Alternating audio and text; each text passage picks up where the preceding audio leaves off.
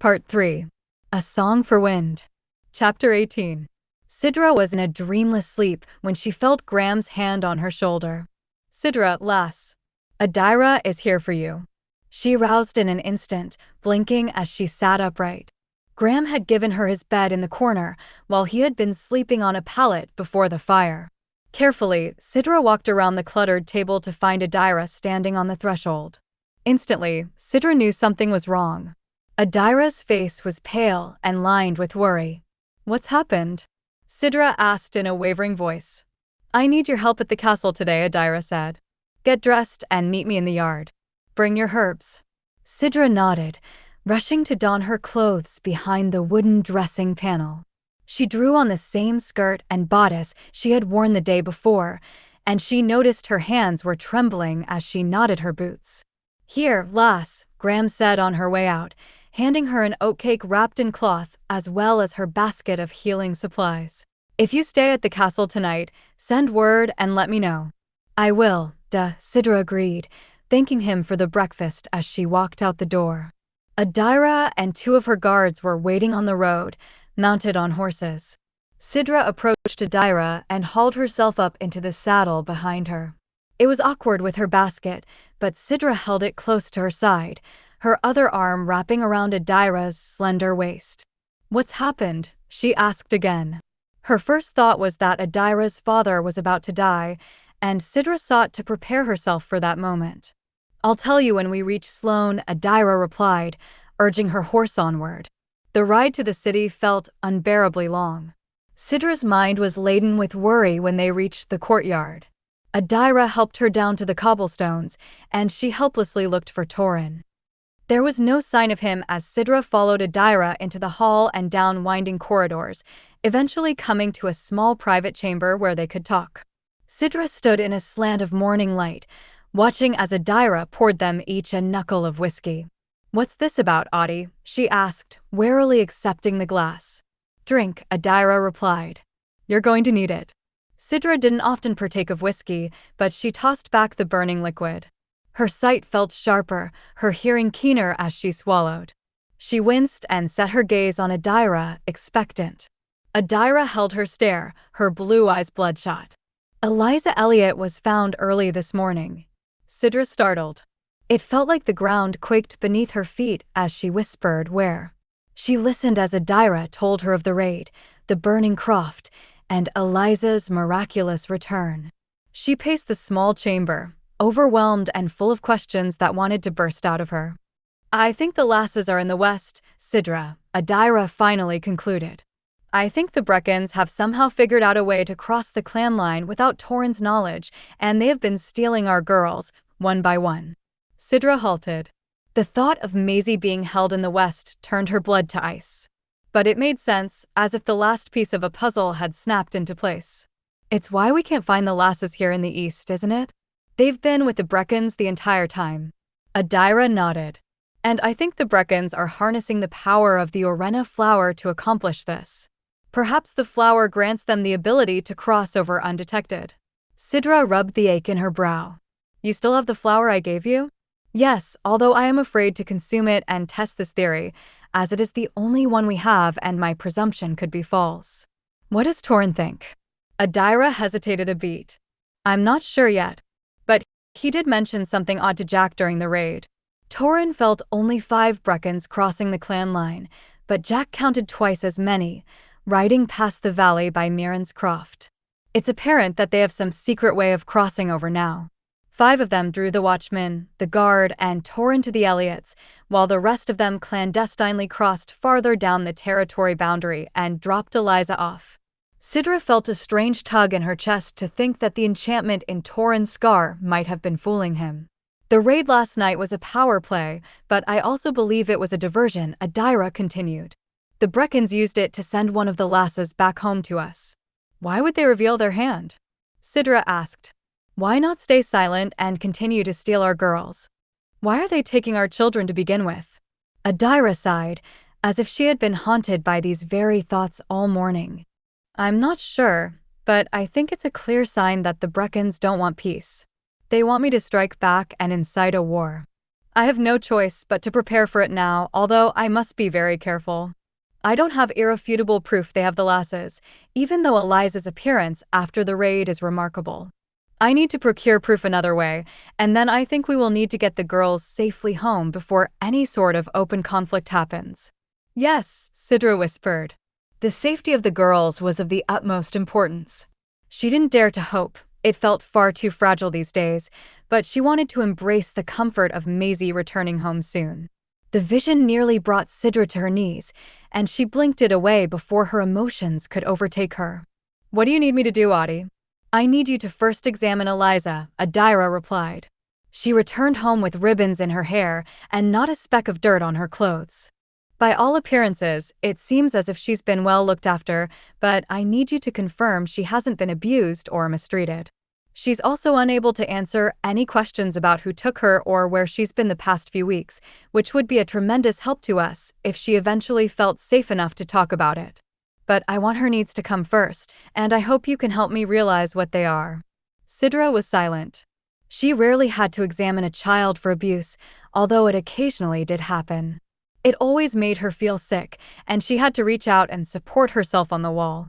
Sid? Adaira whispered, coming to her. Sidra released a deep breath. She closed her eyes and centered herself, and when she met Adaira's concerned gaze again, she nodded. I will do this for you. Take me to Eliza. I don't know what to do, Jack, Adaira confessed. She was pacing her chambers, waiting while Sidra examined Eliza. It seemed like everything she had been planning, everything she had been working toward, was crumbling in her hands. Come and eat something, Adaira, Jack replied. He was sitting by the hearth, where he had called up a tea tray for them. You can't maintain your strength if you don't feed yourself. She knew Jack was right, but her stomach was wound in a knot, wondering what Eliza had been through, wondering where the other lasses were. She tried to take a bite of a scone but set it back down and resumed her restless pacing. If they harmed this child, the Breccans will wish they had never been born. I will teach them not to steal lasses. I will burn the West into ashes. I will raze it to the ground. Jack rose and stood before her. She knew she sounded like Torin, her cousin who was missing. The captain of the guard, whose reluctance to trust the Breccans had been well-founded all along. It only made her temper flare brighter until she felt Jack's cold hands frame her face. We still need proof it's them. But there are two things we can do at the moment, Adaira, he said in a calm voice. The first? You should write to Moray Breccan. Don't say a word about Eliza, but give him an ultimatum. Tell him that you will grant him one day to return what his clan has stolen from us, or else the future of the trade and your visit is forfeit. Make no declarations of war yet. The second? I'm composing a ballad for the spirits of the wind. I believe I can have it completed very soon if I spend most of my hours devoted to it. Adaira studied him. Her heart was pounding in excitement as well as fear as she listened to his suggestions. I don't want you to play for the wind, Jack. He frowned, his hands falling away from her. Why not? They are the most powerful of the spirits. They have sealed the mouths of the earth and the water. They have no doubt seen where the West is holding the girls. If I summon them, they could give us the confirmation we need to find and bring the lasses home. Adaira sighed. I don't want you to play because it drains your health. And yet this is why you called me home, Adaira, he said gently. We are so close to solving this mystery. Please use me and my gift to find the answers you need. She felt torn, though she knew he was right. A knock sounded on the door. Adaira was relieved to see it was Sidra, returning from the examination. How is Eliza? She asked. From what I can tell, Sidra began, she suffered no physical trauma. She was gently looked after, well-fed, and rested during her time away. But her inability to speak about what happened tells me that she is afraid and that someone threatened her to stay silent. What can we do for her to make her feel safe again? Adaira asked. Keeping her with her family for now, Sidra replied. Ensuring life feels normal and secure for her, despite the fact they are residing in the castle and her home has been burned to the ground. I'll see to this, Adaira replied. Thank you. Sidra nodded and turned to go. Jack glanced at Adaira. She could read his eyes, the way they gleamed in warning. Sid, wait, Adaira said. Sidra paused at the threshold. I need to tell you about Torin. Yes, where is he? Sidra asked. I was hoping to speak with him this morning. When Adaira hesitated, Jack spoke. We're not certain where he is. He pursued the Breccans into the Eighth Wood during the raid. Sidra's face blanched. Do you think he was wounded? Or taken prisoner? One of the watchmen claims to have seen him running from the forest on foot, Adaira said. But a fog was descending, which has made it very difficult to locate him. We believe he's injured, and I have the guard combing the northern hills. I'll let you know as soon as we find him. You should have told me he was missing the moment you saw me, Sidra said. Adaira had never heard her speak with such ire in her voice, and it made her shame rise. She had waited to tell Sidra because she needed the healer to give her whole focus to examining Eliza Elliott. But perhaps Adaira had erred. She felt as if she were making mistake after mistake, and she watched as Sidra left without another word, her throat narrow. Things were falling apart, and Adaira didn't know how to hold everything together. When Jack retreated to his chamber to work on the ballad Adaira didn't want him to sing, she finally sat at her desk and pulled out a sheet of parchment and a freshly cut quill. She didn't know if Moray had ordered the raid. There was the slight possibility that he had not, that perhaps a group of Breccans who opposed the trade agreement were responsible. But now that Adaira suspected the West had been stealing their girls, her heart was smoldering. She felt as if peace had been a naive illusion. Why would the West want our lasses? She had no answer, other than briefly imagining that life beyond the clan line was far worse than she knew. Perhaps the Breccans' daughters were dying. And yet why would they return Eliza? Adaira dipped her quill into her inkwell. She wrote Moray an ultimatum. Torin lay in a patch of moon thistle, half aware of where he was, of what he was doing. He blinked and tried to move, only to have his left arm respond with excruciating pain. Grimacing, he glanced down to look at his wounds. There were 2 shallow cuts on his arm, oozing foul-smelling blood.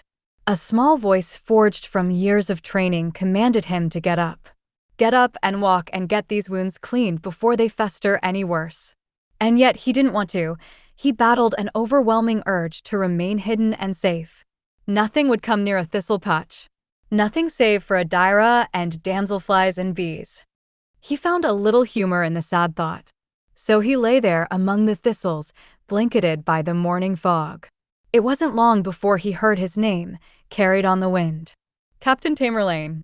He heard the call over and over, like a herd of cows. Torin pulled himself along the ground, deeper into the thistles, oblivious to the needles because more than anything, he didn't want his guard to find him like this.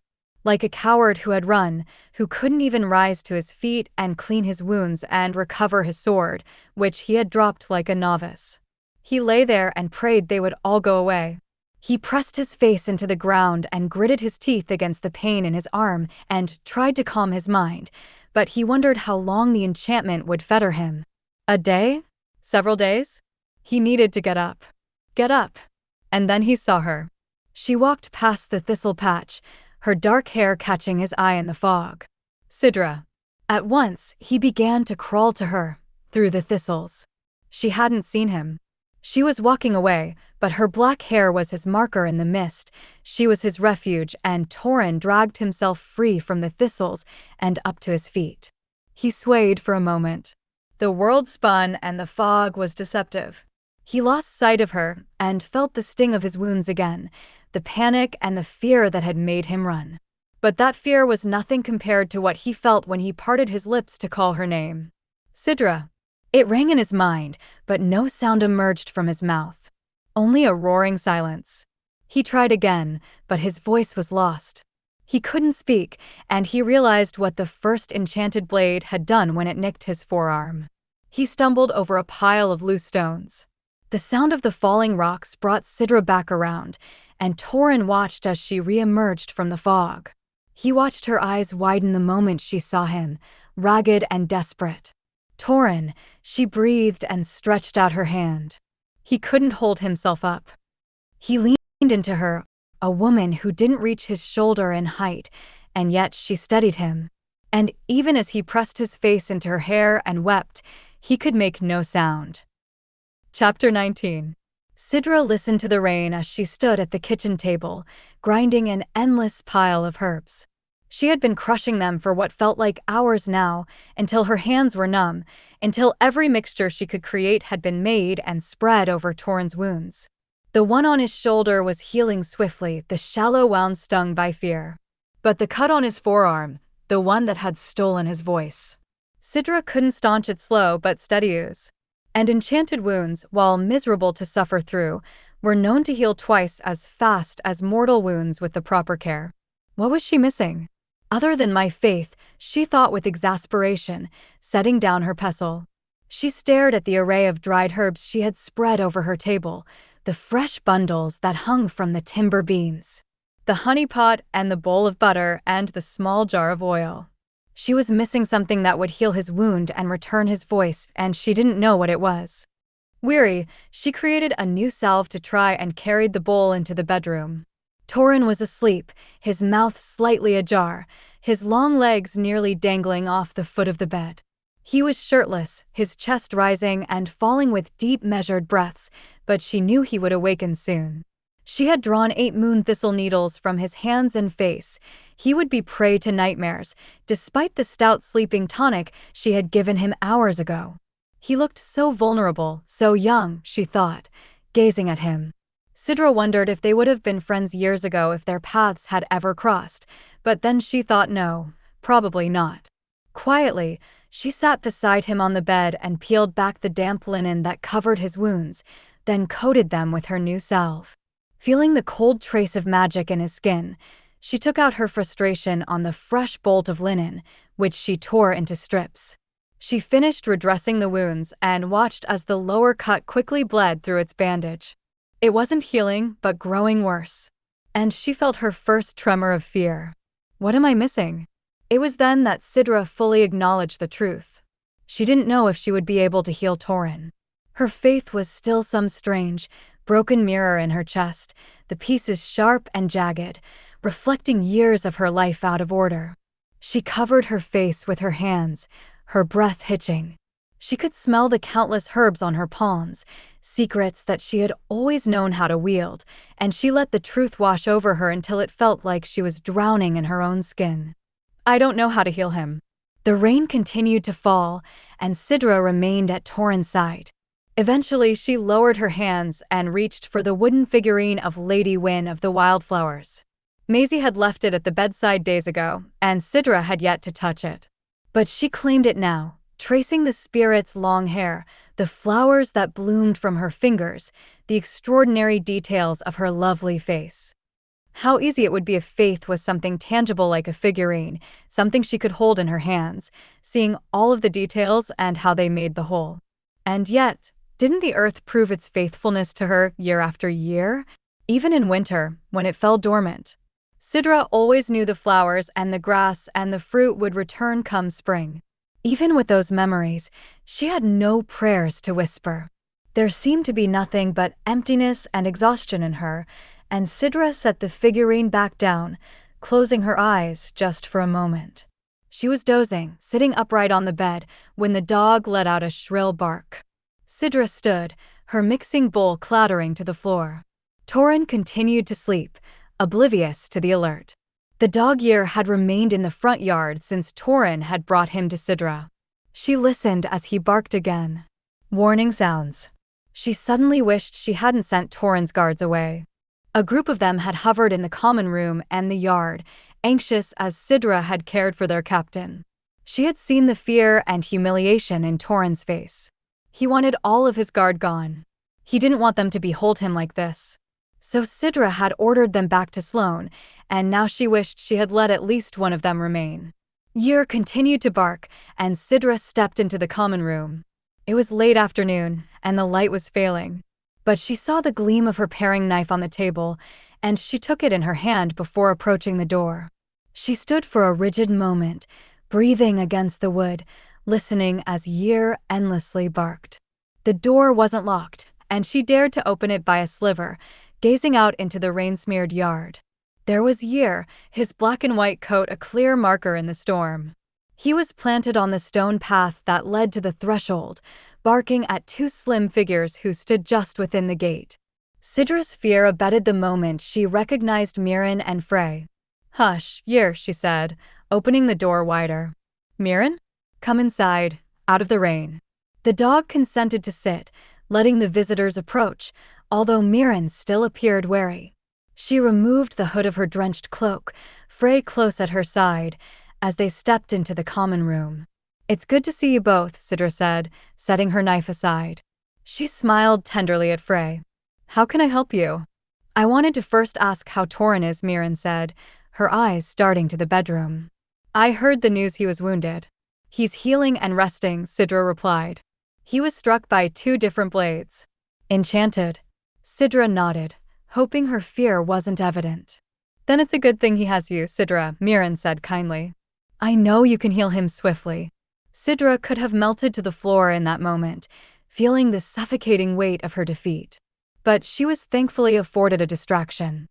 Mirren held out a folded plaid, a beautiful green shawl the shades of moss, bracken, and juniper. The colors of the earth, like all the growing plants in her neglected garden. "For you," Mirren said, sensing Sidra's admiration and confusion. "It's beautiful, but I didn't commission this," said Sidra. She reached out and let her fingertips trace the softness of the wool. The moment she touched it, she knew the plaid was enchanted. "Torin did," the weaver said. "He came to me days ago, asking if I could make a shawl for you. And as you well know, it can take me a while to create an enchanted plaid, but I wanted to get this one ready for you as soon as I could." "Oh." Sidra didn't know why that surprised her, but the revelation warmed her spirit like a flame. "Thank you, Mirren. It's lovely." She accepted the plaid, holding it close to her chest. The realization that Mirren had expedited this order humbled Sidra, and she said, "Let me provide you with a tonic to help you recover." The weaver nodded, and Sidra rushed to fetch a bottle of Mirren's favored brew. "Frey has something for you as well," Mirren said after accepting Sidra's tonic. She gently nudged her daughter forward. Sidra crouched so she could be level with Frey's gaze. The lass was regarding her shyly until she extended a covered dish. "I made a pie for you and the captain," Frey said. "I hope you both like it." "I love pie," Sidra said.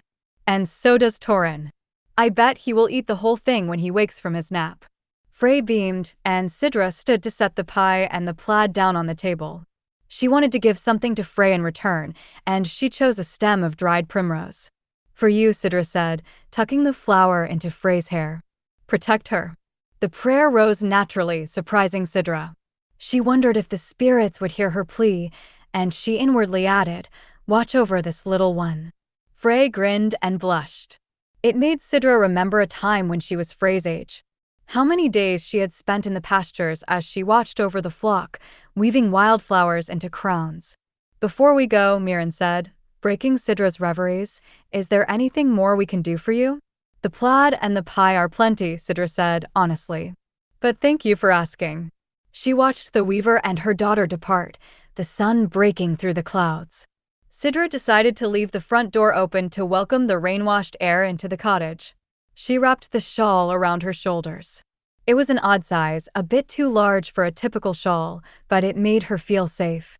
She reached for a spoon and sat at the table, eating Frey's pie.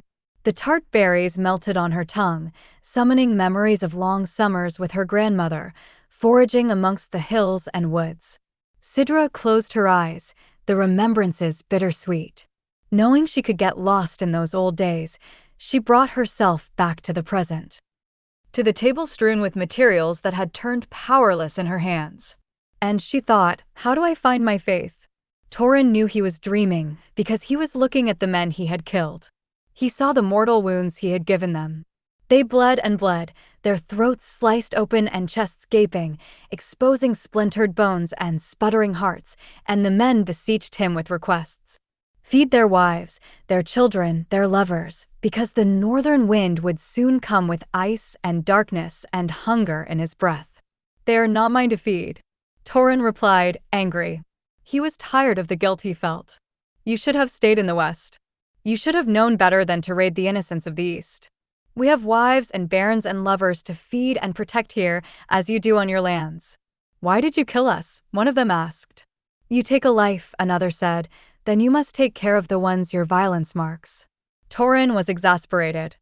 It was frustrating, speaking to dead men, and it was grim, having to look their ghosts in the eye, even if it was in the boundary of a dream.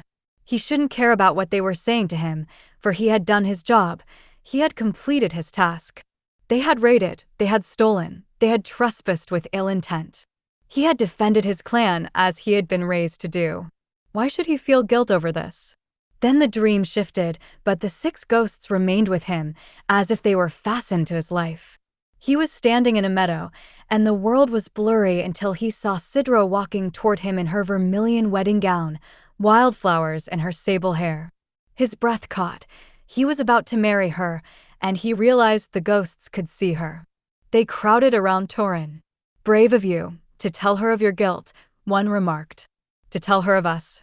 And yet how foolish you are," another hissed, "to believe her when she says she loves you, even with such blood on your hands. Don't you know that her eyes will soon be open to see us?" a last one stated. "When she weaves her life with yours, we will haunt her as we haunt you." Torin shut his eyes, but when he opened them, Sidra was still approaching him, and he saw that he had blood on his hands.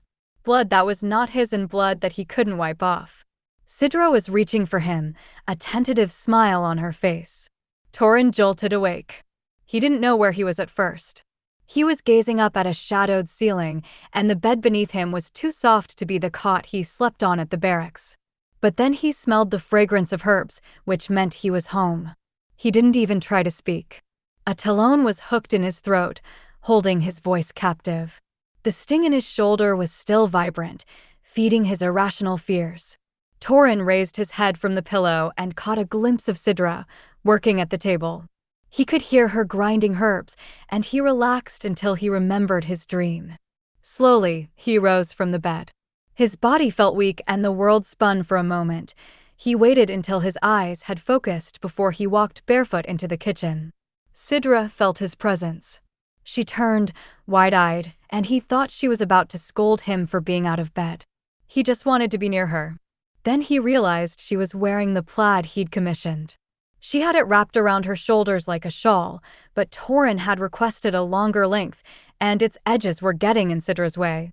"You should be in bed," she said, her eyes racing over him. Torin reached out and took hold of the plaid, gently tugging it from her shoulders. Sidra let it fall away, although her brow was furrowed in confusion. "Mirren brought it. I'm sorry, I thought it was for me." Torin hated every time she said sorry. Sidra took responsibility for too many things, and he worried it would break her one day. He opened his mouth to speak before remembering his voice was gone, and he realized he would have to express this another way. A way without words. He needed something to hold the plaid together. He shuffled into the spare room, where his oaken chest sat against the wall. He searched through his raiment before finding a spare brooch, a golden ring of bracken with a long pin. When he returned to the kitchen, clammy and lightheaded, he noticed Sidra had stopped working. Her face was flushed, her eyes staring vacantly at the table. She looked lost and then surprised when Torin took her arm, turning her body to face him. "You should be in bed," she scolded again, but she sounded like she was about to cry. Torin began to fold the plaid, in the same way he liked to fold his own. He brought it behind her, then across her chest before cinching it in place at her right shoulder. Yes, he thought. It was perfect on her. He stepped back to regard Mirren's handiwork. Sidra glanced down at it, and she still appeared confused until Torin laid his palm over her chest, where the plaid now granted her protection. He could feel the enchantment within the pattern, holding firm, like steel. He touched the place she had been kicked, where her bruises were slow to heal, as if her heart had shattered beneath her skin and bones. She understood now. She gasped and glanced up at him. Again, he wished that he could speak to her. Their last conversation still rattled in his mind, and he didn't like the distance that had come between them. "Let my secret guard your heart," he thought. "Thank you," Sidra whispered, as if she had heard him. It renewed his hope, and he sat at the table before his knees gave out. His gaze snagged on a pie whose center had been eaten away in a perfect circle, the spoon still in the dish. He pointed to the gaping hole, brow arched. Sidra smiled. The middle is the best part. No, the crust is. He shook his head, reaching for the spoon to eat the crisp places she had left behind. He was halfway done when there came a bark, followed by a knock on the open door. Torin turned to see Adaira, and his heart lifted. Sit, Yer, Sidra said to the dog, and he obeyed, hushing. Adaira carefully passed the collie and approached Torin, a slight smile on her haggard face. Look at you, sitting at the table and eating pie, she teased. One would never think you'd been wounded last night. She sounded light-hearted, but Torin knew how worried she truly was. He didn't want to give her any reason to doubt his capability as captain. He drew out the chair next to him, and Adaira sat, her eyes going instantly to the demolished pie. You could have saved me a piece, she said. Torin pushed the dish toward her, and Adaira took a few bites, closing her eyes as if she had been hungry for days. When she was done, she set down the spoon and studied Torin closely. How are you, Torin? He lifted his hand to Sidra, asking her to speak for him. The wound on his shoulder is healing swiftly, she replied. But the one on his forearm is proving to be far more stubborn than I'd like. I'm hoping if he continues to rest today, he will feel much better by tomorrow. Adaira's gaze dropped to his bound forearm, where blood had stained the linen. Good. The first thing I want to say to you is that I'm giving you time off to rest and heal. In the meantime, I've taken command of the guard and have sent the auxiliary force to the clan line to assist the watchmen. If the Breccans try to cross again, we'll catch them, so don't worry about responding if your scar flares. Do you hear me, cousin? Torin reluctantly nodded. The second thing I need to discuss with you is more complex, Adaira said. Is it possible for you to communicate by writing? Torin glanced at Sidra. She swiftly went to the cupboard to find a sheet of parchment, an inkwell, and a quill. I wrote to Breccan this morning, Adaira began. I gave him an ultimatum, to return what his clan stole from the Elliots, or else face an end to the trade agreement. And I received a response, but it wasn't from who I was expecting. She withdrew a letter from the inner pocket of her cloak and set it in Torin's hands. He unfolded the paper and read, the words swimming on the page.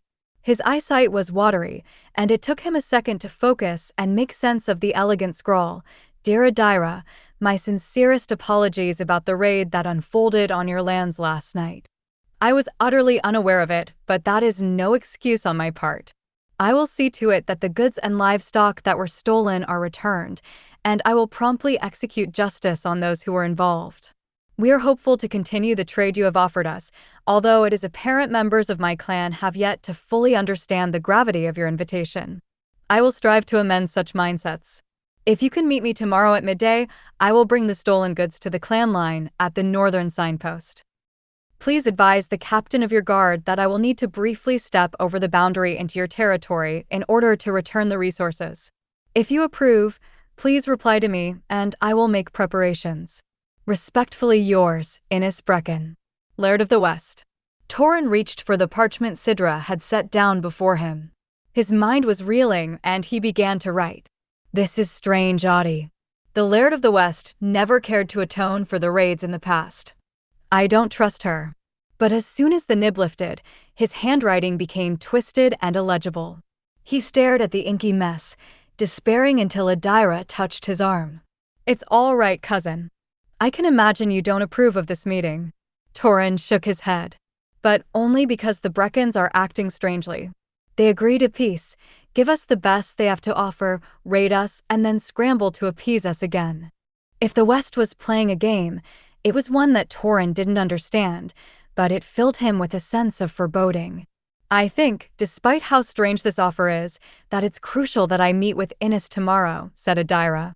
I not only want to recover what was stolen from the Elliots, but there are a few things that I need to put to rest. Jack is going with me, and I will. Torin began to wildly gesture to himself. Yes, I'm taking a few guards, Adaira added. No, Sidra said, watching Torin's movements. He wants to go with you. But you're wounded, Torin. He didn't care. He laid his fist over his heart. All I ask is to stand beside you. To be present. Adaira stared at him. She looked exhausted, as if she hadn't been sleeping at night. There was a hint of sorrow in her eyes, and it worried Torin. He hadn't seen her like this since her mother had died. "Very well," she said at last. "You may come with me, so long as you're continuing to improve tomorrow." He nodded. He thought that was the end of Adaira's visit, but she turned her eyes to Sidra, hesitant. "Have you told him, Sid?" Torin glanced between the two women. Sidra grimaced. "No, I wanted to wait until he felt better." Torin scowled. Adaira sighed and met his gaze again. "It's about Eliza Elliott. We found her." He listened in cold shock as Adaira told him everything. Jack sat at his childhood desk, composing a ballad for the wind by candlelight. With each passing night, he slept more and more uneasily, and he wished he could persuade his mother to take Frey and lodge in the castle until the days felt safer. It always came back to the loom. Mirren couldn't afford to leave it, even for a matter of days. Her weaving was her livelihood, and if she let fear of the Breccans rule her, then she'd never get anything done. He paused, closing his eyes to rest them. His hand was cramping from writing for hours, and his head throbbed with a dull ache. He needed sleep, but he wanted the music more. When Mirren rapped on his door, he frowned, turning in the chair. "Come in." His mother appeared, a dirk balanced on her palm. "I'm sorry to interrupt you, Jack, but there's something I've been meaning to give to you." He rose to meet her in the center of the chamber, surprised when she extended the blade to him. He recognized it as the enchanted weapon she wore at her belt. "Your dirk." "It was never mine, Jack. This blade has always been yours, a gift to you from your father. He made me vow to give it to you when you came of age, but you were away on the mainland at the time, and so I give it to you now as a wedding gift." He stared at her, then at the dirk. He thought about all of the moments he had seen it fastened to her side, how she had been carrying it for years. It was a simple weapon with the faint radiance of an enchantment. Jack hesitated before taking the hilt, unsheathing the slender blade. He caught his reflection in the steel, and curiosity built within him. "This blade is enchanted," he stated. "What with?" Mirren tilted her head. "I don't know. Your father never told me, and I have never properly used it." His father. This was the first time Mirren had spoken that word in so many breaths, and Jack didn't know what to make of it. Was it her way of inviting him to ask the questions he had been burying for years? Jack slid the blade back into its scabbard. "Mom." He lost his courage. He struggled to speak the words, and he glanced at Mirren. Did he hurt you? Is that why you sent me away to the mainland? So you wouldn't have to be reminded of him when you looked at me." Mirren reached across the distance and took his hand. Her affection was a shock to him at first. "No, Jack. You and Frey were both made in love." She paused, and Jack could hear her breaths, rasping as her cough flared. "I loved your father, as he did me." Loved. She cast the word in the past, and Jack wouldn't press her for more answers. Not as he once would have done before, bitter and impatient and angry. He gently squeezed her fingers, and Mirren smiled at him, a sad but honest smile, before her hand slipped away from his. "You're busy working, I see," she said in a lighter tone, indicating the ink stains on his fingers. "Yes, a new ballad." "I can't wait to hear it then," Mirren said, stepping away. "Don't let me keep you any longer from your music." Jack wanted to say that she wasn't keeping him from anything, that he would like for her to stay and talk with him a while longer, to make up for all the years lost to them. But he also sensed the worry in his mother. She was anxious, although she was too proud to admit it. She slipped from the room, latching the door behind her. Jack stood frozen, studying the dirk. He knew that he would never ask his mother again about the name of his father, but there was now another way for him to learn the truth. It was resting in his hands, a blade created from steel and enchantment. Chapter 20. Sidra woke to an empty bed. She lingered in the blankets for a moment, letting her eyes adjust to the dawn. She slid her hand to Torin's side of the mattress and found it cold, as if he had been gone for a while. Her heart was heavy as she rose.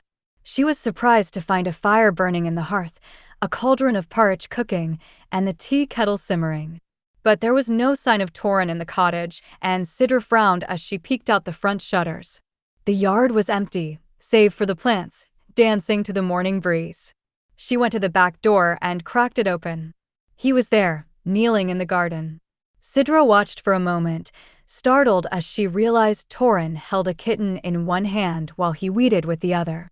He was uprooting all the wild things she had let grow in her herbs and vegetables, setting them aside in a pile. She glanced down when she felt something clawed her stocking. The other cats had gathered on the stoop, where he had set out a bowl of milk for them. She didn't know what to think, but she was smiling when she looked at Torin again. He hadn't heard the door open, and he steadily continued to work, eventually setting the kitten down so he could gather up all the weeds. He stood and walked to the edge of the garden, where he tossed the weeds over the stone wall. Sidra was amused by that. She always took the weeds to a pile down the hill and stepped out to greet him. Torin saw her as he returned. The corner of his mouth tugged upward, as if he were embarrassed to be caught gardening. "You're up early," Sidra remarked, hoping to hear his voice. He only lifted his dirt-staked hand, and she noticed the wound on his forearm was still weeping. Her mood instantly fell, and she beckoned him inside. Torin washed his hands before sitting at the table, enduring her ministrations. She saw that the wound on his shoulder had closed up overnight, leaving behind a cold, gleaming scar. The cut of fear. But the wound that had stolen his voice and words still festered, and Sidra swallowed as she applied a new salve and rebandaged it. "Perhaps I should find another healer to tend to you," she said, gathering the soiled linens. Torin was quick to stop her, grasping her chemise. He shook his head, adamant. His faith in her was absolute, as if it had never crossed his mind that she might be unable to restore his voice. To distract her from her statement, he rose and served the porridge. Sidra sat when he motioned her to, and she let him fill her bowl with clumpy oats. "I didn't realize you knew how to cook porridge," she said. Torin made a motion with his hand, as if to say, "What islander doesn't know how to make porridge?" The oats smelled a bit burned, but Sidra added some cream and berries and was able to force a few spoonfuls down before Torin tasted his own cooking. His face puckered, but he scraped the bowl clean, wasting nothing. His appetite was back. He was doing chores around the house, which he had never done before. Sidra knew he was trying to prove to her that he was better, so she would permit him to escort Adaira at noontide. Together, they washed the bowls and the cauldron, where burnt oats were now welded to the bottom.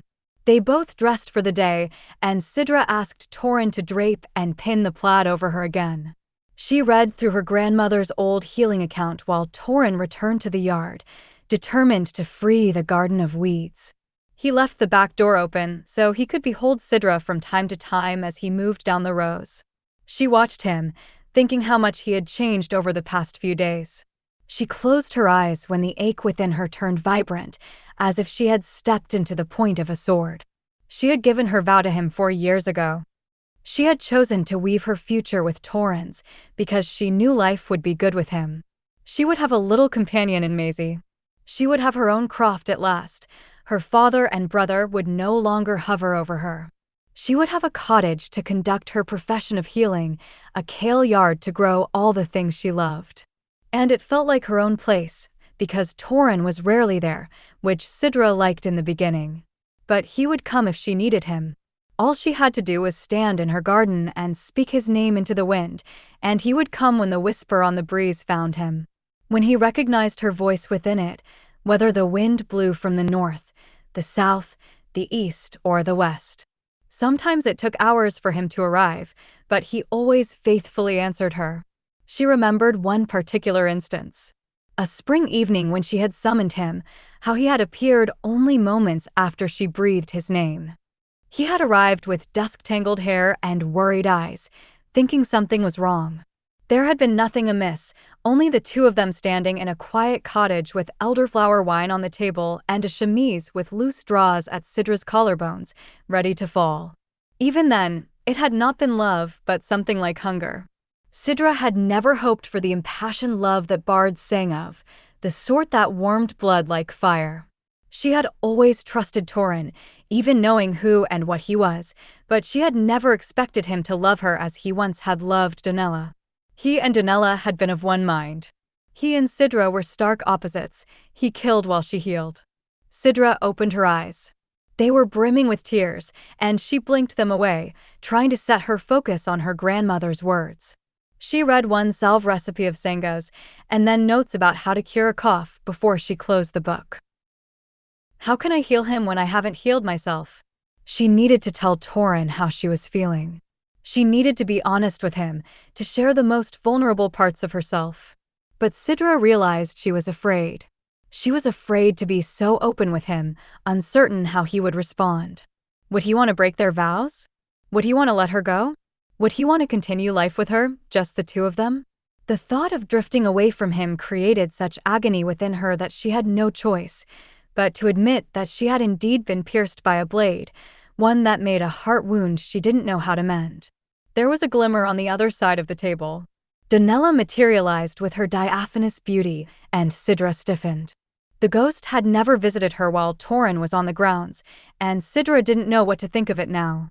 If he happened to glance into the house, would he catch a glimpse of her? Donella, Sidra greeted her, speaking in a low tone so her words wouldn't drift beyond the door. He is afraid, Sidra, Donella said, and her voice was faint, as if she were about to fully fade. As if her wandering soul had found its peace at last. What does he fear? Sidra thought she knew the answer, but she decided to ask it, knowing Donella had insight she didn't. He is afraid of losing you, first in heart, then in body. And if you follow me to the grave, he will not be far behind you. His soul has found its counterpart in yours, and he belongs with you, even after death's sting. Sidra flushed, her blood coursing through her. She let a moment pass before she whispered, I don't know if he wants to stay with me. I can't. I can't even heal him when he needs me the most. You must heal yourself first, Sidra, Donella said. Sidra, wide-eyed, stared at the ghost. Without another word, Donella evanesced with a sigh. She decided she couldn't bear to dwell on those parting words. Sidra made a second breakfast, which Torin was thankful for. They ate in the sunlight on the back stoop, watching the kittens scurry across the garden path. I'll find a home for them soon, Sidra said, ignoring the welt in her throat. Torin touched her knee. No, they're fine, she read in his hand and his eyes. She nodded, and they remained there a while longer, quiet and warmed by the sun. When Adaira came for Torin, Sidra stood in the front yard with Yer, watching them depart. Their entourage soon melted into the hills, pressing north, and Sidra stood like a statue until the afternoon brought an unexpected squall. The rain dampened her dress, brought her to her senses. She turned to go inside, but the house felt too empty without Maisie and Torin. She didn't want to wait inside its shell. She wanted to disregard the overwhelming voice in her mind. One that was whispering for her to look inward, to acknowledge her many pieces, to heal herself. I'll go to Graham's, she thought, shutting the door and beginning to walk the hill between their crofts, Yer trotting dutifully behind her. Graham would be able to distract her with his stories of the mainland. But she stopped in the heather, her heart pounding. This was the place where her faith had first cracked. The ground where she had been attacked and had come to know firsthand the sinister ways of the world. And she heard a beloved voice in her mind, as if it were carried on the wind. Her grandmother said, "Go to the place where your faith began." Sidra stood in the storm until the rain hid her tears, and yet she didn't go to Graham's, which would have been the easiest path. She yearned for her grandmother, and she turned and walked south with Yer, into the mist of the valley. Adaira waited on the abandoned northern road that led into the west. The old signpost was weathered and gray but still stood, even after centuries of being forgotten. Waist-high weeds had grown up through the packed dirt, marking the clan line with thorny stems and yellow blooms. The Aithwood surrounded them, granting Adaira only a slender view of the Breccan's land. From where she stood, it looked the same as the east, a thick gathering of pines, junipers, oaks, and rowans, with a rug of bracken on the forest floor. She wondered what it would feel like to step foot on her enemy's territory.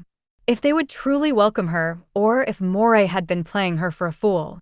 She still had yet to hear from him, but she could only surmise that his mother had learned of the raid and read his post, coming across Adaira's ultimatum. It was odd how obliging the Laird of the West was being. Innes had never been so before now. She had always permitted the raids to continue in their cycle of violence and thievery. But what would you do if your clan was starving in winter? Adaira asked herself, her eyes fixed on the overgrown curve of Western Road. What would you do if your people were bloodthirsty, their children's skin and bones when the ice arrived?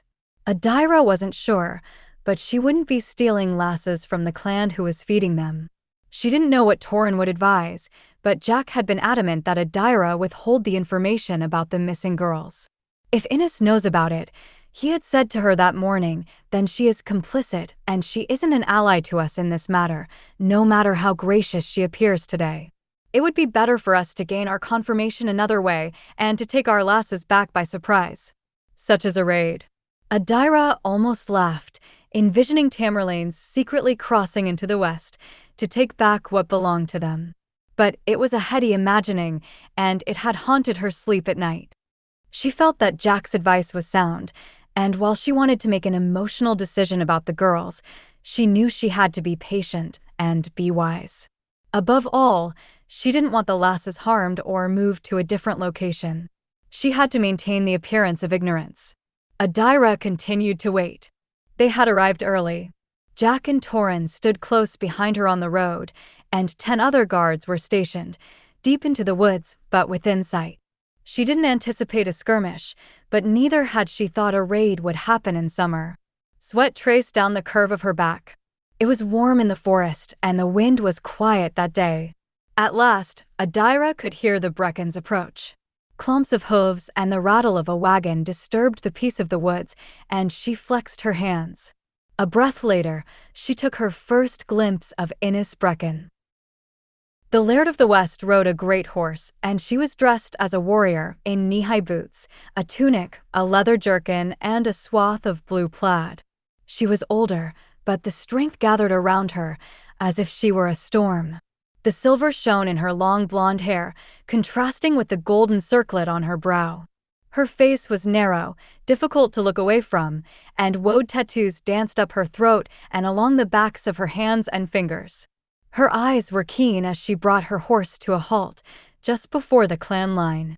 She met Adaira's stare, and there her gaze rested for a heavy moment, as if she were measuring her opponent.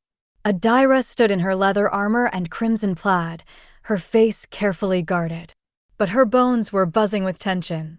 She was beholding her enemy, the nemesis of her clan. She was seeing her face to face, with only a few handbreadths between them. Perhaps she comes to kill me, Adaira thought, even though Innes was unarmed. The leather scabbard hung empty from her belt. Perhaps this will be the beginning of the war. Behind Innes, a wagon came to a halt. She had brought only 3 guards with her, although perhaps there were more, waiting in the woods. She dismounted and moved to stand before Adaira. "Heiress," she said, her voice deep and smoky as a forge. "Laird," Adaira responded. "I have recovered most of everything that was taken," Innes replied. "However, the livestock has been lost. I can offer only gold coins in reparation." Adaira was quiet, wondering if the Elliots' cows and sheep had already been slaughtered. It inspired a shiver in her spine, but she nodded. "The coins will suffice for now. May I cross over to your side?" Innes asked, and her gaze shifted to Torin. She must have recognized him as the captain of the East Guard, since he was standing armed and directly behind Adaira. "You alone have permission," Adaira replied. Innes nodded and walked to the wagon. She took a crate, loaded with sacks of grain, and walked it over the clan line. She set it down at Adaira's feet before returning to fetch another crate. One by one, the Laird brought 3 crates total, brimming with the Elliots' winter stores. After that, she stood face to face with Adaira and extended a purse of coins. "This should be enough, I hope," she asked. Adaira accepted the payment and looked inside the purse. It brimmed with gold, and she nodded, thinking this was overpayment for the missing cows and sheep. It was odd how generous Innes was being. Adaira didn't know what to make of her, whether she was genuine or only engaged in a diversion, with another betrayal soon to follow. As if reading her thoughts, Innes said, "I hope this ill decision of my clans can be forgiven, and that the trade you suggested can be continued between us." I've been speaking to Moray about the trade, Adaira said, making a point to glance around at the guards Innes had brought. I was hoping to see him today. My son is currently disciplining the men who raided your lands, Innes replied, and her voice turned a shade cooler. Or else he would have accompanied me today. Adaira felt uneasy. This meeting could still go awry. She said, we also desire to move forward with the trade, and there is a specific item that we would like to receive from your clan. Name it, heiress, Innes said. And I will bring it myself to the next exchange. Adaira held up the glass vial. The orenna flower had yet to wilt, and the golden sheen on its petals glistened in the light. She watched Innes's face closely, and the laird's brow rose. Your clan desires the orenna flower? She asked. It grows in the west? Adaira countered. It does, Innes replied. Although it is quite useless to us, as the spirits are weak. The same can't be said of the spirits in the east, Adaira said. If you can provide us with a basket of flowers, then I can bring resources your clan needs to prepare for winter. Very well, Innes said. I will harvest these flowers for you. Give me 3 days to prepare, and we can meet again for the trade, in a place of your choosing. Agreed, Adaira said. She watched as Innes returned to her side of the clan line. She mounted her horse and gave Adaira a nod in farewell before she trotted away, the guards following her with the empty wagon. Adaira released a shaky breath. She turned only when she felt it was safe to, and even then, Torin immediately guarded her back. Jack, who had been a quiet support, fell into stride beside her. She waited to speak until they had emerged from the woods and returned to their horses, hobbled beneath an elm tree. I have at least one thread of proof now, Adaira said. Jack frowned. Which one? She met his gaze and held up the orenna again. Moray Breccan has lied to me. Jack parted ways with Adaira in Sloane, making a stop at Una's forge. His dirk was sheathed at his side, and his heart was pounding as he waited to speak with her. Una was bustling about her work with sharp focus, and she had several apprentices working with her, one her own daughter, who pumped the bellows and hurried to bring her mother tools. Forgive me for interrupting your work, Jack said when Una had a spare moment to speak with him. Is everything well? She only arched her brow, the silver in her black hair catching the afternoon light. Of course it is, Jack. What have you brought me today? He set the dirk in her waiting hands. I would like to know who commissioned you to make this blade. Do you remember his name? It was most likely a long time ago. I remember all my clients and all of my blades, Una said, continuing to scrutinize the dirk. And I fear I can't tell you the name you seek, Jack. Why is that? Una leveled her dark eyes at him. Because I didn't make this blade. He frowned. Are you certain? She laughed, but he could tell she was annoyed by his question. Do you remember each piece of music you compose? Recognize each instrument you have ever held and played? Jack felt his face warm. Forgive me, Una. I meant no offense. None is taken, Jack. She handed the dirk back to him. I merely thought. She waited, and he sighed. You are the most skilled blacksmith in the East, he continued. And whoever had this blade forged. I believe he would want only the finest hands to create it. It's fine work, I won't deny it, she said, her gaze lingering on the dirk. But it's not mine. Is there a way to discover what enchantment it holds? There's a way, yes. And it's not by looking at it. He knew what she was implying. He slid the dirk back into its sheath. As I thought. Thank you for your help, Una. Una watched as he began to drift into the street. Be careful, Jack. He lifted his hand to her, acknowledging her admonition. But his thoughts were troubled. If this blade had been forged in the East, Una would have known it. He retreated to his castle chambers for the remainder of the afternoon. He didn't pass Adaira in the corridors, and he imagined she was with her father. When Jack removed his plaid, he noticed that a thread in the wool had started to unravel. He stared at it for a disbelieving moment, tracing the pattern with his fingertip. Part of the enchantment was gone, and he could see that the green fabric had lost its luster. He swallowed hard as he sat at his desk. Whatever secret his mother had woven into this plaid was coming to light. Jack attempted to distract himself by working on his composition. The ballad for the wind was nearly complete, but he could focus on it only for so long. His mind was swimming with questions, and he eventually unsheathed the dirk once more to study the slender blade in the fading sunlight. He had never felt the sting of an enchanted weapon, and he never wanted to, especially after witnessing Torrhen's most recent wounds. But if his father had this blade made for him, Jack needed to know what enchantment it possessed. His hands trembled as he stood up from his desk and walked to the fire that burned in his hearth, deliberating. A small cut, he decided, remembering how swiftly these sorts of wounds healed. A shallow slice on the forearm. Jack drew in a breath as he traced a cut, just above his wrist. The dirk was sharp, it gleamed as it bit his skin, and his blood welled in the mark, bright as summer wine. He waited to see which enchantment would greet him, his blood dripping onto the hearthstone between his boots. He waited, and yet nothing happened. He didn't feel compelled to flee, he wasn't afraid, he didn't lose his voice. He didn't feel despair, nor did he feel anything taken from him, like memories or peace or confidence. Jack stared at the cut and his blood, full of wonder and irritation. That was when a knock sounded on the hidden door. "Jack." Adaira's voice melted through the wood. "Jack, may I enter?" He froze, torn between telling her no and telling her yes. He hid his hands and dirk behind his back. "Come in." Adaira opened the door and stepped into his chamber. She had changed since their meeting with Innes. Her hair was loose, untamed waves drifting past her shoulders, and she wore a simple black gown. She noticed his stiff posture, his hesitation, how his hands were clasped out of sight. She drew closer to him. "Are you hiding something from me?" And that was when he discovered the enchantment of his father's dirk. Jack wanted to respond one way, to give her an evasive reply. But he was compelled to speak truth, and it spilled from his mouth. "Yes, an enchanted blade." If Adaira was surprised by his stilted reply, she gave no evidence of it. She reached out to touch his arm, light but confident, and her fingers traced downwards, where the weapon was clenched in his fingers. She brought his stubborn hand forward and studied the dirk's gleam, the bloody edge of the steel. "What have you done?" she whispered. Once again, he was compelled to respond with the truth, and he ground out, like a fool, "I cut myself to discover which enchantment it holds."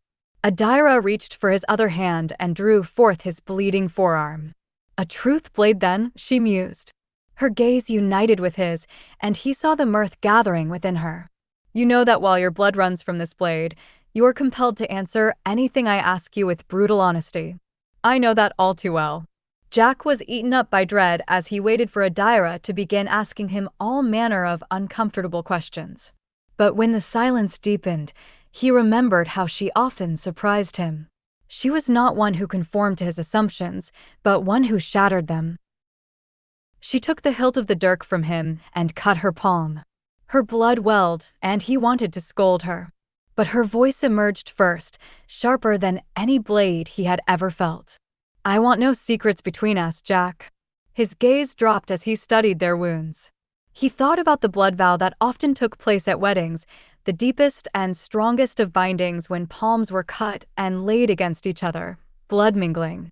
He and Adaira hadn't taken that vow, and they wouldn't do so unless they decided to remain married after the term of the handfast. And yet seeing Adaira's blood and her willingness to meet his vulnerability, wound for wound, the air began to change between them. "I want to talk about the meeting with the West, Jack," she said, her voice breaking his introspection. "But before I do, let us speak as old friends who have been separated for many years and who realize they now have much ground to regain.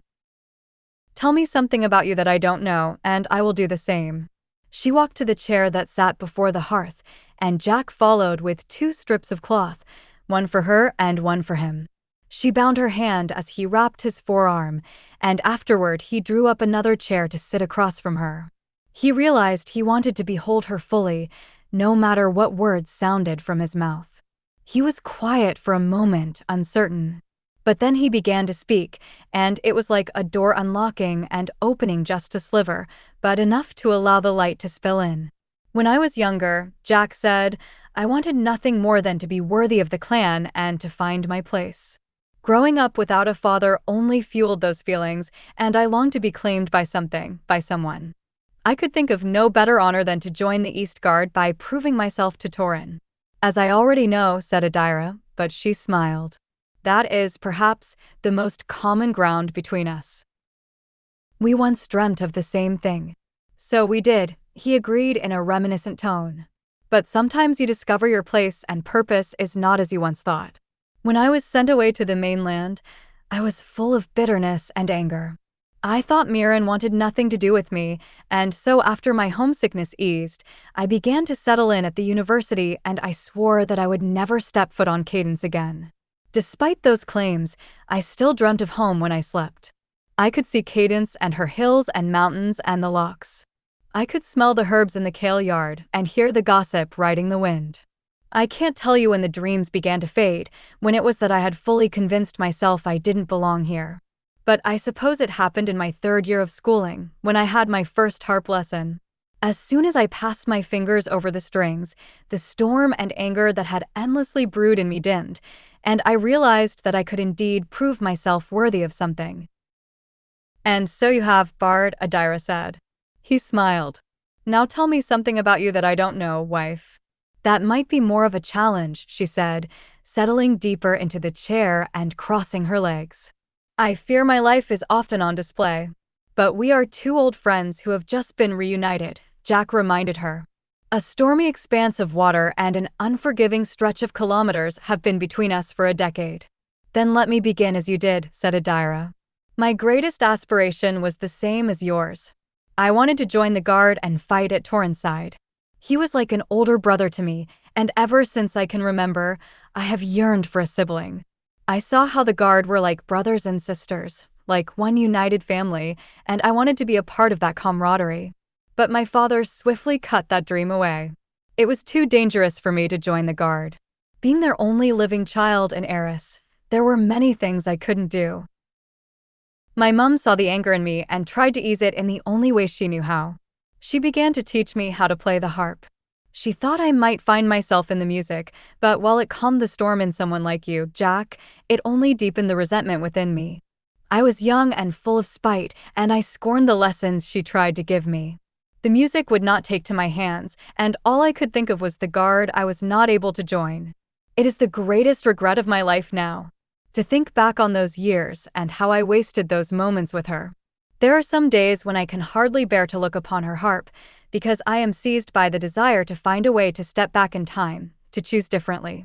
If I could only speak to my younger self, oh, the things I would say to her. I never once imagined I would lose my mum so soon, and I long for those moments with her, for the music she once tried to give me. These things I share with you, Jack, they are like thorns in my mouth. I rarely speak of my regrets and my heartache. As a laird, I am not to dwell on such things.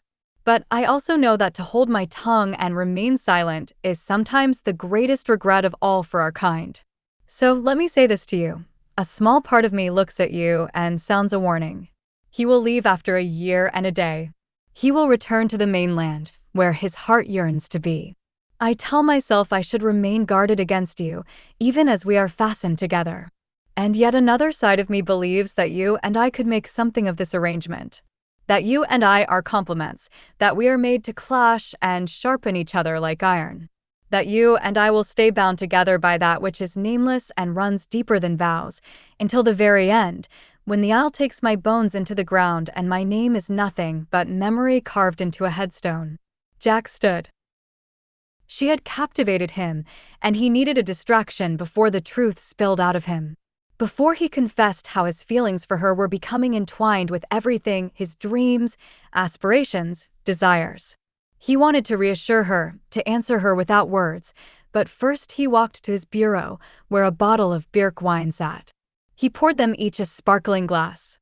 Her fingers were cold as they brushed his, accepting his offering. She didn't remain seated but rose, so their eyes were nearly level, with little space between them. They drank to their wounds, their regrets, and their hopes, to the past, to how the choices each had made unknowingly brought them back together. My heart doesn't yearn for the mainland, he said at last. I thought I told you, Adaira, that it's safe to say I won't be returning.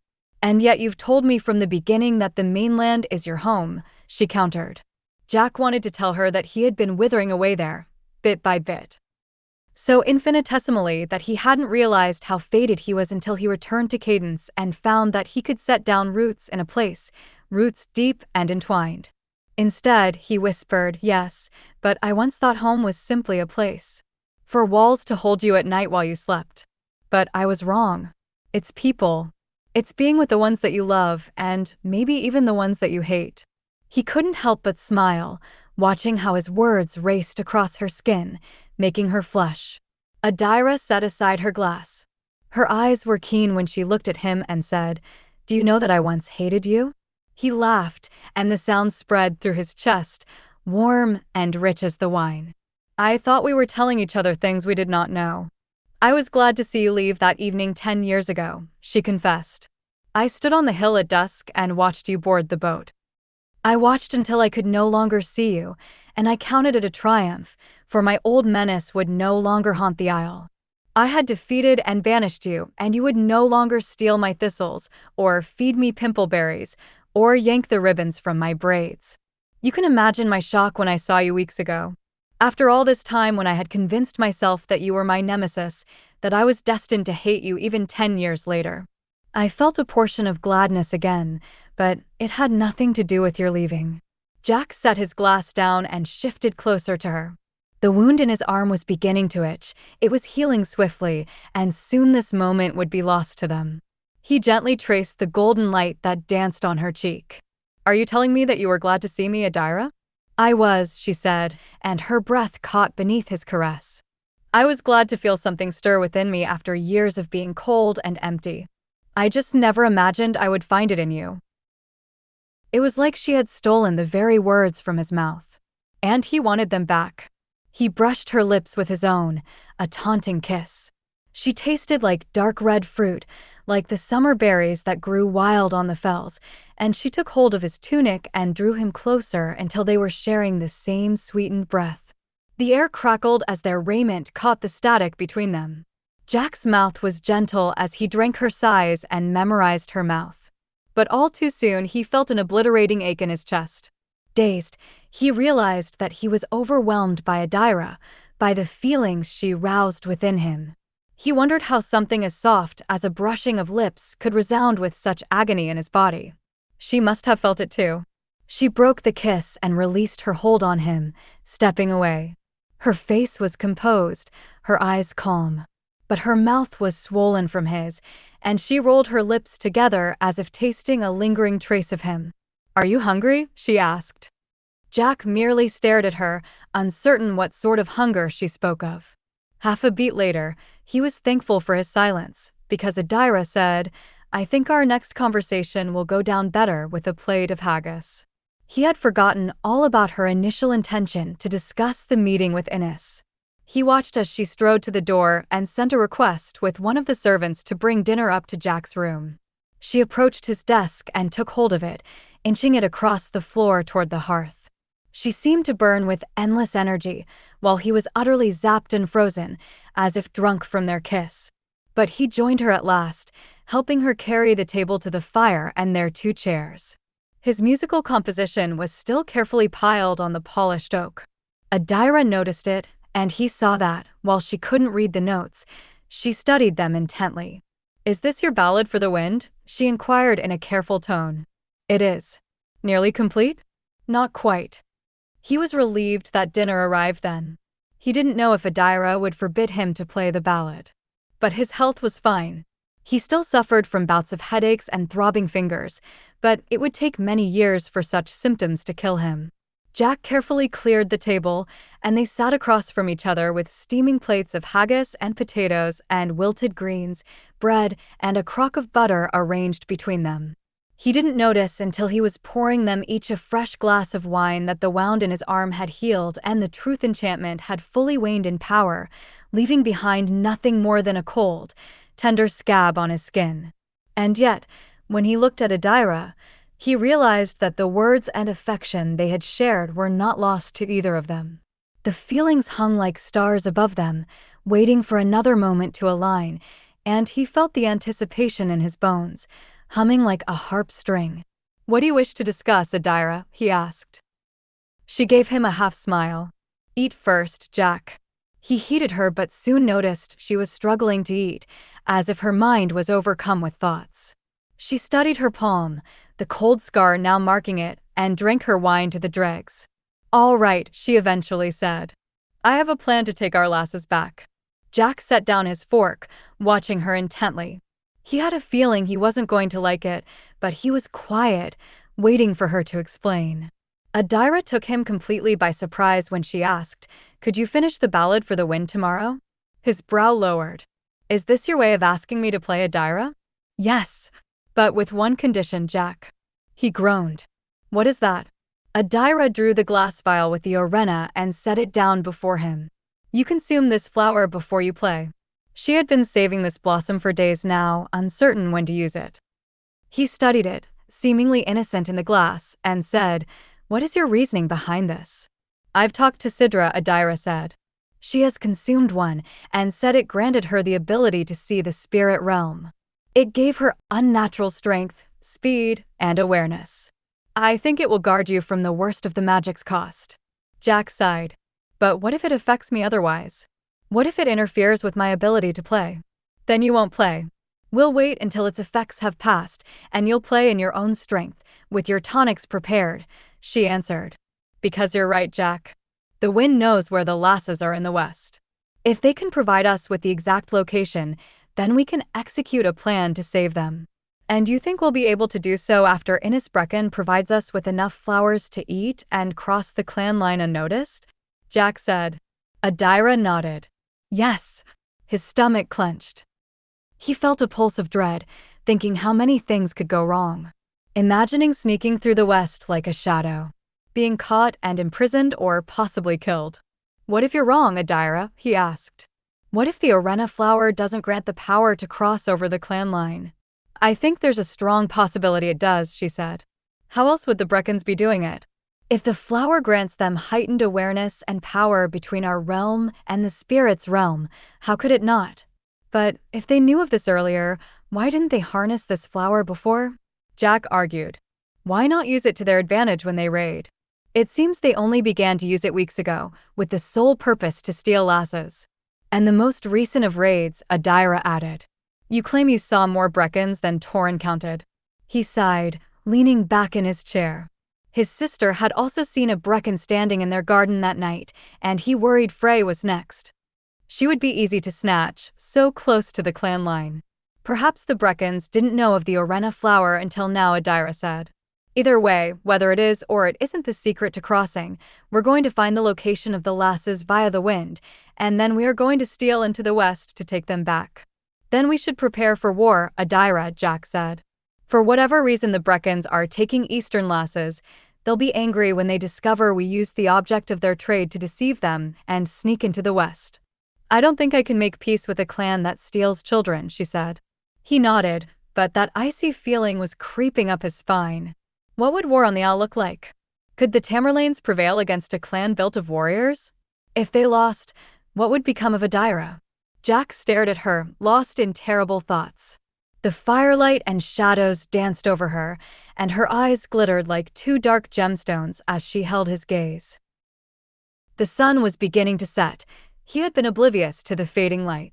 Only an hour ago, he and Adaira had stood in a different world, with time crystallized around them.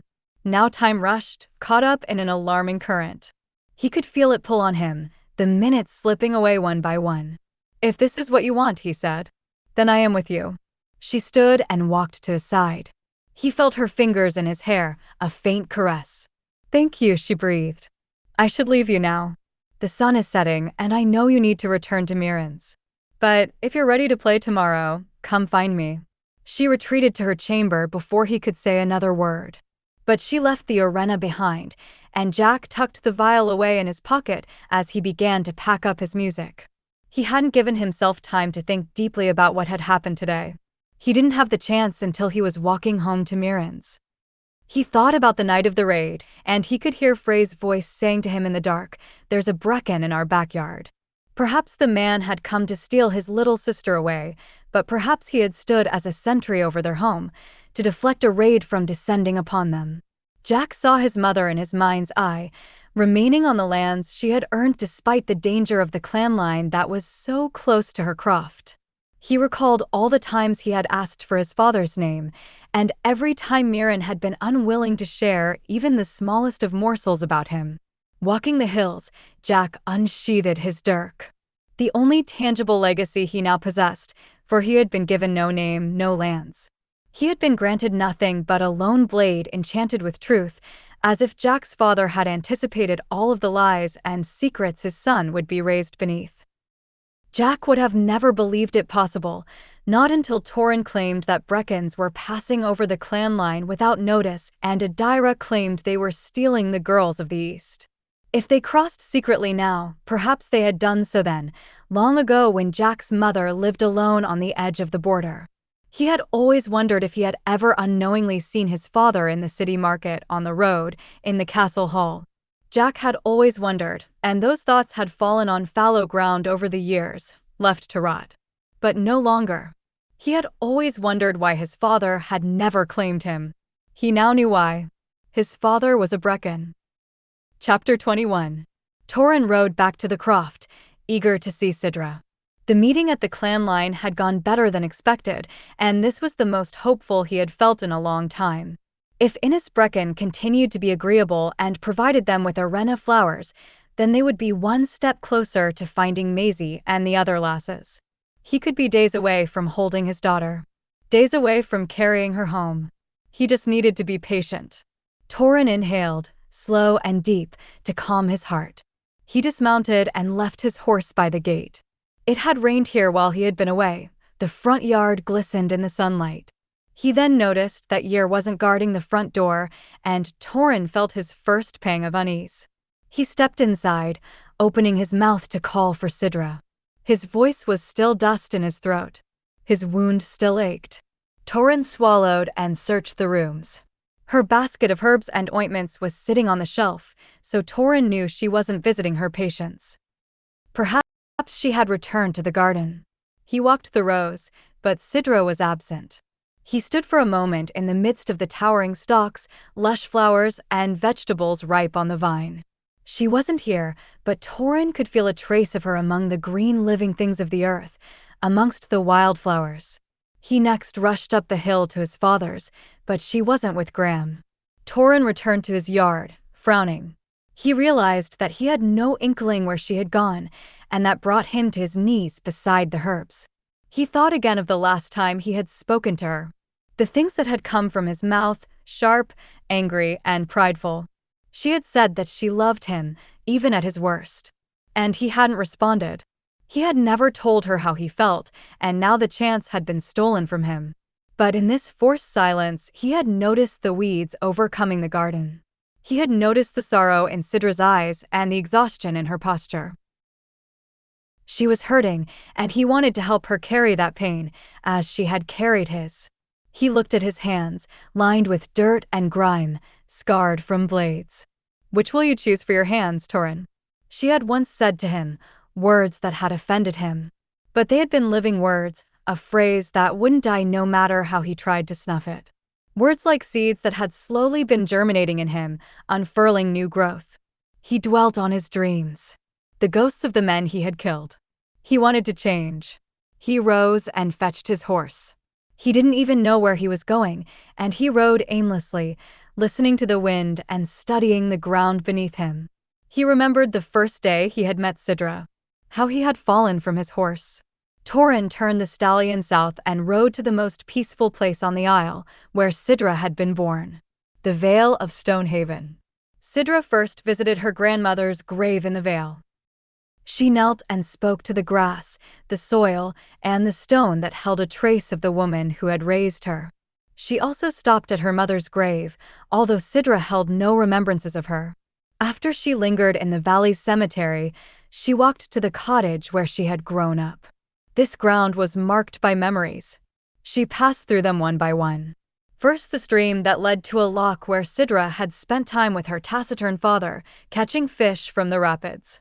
Next came the orchard, where she had experienced her first kiss. The paddocks where she had guarded the sheep with her brother. And lastly, the Kale Yard, where she first discovered her faith in the earth spirits. Where she had spent hours beside her grandmother, with soil cupped in her hands. Where she had learned the secret of herbs and the might of a small seed.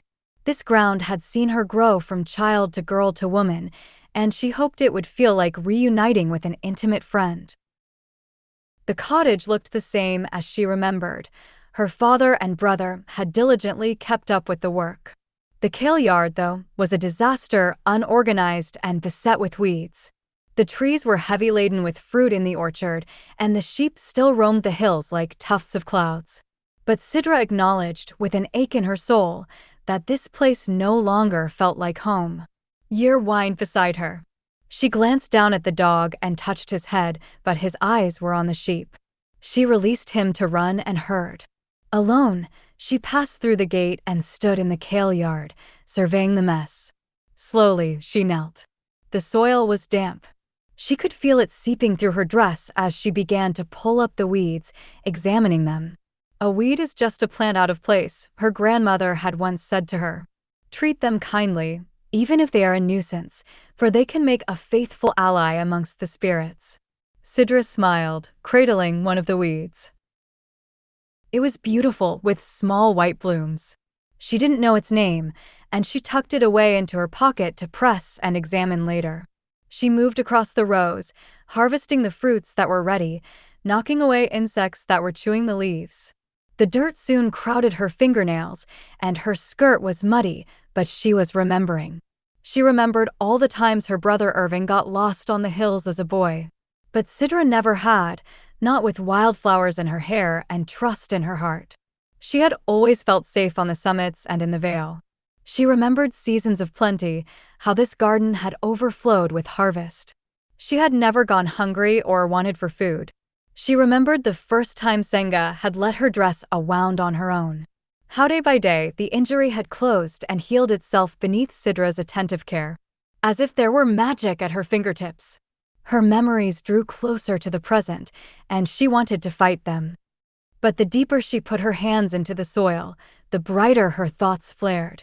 She remembered tasting the Orena flower, and how her eyes had been open. She had gone to the hillside and beheld the crushed heather. She had seen how the spirits wept when she fell, and how, even when she had lain unconscious, they embraced her. She remembered the treacherous spirit of the loch and the other, the blazing tendril of gold, urging her to rise, to break the surface. All this time when I felt alone, she whispered to the earth, "You are with me." And yet I couldn't see you, because my pain clouded my sight. I don't know what to do with this agony. I don't know how to carry this. Give it to the soil, child. It was a phrase Senga had said countless times in the past. Sidra rose, unsteady for a moment. The shed was still in the corner of the yard, its door draped in cobwebs. She stepped inside and found it exactly as it had been years ago before she left. Seeds were still hiding in a small sack. She took a handful and carried them back to the garden. Sidra dug into the soil, angry. It was strong enough to bear her ire, and she raked her fingers through the loam. Digging trenches with her nails, she gave to the ground the words, "You should have fought harder." "I fought as hard as I could, and I'm still strong," she said. She dropped the seeds into the furrows and added more words. "You failed Torin and Maisie." These words were harder to relinquish. She was still waiting on a promise that she didn't know would be fulfilled or not. She was waiting for Maisie to come home, and it might not happen. She was waiting to discover if Torin loved her in the way she loved him. Her grief welling, Sidra stared at the seeds she had dropped, waiting for earth and rain and time to transform them. "There is no failure in love," she said, and covered the furrows. The soil was rich, it swallowed a portion of her grief. "And I have loved without measure. In this I am complete." Sidra continued to kneel, staring at the spontaneous row she had planted. She was hardly aware that time had passed until she heard the back door of the cottage swing open with a bang. Her brother Irving bounded out, staring agape at the strange dog rounding up his sheep. "The dog is mine," Sidra said, and her brother startled, finally noticing her kneeling in the garden. "Sidra?" Irving asked, squinting at her. She knew she looked a mess. drenched from the rain and smudged with dirt, with her hair like unspooled darkness. It had been years since they had seen each other. I was in the Vale and thought I would visit you and Duh is kilometers away, in the eerie paddock, Irving said, still scowling at Year. He won't be back until dusk most likely. I see, said Sidra, rising. Then I should probably go. Don't be silly, her brother said with an impish smile. I could use your help snapping beans. And that is how Sidra found herself sitting in the same chair at the same kitchen table, working with her hands, when Torin arrived. The same place and same time of day and same season, only the sun and her grandmother were missing. Or else Sidra could have fooled herself for a moment, believing time was a circle, and this was the moment when Torin first knocked on the door with a displaced shoulder. There was static in the air again, gathering in Sidra's fingertips, just as it had that day long ago. As if she had rushed her hands over wool, over threads unseen. Something was about to change, and she didn't know what that thing was, but she felt it all the same in her bones. Torin knocked on the door.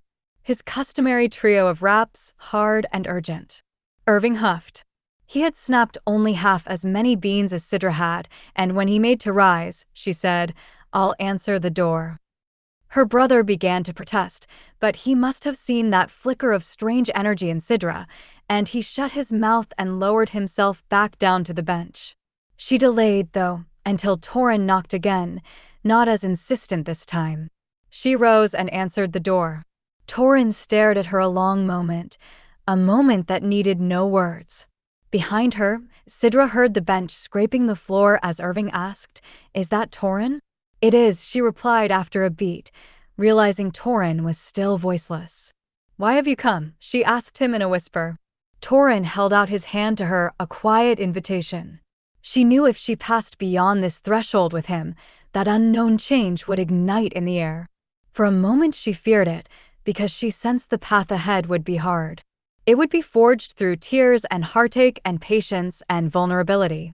She couldn't see the ending, but neither did she want to remain, stagnant and passive, in the place where she had begun.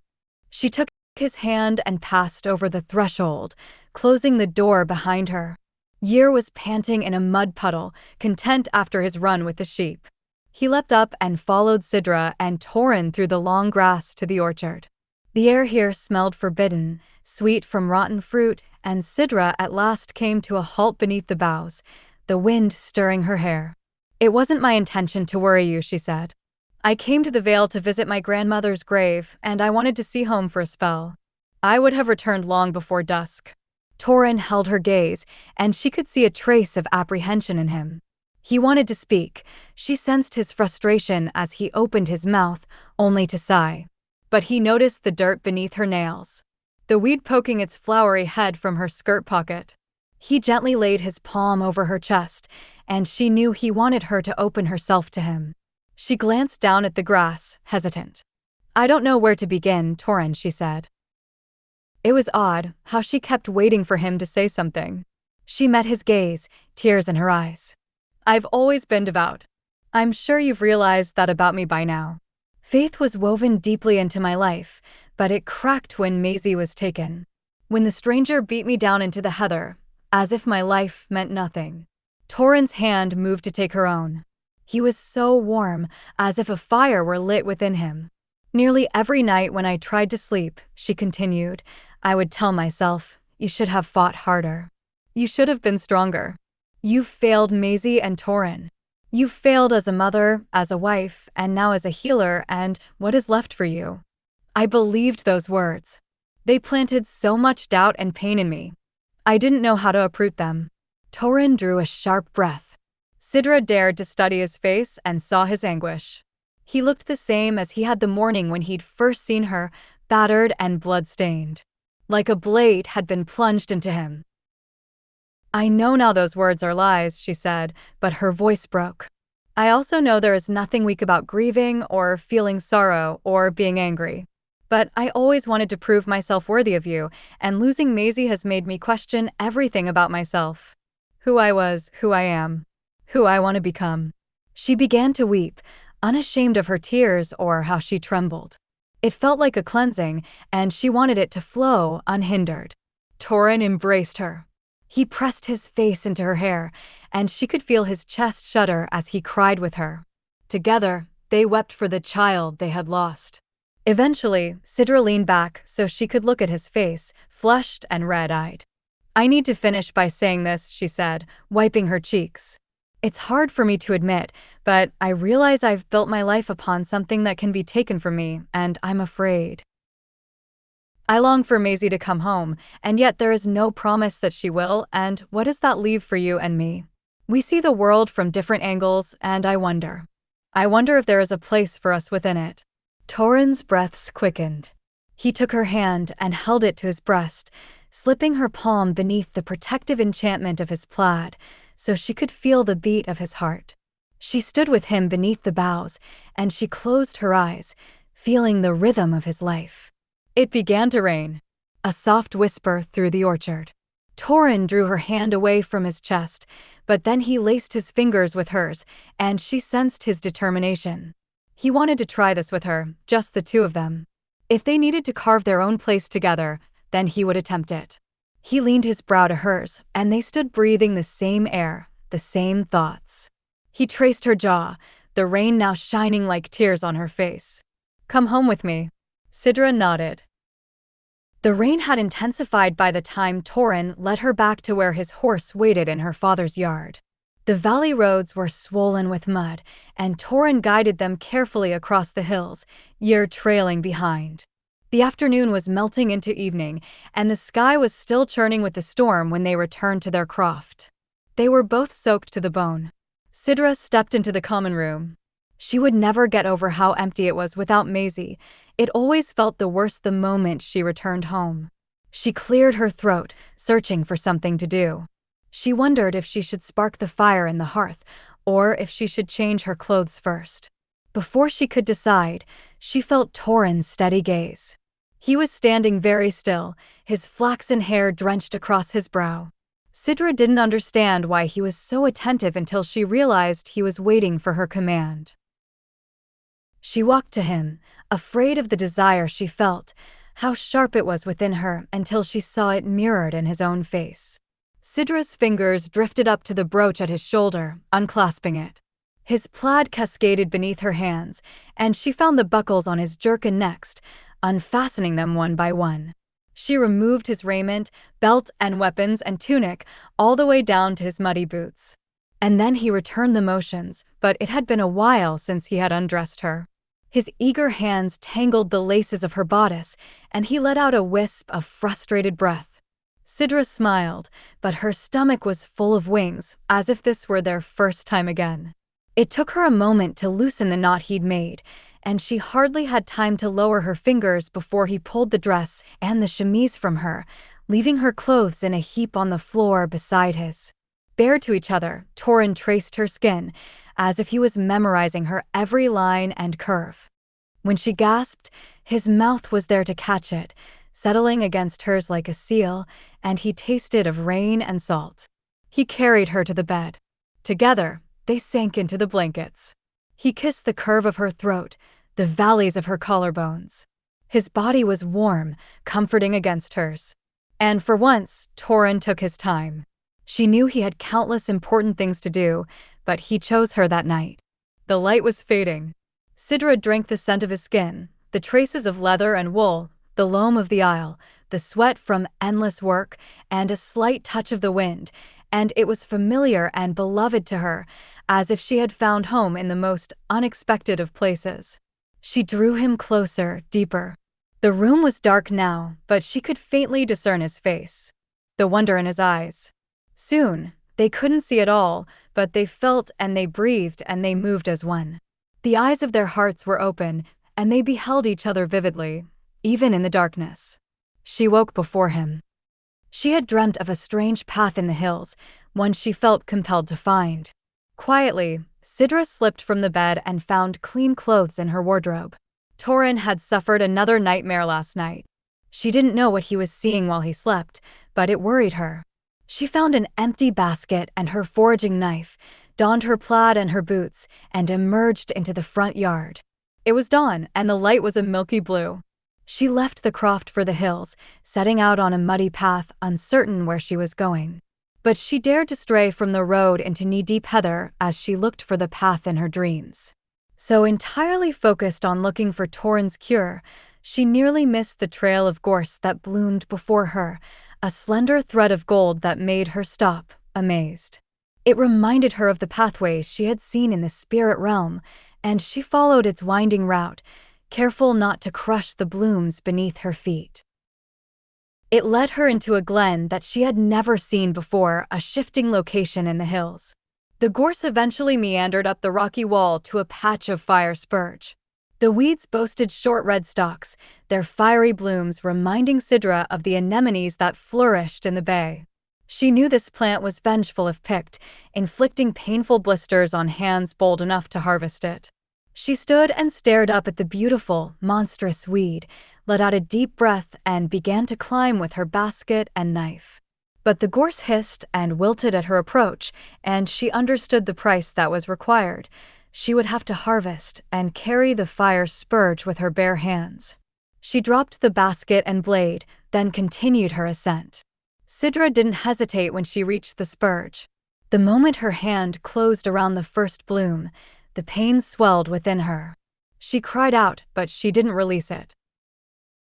She tugged until the blossom broke free and the pain burned, bright and intense, as if she had set her hand on fire.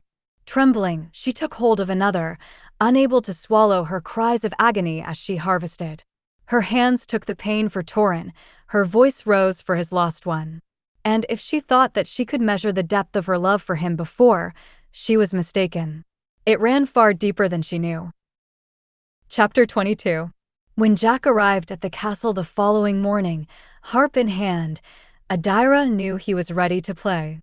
As she expected, they had a quick argument about the spirits. "You think we can trust them?" Jack questioned. He sounded irritated, as if something was bothering him. "We've trusted all the others," Adaira replied, studying his frown. He looked tired, and she wondered if he had been restless last night. "Yes, Adaira. We nearly drowned the first time, and the second? I was one breath away from being immortalized as grass. None of the folk are safe," she said, feeling her anger rise. "There is always the danger of them harming or deceiving us, although what do you expect when you dance with something wild, Jack?" He didn't reply, and Adaira's temper began to wane. "Do you really want to play for the wind, old menace? If not, I understand." He sagged, the fight leaving him. "Yes, of course I want to play for them." "Then what is wrong?" she wanted to ask. The words were ready on her tongue when he spoke first. "You're right. I'm just tired. Let's go while we still have plenty of daylight." Adaira led Jack to the slopes of Tilting Tom, the highest peak on the isle. The way up was narrow and steep, but she could think of no better place for Jack to sing wholeheartedly for the wind, even with the hint of peril. He followed close behind her on the path, but she could hear his labored breaths and turned to see the fear marring his countenance, how he clung to the rock face with each step. She realized only then that he was afraid of heights. "Is this a wise choice?" he asked, ragged. "The wind could blow us off the cliff." "It could," she said, "but I have faith that it won't." He scowled at her, his face alarmingly pale. "Come," she beckoned and reached for his hand. "You will soon understand why I have chosen this place." Jack threaded his fingers with hers and let her lead him onward, but he added, "You do know, Adaira, that the air tastes different on a mountain, and it might affect my voice." She hadn't thought of that, but she wouldn't admit it now. She took a deep breath. The air was sharp and thin and cold, tasting like wood smoke and juniper and salt from the sea. She only smiled at him, guiding him farther up the path. She had been here many times before, often alone, sometimes with Torrhen when she was younger. Halfway up Tilting Tom, they arrived at the perch, a wide ledge perfect for sitting and enjoying the view. Behind it was a small cave cut into the mountain's craggy face. The shadows gathered within it, and Jack's fingers slipped from hers as he came to a halt close to the cave's maw, as far away from the edge as he could manage. But Adaira stood on the sun-warmed rock of the ledge and said to him, "Look, Jack." "What do you see?" He reluctantly joined her, standing close at her back. She felt his warmth as he shared the same view with her. Through low swaths of clouds, the isle spread before them with verdant patches of green and brown and dark pools of lochs, with silver threads of rivers and stone walls of paddocks, with clusters of cottages and woods and rocks. The sight of it never failed to humble Adaira, to stir her blood. And then Jack realized why she wanted to summon the spirits here. A glimpse of the west, he said. They could both see it, a fleeting view of the western half of the isle. The clouds hung low and thick over it like a shield, but a few patches of green and brown were sneaking through the weak points of gray.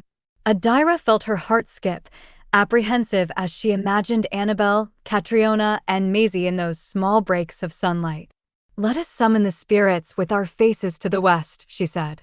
"Are you ready to play?" He nodded, but she saw the doubt and worry in him. She knew he was more than worthy to play his own composition for the powers of the isle, and she hoped he would sing through those feelings of inadequacy. For Adaira had come to love the deep timbre of his voice when he sang, the deftness of his hands when he played the strings. "This is your moment, Jack," she said. "You are worthy of the music you sing, and the spirits know it and are eager to gather at your feet." Jack nodded, and the doubt relinquished him. He found a safe place to sit with the cave at his back. The sun danced on his face, and the wind tousled his hair as he unpacked his harp. Adaira settled beside him. She watched as he found the glass vial in his harp case. His hands trembled, but he opened the cork. "I hope this works," he mumbled, "because I don't want to make this climb again. If it proves otherwise, I'll let you choose where to play next time," she promised. He glanced at her, but her face was inscrutable. Jack had no idea that her heart was pounding as he swallowed the western flower. He felt no different at first. But when Jack propped his harp against his left shoulder and began to strum, he felt the power in his hands. He could see his notes in the air like rings of gold, spreading wide around him. The height no longer frightened him.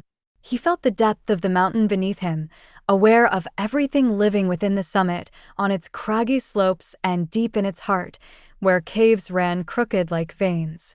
He could sense Adaira, her presence like a dancing flame beside him, and he turned to look at her. She was watching him intently. He could see his music, illumined in her eyes. "How do you feel, Jack?" He almost laughed. "I've never felt better." His hands no longer ached. His fingers felt as if he could play for an endless era. He gave himself another moment to adjust to how effortless it was to pluck the strings, watching the music caress the breeze. Eventually, he felt an overwhelming urge to meld his voice with the notes, and he began to play his ballad for the wind. Jack sang his verses, his fingers strumming with confidence. He sang to the southern wind with its promise of harvest. He sang to the eastern wind with its promise of strength in battle. He sang to the western wind with its promise of healing. He sang to the northern wind with its promise of vindication. The notes rose and fell, undulating like the hills far beneath him. But while the wind carried his music and his voice, the folk of the air didn't answer. What if they refused to come? Jack wondered, with a pulse of worry. From the corner of his eye, he watched as Adaira rose to her feet. The wind seemed to be waiting for her to move, to stand and meet it. She stood planted on the rock as Jack continued to play, shielded by the Orena's essence.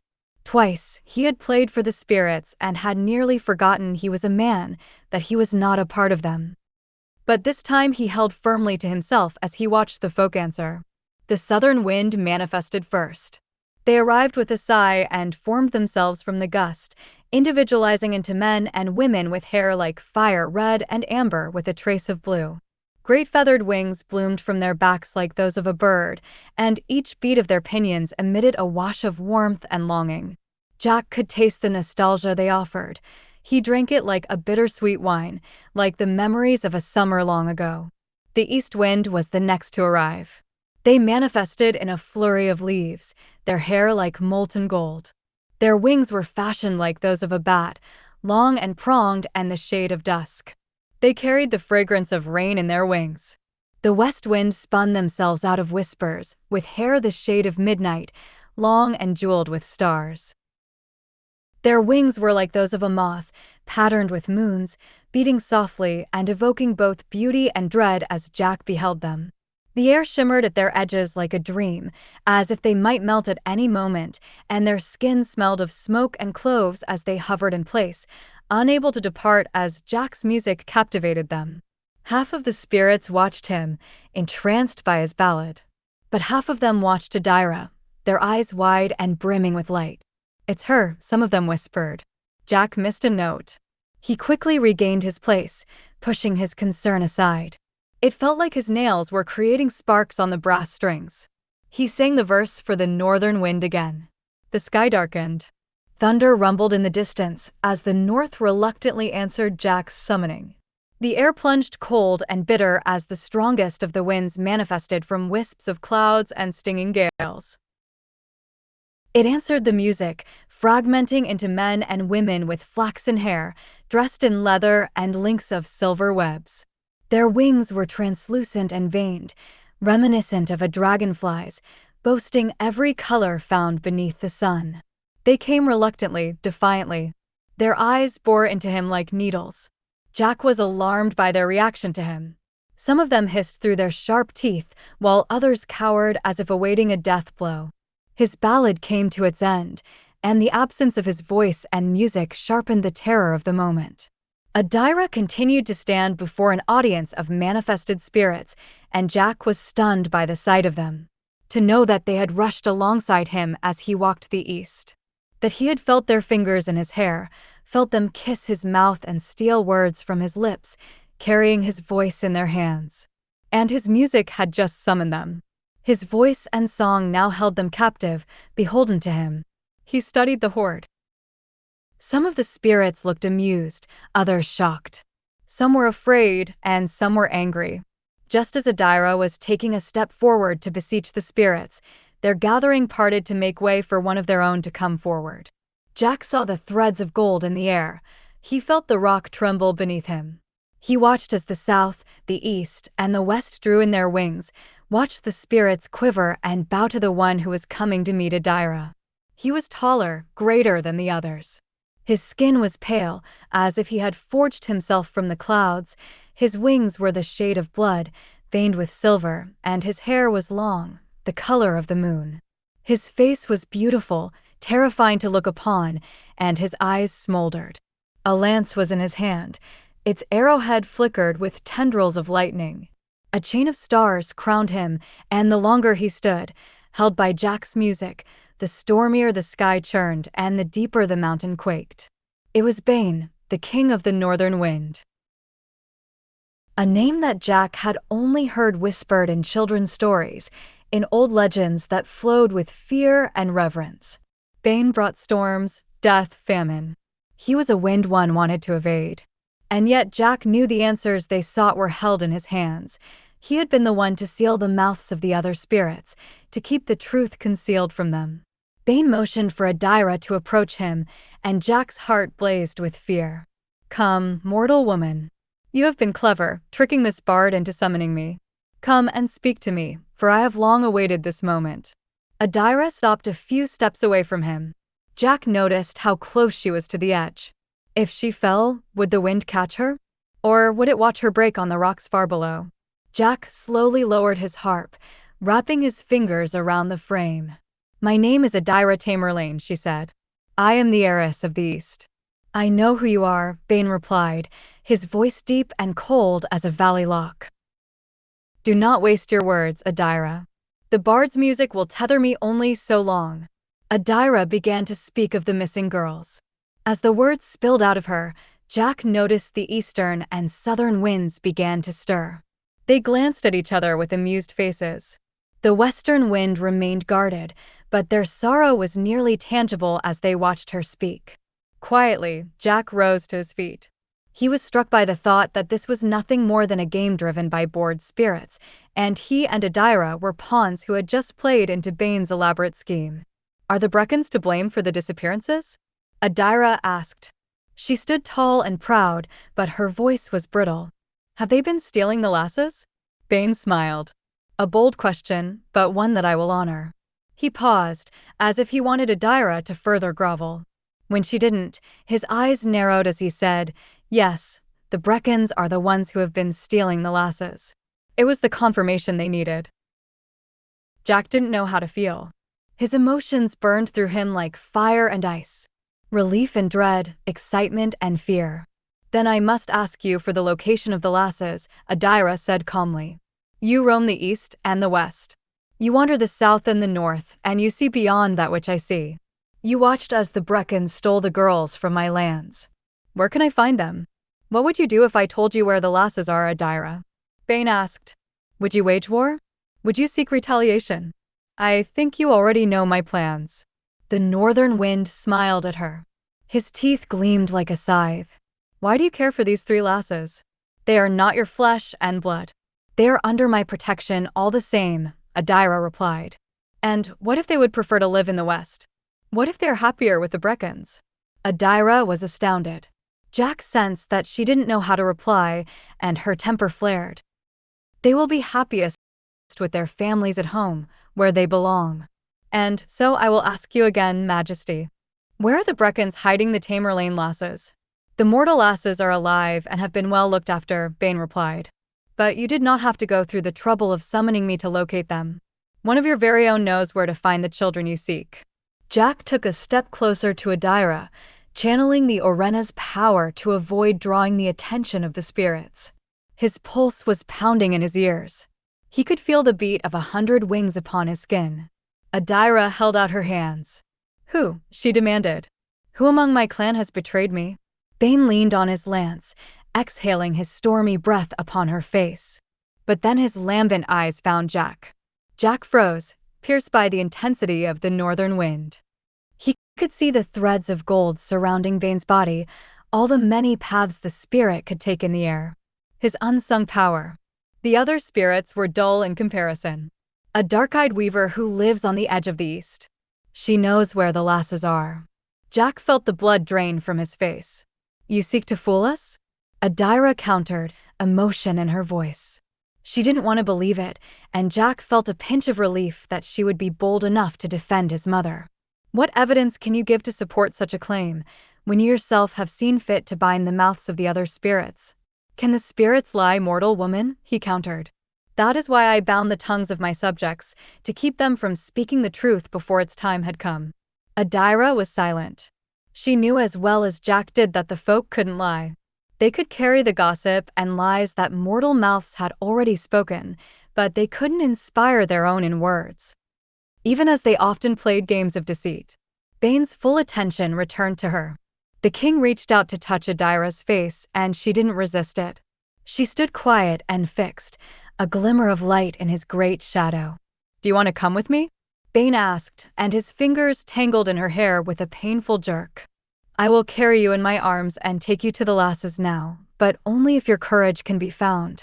Jack's horror deepened when he realized Adaira was considering his offer. He could see the edges of her beginning to fade, as if she were about to melt into wind, and his fury carved through his fear.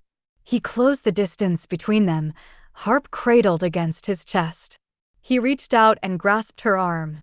Is this how she had felt when she had beheld him turning into the earth? A mix of panic, indignation, and bone-aching possession? "Adaira." Jack's voice rent the air. He was relieved when Adaira glanced over her shoulder, meeting his stare. She took a step back when he tugged, and he realized the Orena was granting him the strength to draw her away from Bane's icy hold. The Northern King looked at him again. The other spirits took flight in a rush of wings, dissolving into their natural state. Jack's heart drummed as he watched them flee. But their king remained, standing firm. Bane's cloying fingers fell away from Adaira's hair as his eyes continued to bore into Jack. Jack's mortality shivered through him. He felt a vibration in his teeth. The wind from Bane's wings blew, holding the sting of an axe, seeking to divide him and Adaira. Her hair tangled across her face when she looked at him again, and he saw she was also frozen. Her teeth were bared, her eyes wide. "I have let you play once, mortal bard, but do not test my mercy." "Do not dare to play again," Bane said as he pointed his lance at Jack, the lightning dancing from it. Even then, Jack didn't let go of Adaira. The Northern King shot a bolt of white heat at Jack's harp. The light met his chest like the lash of a whip, hurling him up and away. He slammed into the mountain beside the cave's mouth and slumped to the ground. The pain echoed through his veins as he struggled to breathe, to see. He could hear his harp's last metallic note as it died, scorched and ruined. Jack. Adaira sounded far away, but he felt her hands touch him, desperate to rouse him. Adaira, he whispered in a broken voice. Stay with me. Speaking took the last of his strength. He remembered her cold fingers, lacing with his burning ones, holding him close. Then he slipped away, deep into the darkness where not even the wind could reach. Chapter 23. Jack woke to the sound of rain pattering on rock. He opened his eyes and slowly gained his bearings. He was lying on the hard floor of a cave, and the air was cold and dusky with the tang of lightning. Beyond the shelter, a storm raged. He shivered until he felt warmth radiate at his side. Jack. He turned his face to behold Adaira lying next to him. His sight was blurred around the edges, and it took everything within him to find and raise his hand, to rub the throb in his temples. Where are we? He asked. Are we in the west? The west? No, we're still in the cave on the mountain ledge of Tilting Tom. You've been passed out for hours. He swallowed. It felt like a splinter was lodged in his throat. Hours. He looked at her again. Why didn't you leave me? Don't you remember the last thing you said to me? You asked me to remain with you. The memories gathered in his mind with an ache as he remembered all that had passed earlier on the mountain. But in the darkness that had followed, there had been dreams. Vivid, stark dreams. He blinked and saw a lingering trace of them, as if Bane had pressed his thumbs against Jack's eyes, making the colors swarm. Do you feel strong enough to sit forward? Adaira asked him gently, and when Jack floundered, she laced her fingers with his and eased him up. He saw the mouth of the cave, streaked with rain. The hour was gray, bewitching. And there sat his harp at his feet, warped in the fading light. I'm so sorry, Jack, Adaira whispered, mournful. He stared at the ruined instrument for a moment. It felt like a piece of him had died, broken and fallen away into oblivion, and he struggled to hide the wave of emotion that crested within him. Adaira looked away. Her hair was unbraided and loose, beaded with mist. She hid half of her face behind its curtain. What do you make of the wind's answer? Jack hesitated, recalling those piercing words. Bane had made a wild claim about Mirren, one that Jack would have scoffed at had he not recently realized his mother had once been in love with a Breccan. He didn't think Mirren knew anything about where the lasses were being held, but she did know something. She had been hiding her knowledge for years, weaving those secrets into the plaids she dressed him and Frey in. Jack glanced at Adaira. She was pale, her mouth pressed into a thin line. He worried the truth might change the tentative bond they had formed, and his heart dropped. To reveal his suspicions about Mirren would be to reveal his suspicions about his father. The wind could be tricking us, he said. But either way, I ask one thing of you, Adaira. She met his gaze. Anything, Jack? Let me speak to my mother first. Privately. If there's something she knows, she'll most likely be forthright if I'm the one asking. Adaira paused. Jack could read the flash of her thoughts. She wanted to go directly to Mirren. She wanted the answers this afternoon. But Adaira nodded and whispered, yes, I'll agree to that. They sat for a moment more in silence, until a burst of cold shocked them both. The storm swelled and the rain drove deeper into the cave, stinging their faces like needles. A voice haunted the gust, a sound of misery. There was a gasp, like a final draw of breath. Somewhere on the isle, life was being extinguished, snuffed by the deadly brunt of northern wind. The hair rose on Jack's arms as he listened. Adaira must have heard it as well. She stood and stared into the storm. Do you feel strong enough to walk down the mountain? I worry that I've been away far too long. He nodded, and she hauled him up to his feet. The world spun for a moment, and he caught his balance on the cave wall. He watched as Adaira knelt and slipped his harp back into its sheath, strapping it to her back. When she returned to his side and offered her arm, he accepted her assistance. He leaned upon her shoulder, and they approached the cave mouth together. But Adaira paused before the sheet of rain and said, "Why did you ask me if we were in the west when you woke?" He suddenly hated that he didn't know what she was thinking. If it raised suspicions about him now that Bane had tossed Mirren's name before them like a snare. But the truth was, his body had been with Adaira in the east, but his mind had been roaming the west. "Because I saw it," he said. "In my dreams." The descent was slow and precarious, the rain refusing to relent and only beating harder upon them. Adaira kept Jack on her left, between her and the mountain wall, because she worried if he stumbled, she would be unable to keep him from plunging over the edge of the path. They had angered the northern wind, and now Bane was making them pay for it. When Jack struggled to stay upright, easing to his knees with a groan, Adaira was beside him. She refused to yield him to the storm, to leave him behind so she could hurry. "I am with you," she said, uncertain if Jack could hear her over the rattle of thunder and the howl of the wind. "I won't let you go." And he rose. She brought him back to his feet, and they continued onward until he slipped to his knees again, his strength ebbing. There was a shot of silver in his brown hair now, gleaming at his left temple, as if he had aged years in a day. She didn't know if it was from the magic or from Bane, but it worried her. She didn't say that they would return to the ground in one piece, because she didn't know. Every moment felt long and arduous, and Adaira couldn't shake the chill that had overcome her in the cave. Her legs went weak when the path at last gave way to the grass, and she stood on flat earth again. She hurried with Jack to where they had left their horses, her heart like a hammer in her breast. She could scarcely draw breath, so heavy did the dread weigh upon her shoulders, and Bane didn't make it simple for her. He continued to rage, impeding her at every turn. With a curse, Adaira realized the horses were gone, spooked by the storm. "Leave me here, Adaira," said Jack, sagging from exhaustion. "You will be much faster without me holding you back." "No," she replied. "No, I'm not leaving you. Come, just a little farther." She hauled him toward the road. They had just crested a hill when she saw shapes moving through the haze of the rain. Knowing it was the guard, Adaira came to a gradual halt in the mud, waiting for one of them to see her and Jack. It was Torin who reached them first. Adaira sensed his ire as he drew his horse to a sliding halt.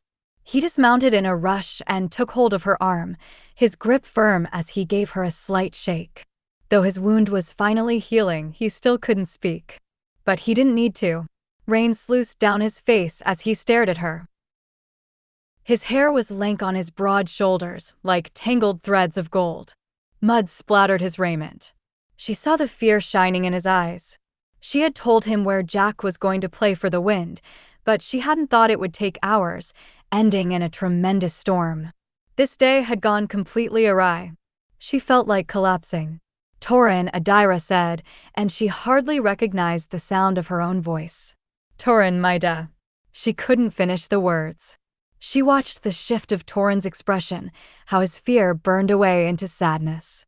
She knew it then. She had felt it in the cave, she had heard it in the storm. The passing of life into death, the vengeance of the north wind, and yet she waited for her cousin to confirm it. Torin drew her into his embrace, holding her tight against him. Adaira closed her eyes, feeling his plaid brush her cheek. Her father was dead. Laird Alistair was laid to rest beside his wife and 3 children in the castle graveyard, in unrelenting rain and thunder. The clan was devastated, and life seemed to come to a halt. But the storm hadn't ceased, and the roads had become streams. A few low paddocks had begun to flood. Torin watched it all in silence. He watched as his uncle was buried in the soggy earth. He watched Adaira stand in the graveyard, soaked from the storm with eyes that seemed dead. The clan gathered around her. Torin couldn't hear what was spoken, but he saw the Elliots approach her, faces red from weeping. He saw Una and Ailsa embrace her. He saw Mirren hold her hand, and Frey wrap her arms around Adaira's waist. Ever since he had lost his voice, Torin had begun to notice things that he would have missed before. Weeds in the garden, the difficulty of making porridge, how empty rooms felt without Sidra and Maisie. And now he lifted his eyes and watched the northern wind rake across the east. This storm was a display of power and a warning. Torrin felt the fear of Bane in his bones and knew Jack's music must have challenged the Northern King. An hour later, Torrin found his cousin sitting in the library, cradling a cup of tea, as if her hands couldn't shake their chill. The laird's signet ring shone on her forefinger. Her hair was still damp from the funeral, but she was dressed in dry clothes, and she sat in the chair Alistair had loved, facing the hearth as the fire crackled. Torrin shut the door and stared at Adaira. He knew she heard him enter, but she said nothing, her gaze captive to the flames. He walked closer, sat in the chair next to hers, and listened as the storm seethed beyond the windows. Glancing down to his forearm, he saw that his silencing wound had almost healed, thanks to Sidra's tenacity with the fire spurge. She applied the salve 3 times a day, and every time he felt the heat of the plant seeping into his wound, closing it bit by bit. Soon he would be able to speak again, and yet what words would suffice in this moment? Torrin knew the heavy burdens Adaira carried. And while he once would have endeavored to take them from her, those thoughts had died over the years as he found his place with the guard. She was laird now, and the best he could do was carry the burdens alongside her. He sat with her in that tender silence. If his life had not been interrupted by the sting of an enchanted blade, he would have spoken. He probably would have become frustrated, wondering what Adaira and Jack had done to bring the storm. He would have peppered her with questions he felt entitled to have answers to. He would have said anything to fill the roar of such silence, but now he understood it better. The weight of each word he uttered, and how his words unfolded in the air. He was far more mindful of them now, understanding that most of them were worthless.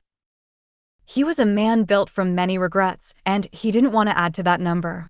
Torrin, Adaira said at last, "If I call upon you to ride with me into war, will you support my decision?" He was silent a beat too long. She had expected him to agree instantly, and Adaira shivered in alarm as she glanced at him. He was thinking of the ghosts in his dreams. Now that Torrin had beheld the Breccans' faces and listened to their grief, he had begun to see the trade as a way to atone for his actions. He couldn't bring the lives back, but he could ensure the widows, the children, and the lovers were still looked after. But he nodded, in spite of his conflicted feelings. Bane confirmed our suspicions. "The Breccans have been stealing the girls," Adaira said. "They're alive and well looked after, but we still need to learn of their location." Torrin's hands curled into fists. He wanted to go now, to cross the clan line and bring Maisie home, and he struggled to rein in his impulsivity. Adaira must have sensed the impatience within him, because she said, "There are a few more things I need to do before we'll be ready to steal into the west and find the girls. In the meantime, I'm going to ask your second in command to very quietly tell Una to begin forging as many swords and axes as she can, Elsa to prepare her finest horses, Ansel to begin fletching arrows and stringing as many yew bows as he is able, Sidra to prepare tonics and healing salves, and the guard and watchmen to train, to sharpen their swords, to wear their enchanted plaids like armor. We need to be prepared for conflict when we bring the lasses home." Torrin nodded again, agreeing with her. He would have to be patient. He would have to trust Adaira's judgment. He sat with her a while longer, his mind whirling with images of Maisie and the thought of bringing his daughter home to war. "What happened to your hands?" Jack said. Sidra didn't pause as she prepared a tonic for him.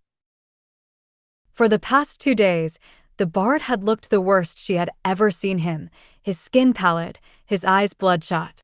His voice was hoarse and his hands trembled when he raised them. He was sitting upright in his bed at the castle, watching her work.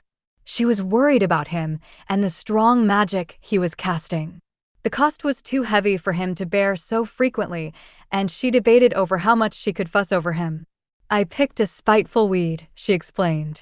The splotches of red and the blisters on her palms had been slow to heal, but Torrin's wound was nearly mended. She met Jack's gaze as she brought the healing brew to his lips. "Here, drink all of this. You pushed yourself too hard this time, Jack. You need to be mindful of the things I mentioned to you before, how long you wield magic and how intricate it is. You also need to give your body time to rest in between, as your mum does with her plaids." Jack grimaced at her gentle scolding. "I know. I didn't have much choice, though, Sidra. She wondered what he meant, but he didn't offer an explanation as he took a sip, wincing at the taste. "I'm sorry," Sidra said, lowering the cup. "I know it's bitter." "I've tasted far worse on the mainland," he replied, and Sidra was glad to hear a touch of wry humor in his voice. "Do you miss it?" she asked. Jack was pensive for a moment. She worried she had offended him until he said, "No. I did when I first returned to Cadence, but this place is home to me." She smiled, wondering if he would stay wed to Adaira. She thought that he would. She was setting out a salve and tonic for him to take later when Jack took her by surprise. "What do you know of Bane, Sidra?"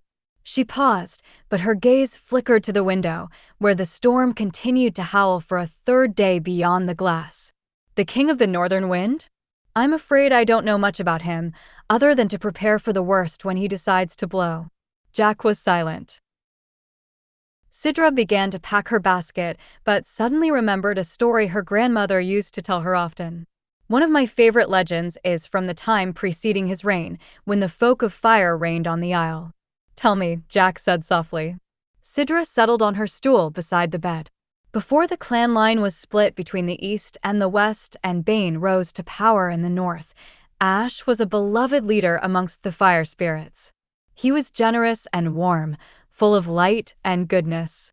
All of the spirits answered to him, even those of the wind, the water, and the earth. All save one, that is. Reem of the Sea had always detested him, for she was made from tides, and he was made of sparks, and every time they met threatened a catastrophe.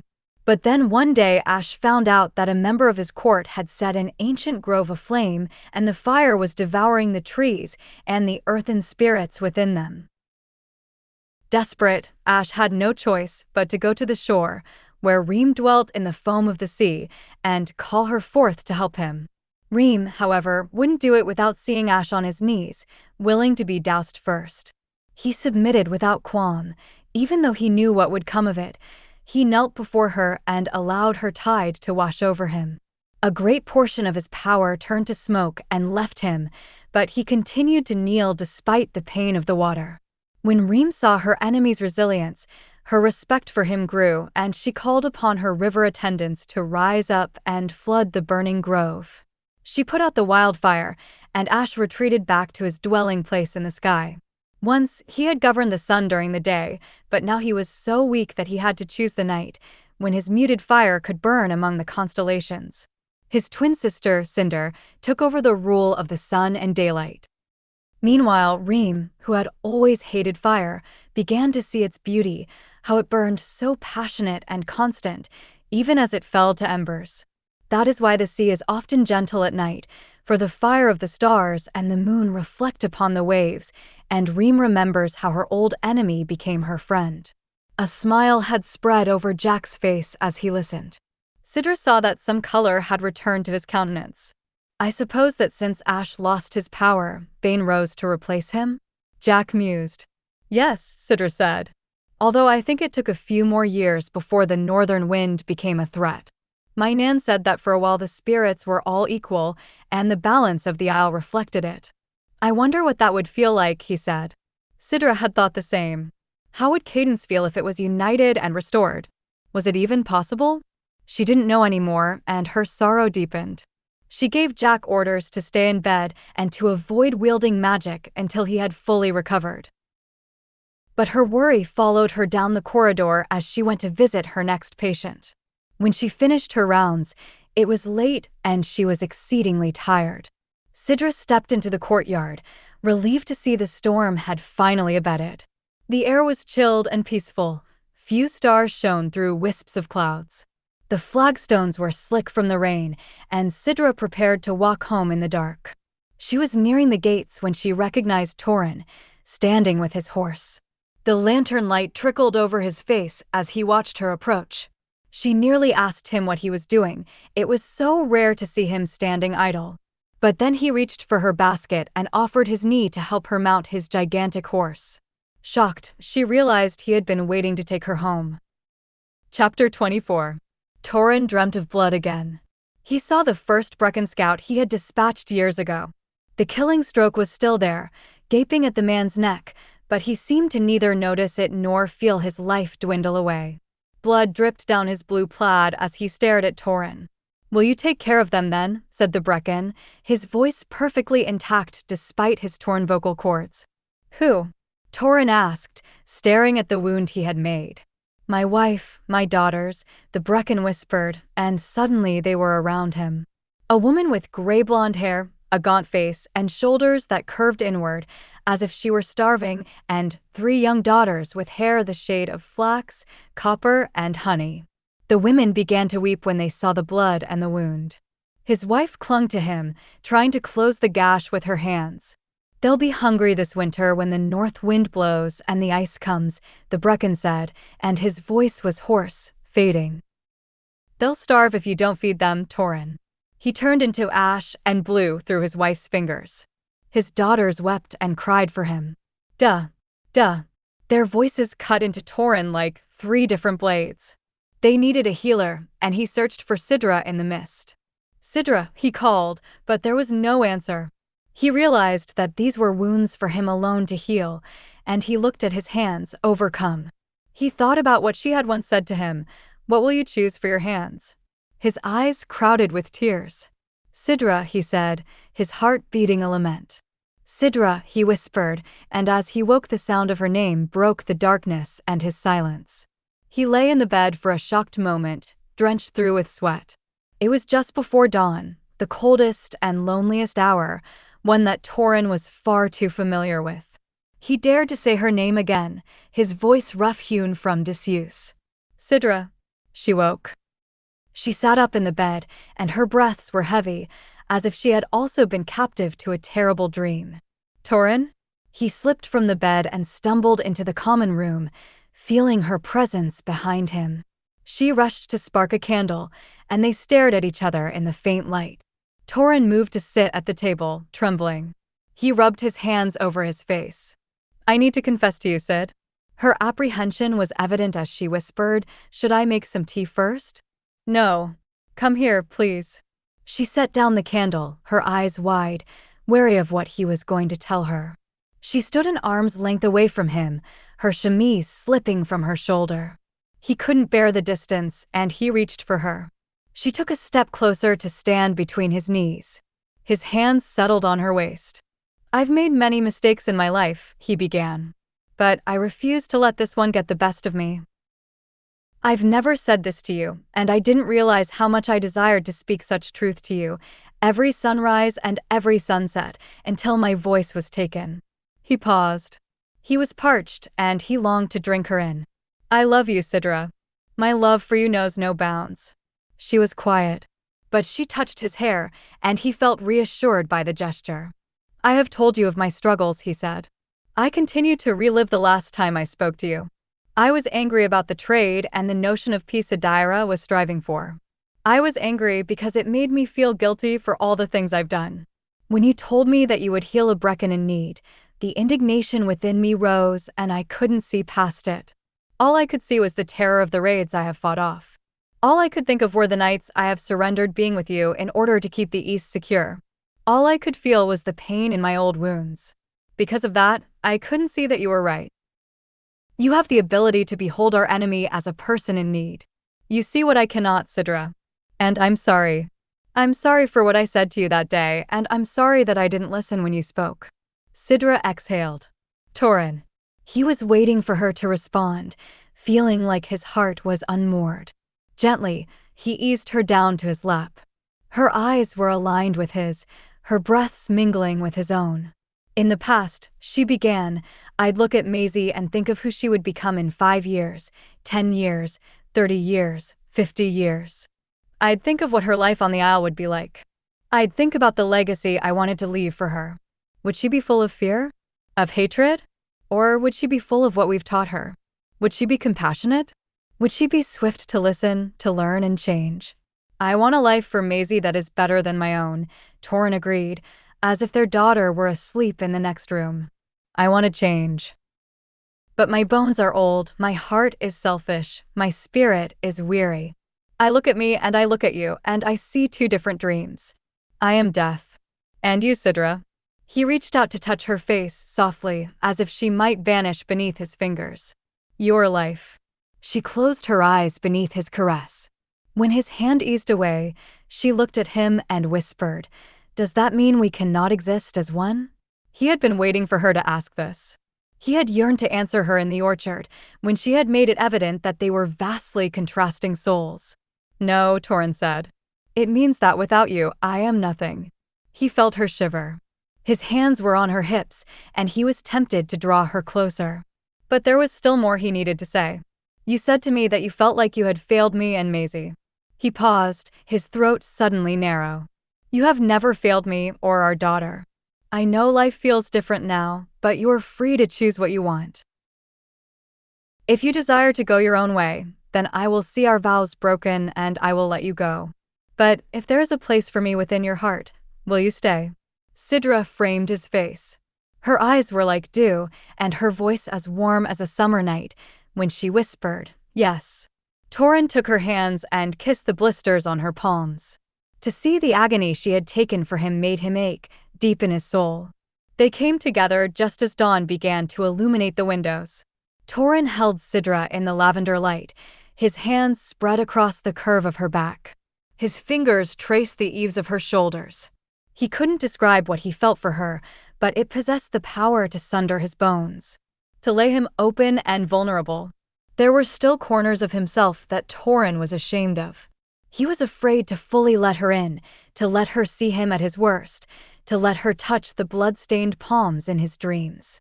But then he opened his eyes and beheld her, joined to him, to his present, to his pain and his past, weaving her fate with his willingly.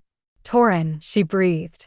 Her black hair spilled across her shoulders as she moved. "Sidra," he whispered. No sound had ever been sweeter to him. Jack was worried that if he didn't speak to Miran that day, Adaira would. He woke up with a headache, but the worst of his pain had subsided.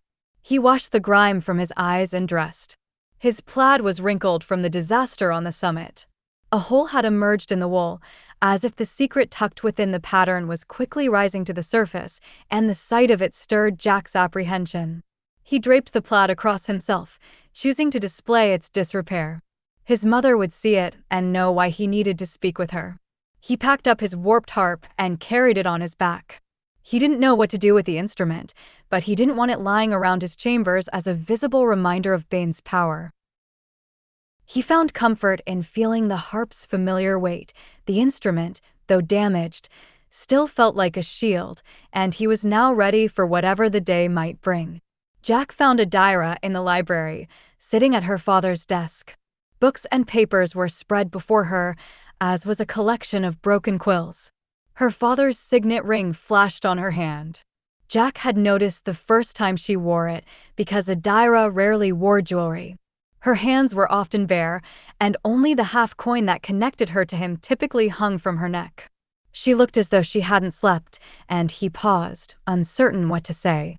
He had stayed in his castle chambers the past 2 nights, not only because Sidra had ordered him to do so, but also so that he could remain close to Adaira. He had sent a guard to remain with Miran and Frey in his stead, unwilling to take any chances. "You look better today," Adaira said, her eyes quickly looking him over. "Are you going to speak with Miran?" Jack nodded. He could see her desire to bring the girls home simmering in her mind. She had delayed the trade with Innis because of her father's death, but the exchange was supposed to happen on the morrow. They might have the arena and know the location of the girls by the next evening. Everything was coming together at last, and yet Jack had never felt such heavy misgivings. "I'll send for you when I'm finished," he said. "Good. Thank you," Adaira said, before returning her attention to the papers. Jack watched her for a beat longer. She had scarcely spoken to him since her father died. He had wanted to play a lament in the hall after the burial, to comfort her and the clan, but found he was too lightheaded to do it.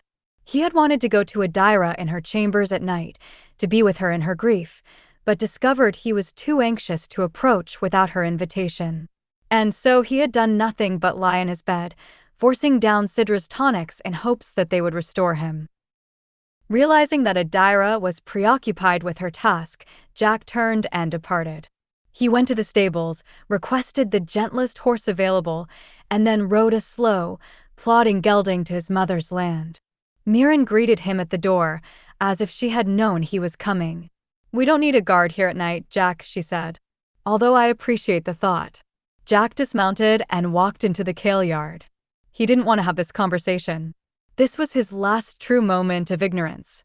After this hour had shed its minutes, he would know the truth about his blood and what his mother had done, and it would change him. "I need to have a serious conversation with you, Mum," he said. A frown crossed Mirren's brow when she noticed the disrepair of his plaid, the garment she had fortified with a secret only she knew. Her gaze shifted to his face next, and she seemed to finally see him, how battle-weary he appeared. She saw the silver that now graced his hair, as if he had been touched by death's finger. "Jack!"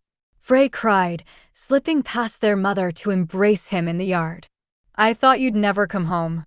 "I had things to do in Sloane, but I should be back for a little while." "Here, let me ask you something, Frey." He crouched down to meet her gaze, noticing how much his knees hurt with the action.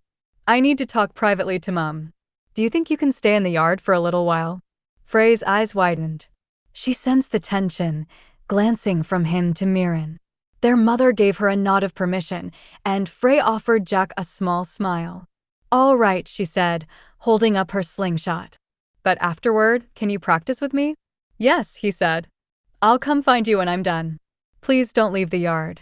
Frey skipped off toward the byre, where the cows were eating their hay. Jack straightened, waiting for Mirren to invite him in. She did, but her face was pale.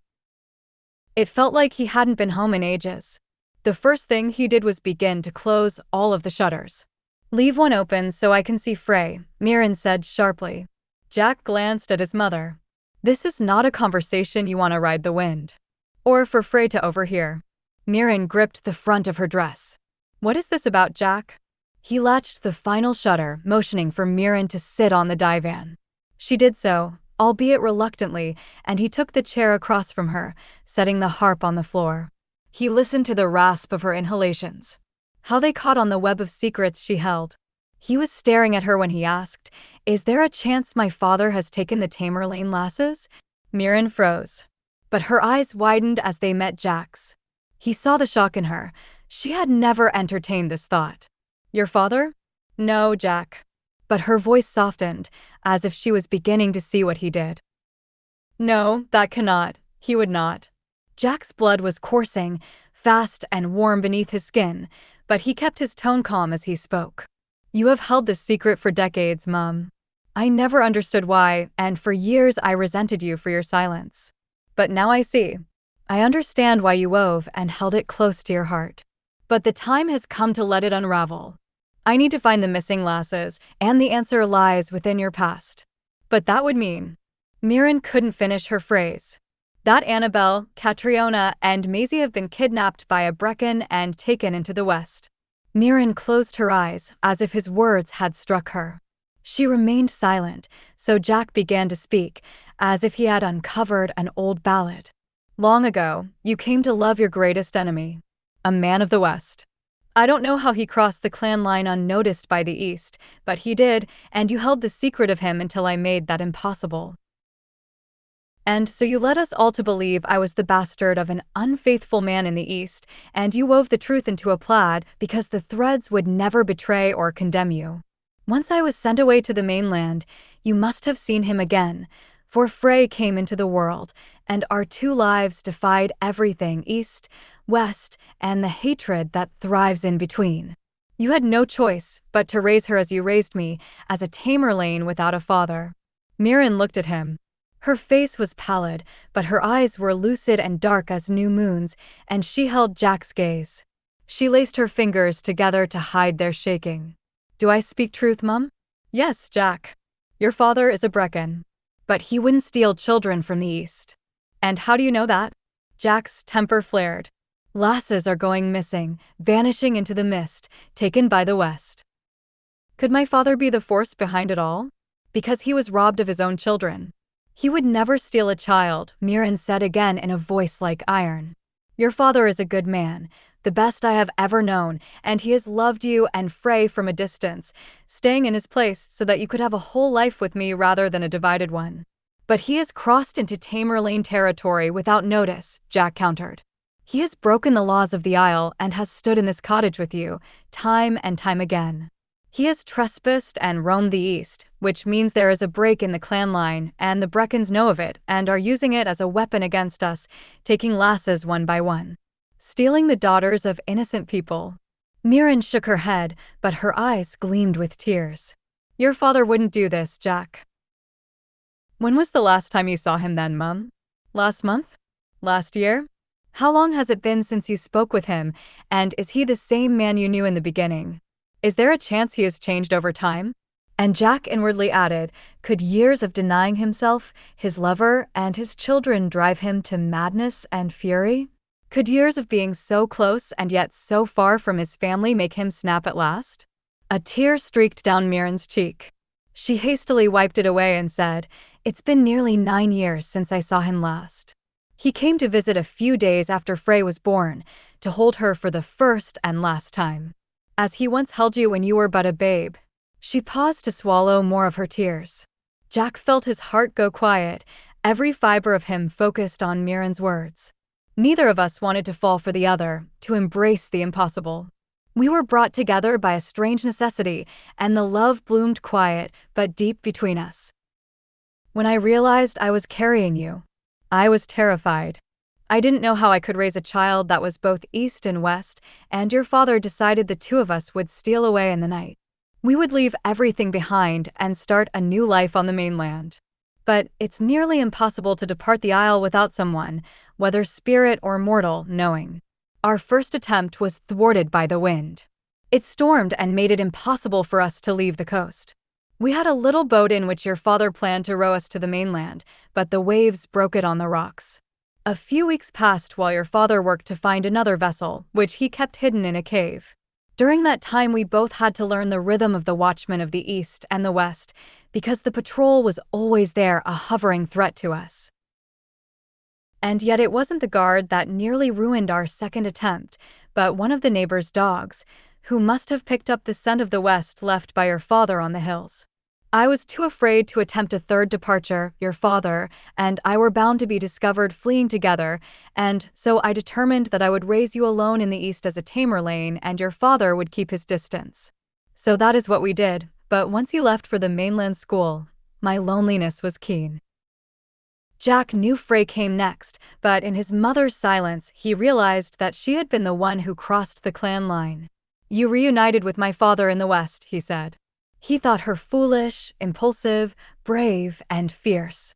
It had been a long time since a Tamerlane had willingly walked in the west, but she had done it and hadn't been caught.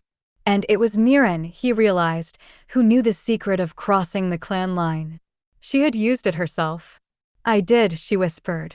Your father was not difficult to find.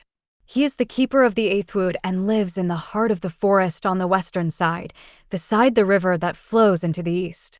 The river connects the two of us like a silver thread, and I followed it to his cottage and found him there, quietly living out his life, as I did mine.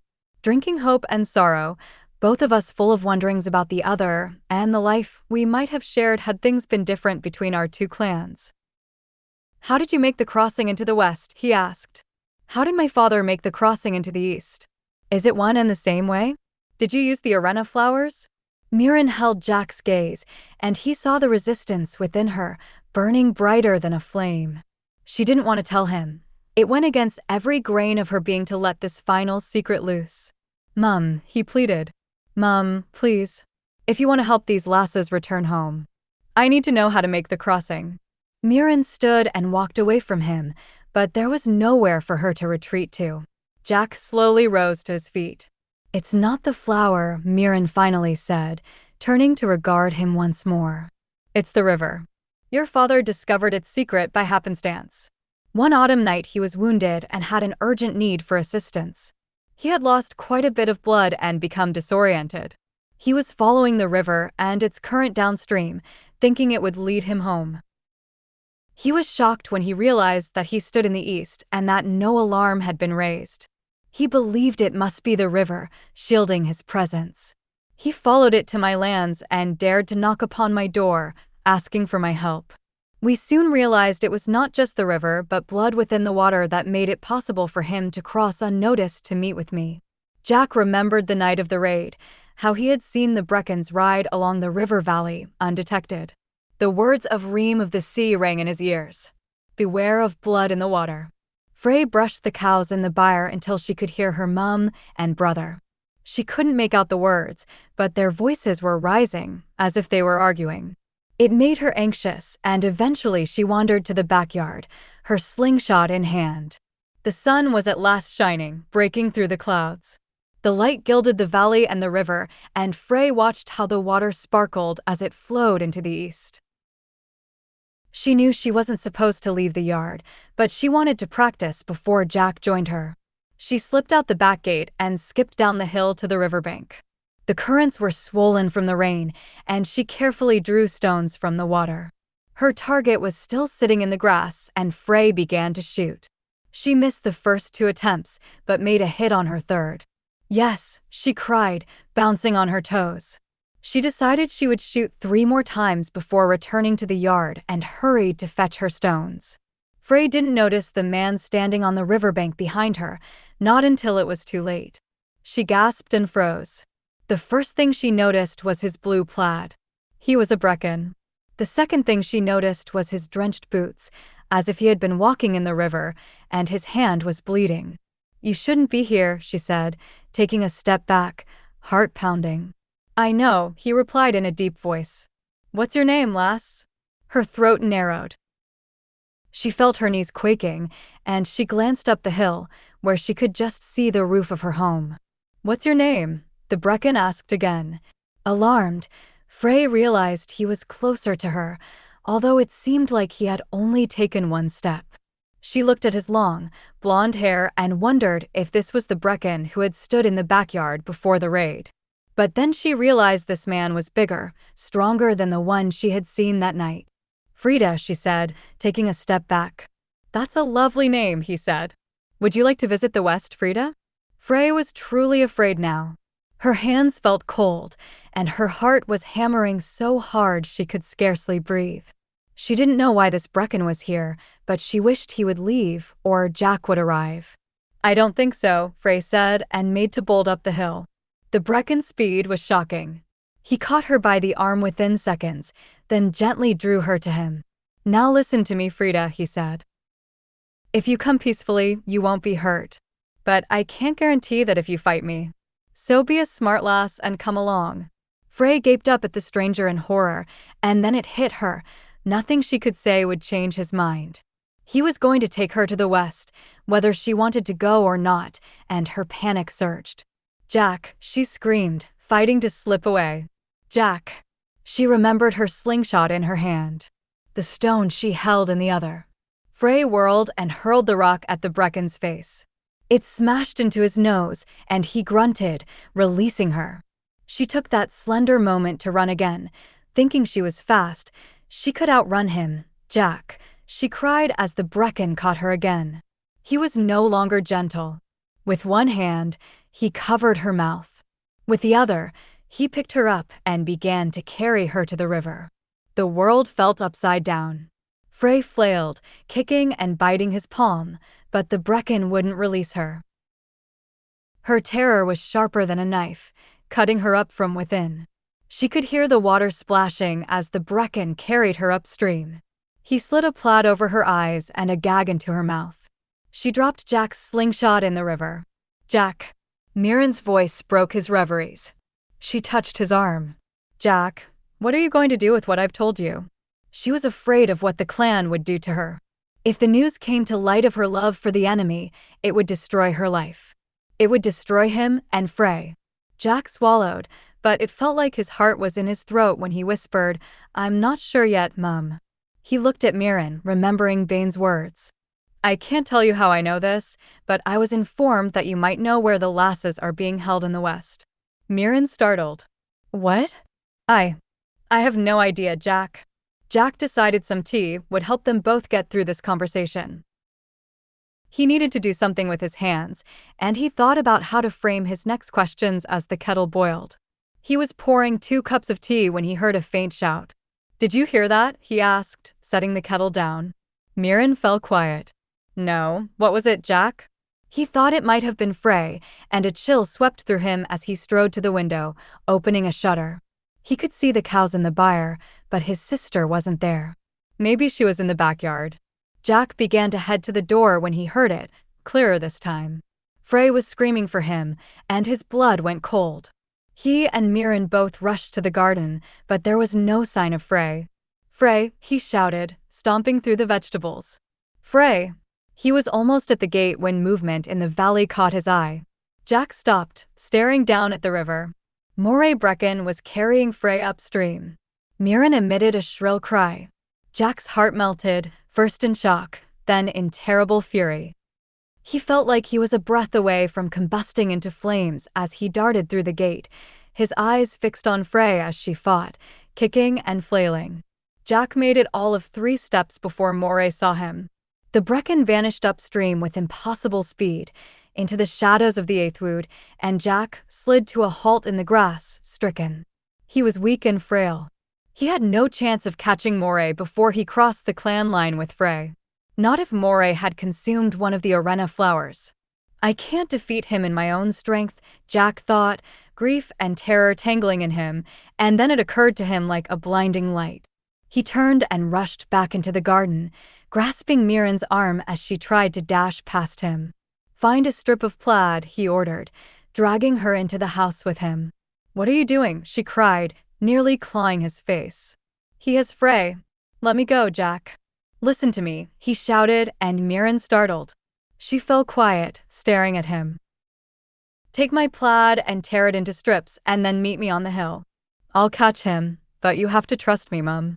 She nodded, taking his plaid when he shoved it into her hands.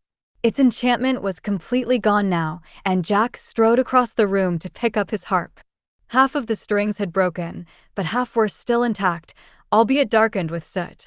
Jack tucked the instrument beneath his arm and returned to the backyard, running as fast as his feet and lungs would allow him. He went halfway down the hill and sat in the grass, his hands trembling as he tried to find a way to comfortably hold his twisted harp. He didn't know if this would work. He didn't know what the music would sound like coming from a harp that was warped. He hadn't even thought about trying to play it again. But he set his gaze on the river, where it slithered from the Aithwood, where Frey had vanished into the shadows. Jack couldn't afford to let his emotions escape. He had to quell his fear, his anger, his distress, burning deep within him, like salt in a wound. He needed to steady himself. He closed his eyes and became aware of the earth beneath him, the grass at his knees, the scent of the loam. He stretched that awareness out further, to the voice of the river, the deep roots of the forest. His fingers found a place on the strings. He began to play, and the notes emerged strange and wild, as if they had come from embers. They were tinny and sharp, cutting through the air with a haunting sound, and Jack opened his eyes again to watch the river flow. This music was spontaneous, passing through him like breath. He began to sing to the spirits of the forest, to the spirits of the river, to the grass and the loam and the wildflowers, to Arena. Bring them back to me. Jack could hear a beat in his mind. He played to it, his notes coming faster, faster with his urgency, knowing Moray Breccan might already be in the west. Jack offered his faith to the spirits around him, weaving a command into the notes. Bring them back to me.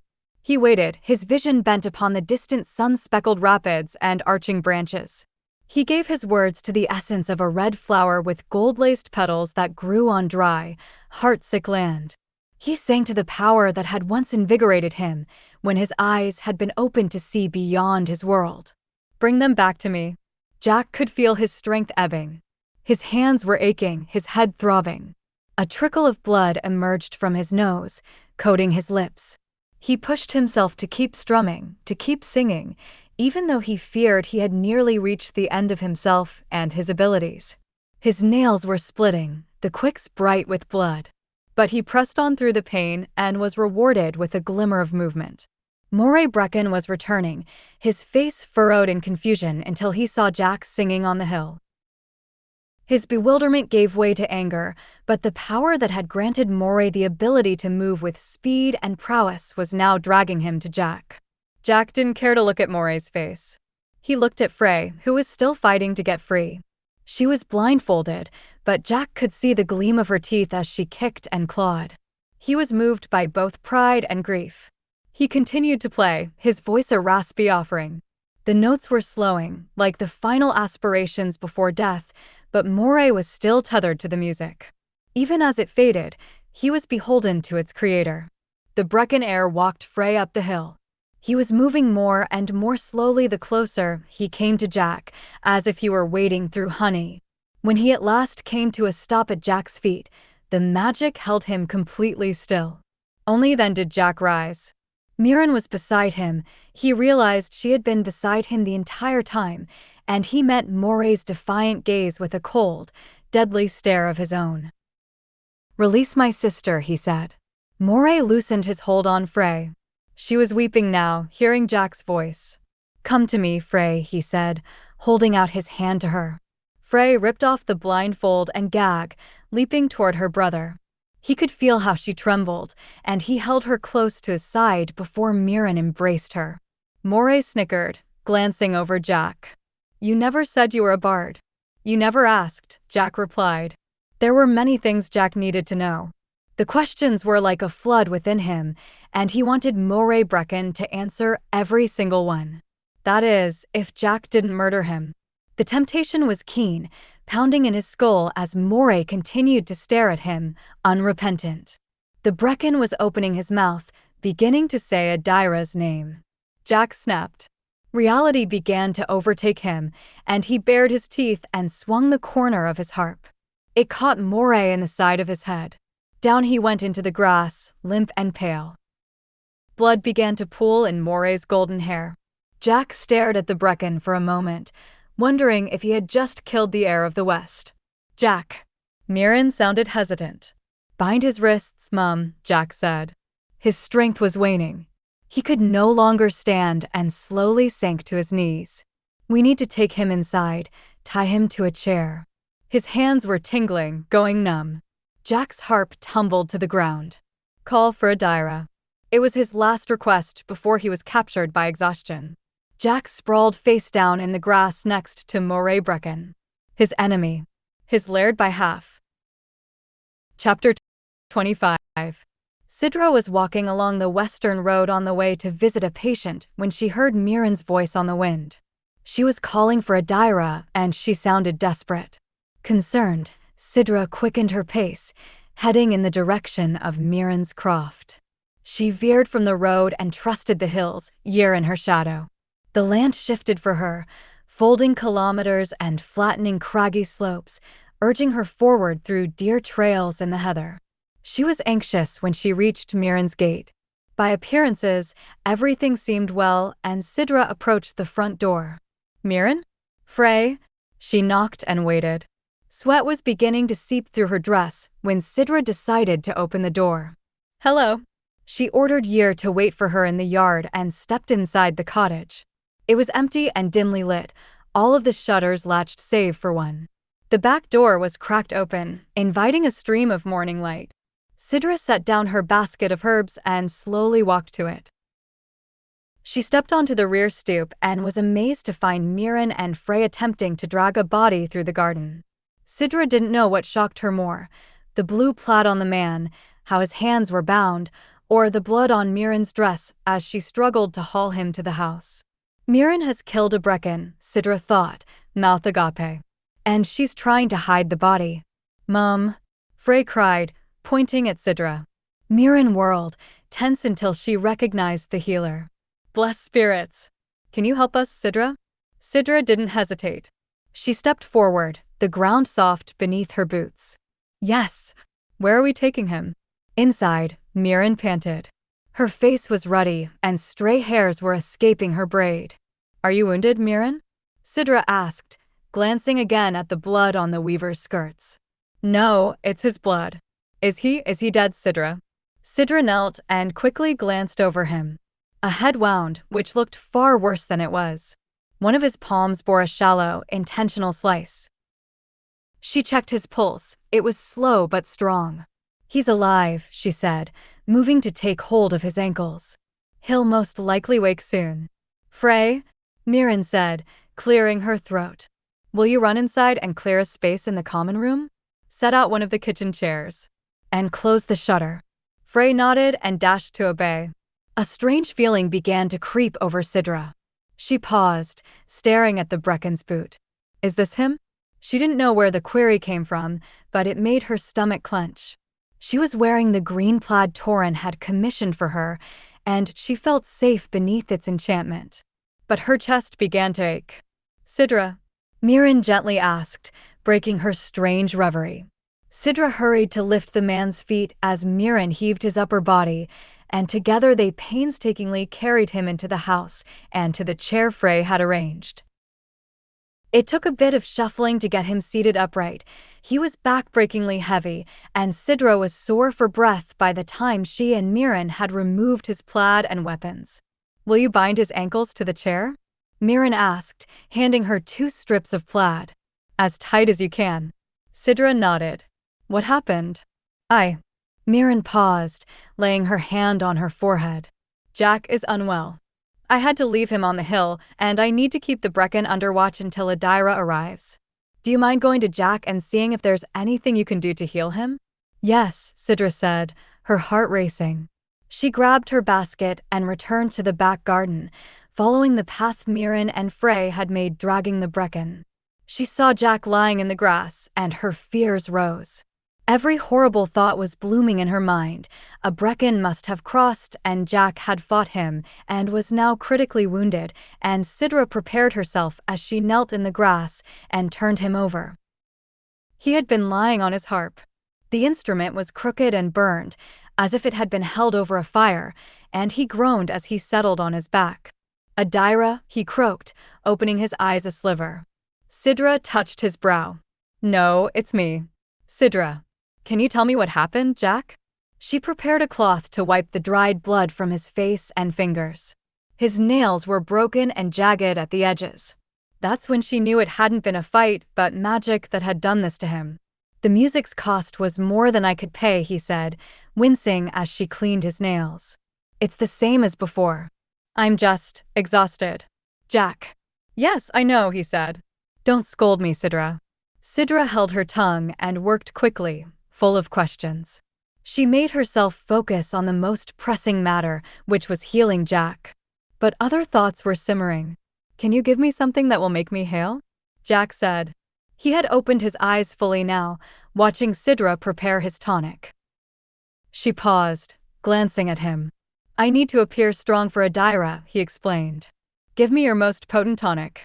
"If I do that, Jack, it might take you longer to heal," Sidra warned. "I can give you something that will make you lively, but it will wear off within hours and might make your other symptoms worse." "I'll take that chance," he said. "Because the truth of the matter is, there's currently a Breccan in my mother's house, who may or may not be dead. He's alive." "Well, that's a relief," Jack said, and Sidra was pleased to hear his dry humor had returned. "Or else I might have forfeited my life for killing the heir of the West." Sidra's hands froze. "He's the heir." "Yes," Jack groaned as he sat forward. "He came to steal Frey, and I thwarted him." An icy finger traced Sidra's spine. "It's him." The man she had just helped carry into Mirren's house was the one who had assaulted her on the hill to Graham's.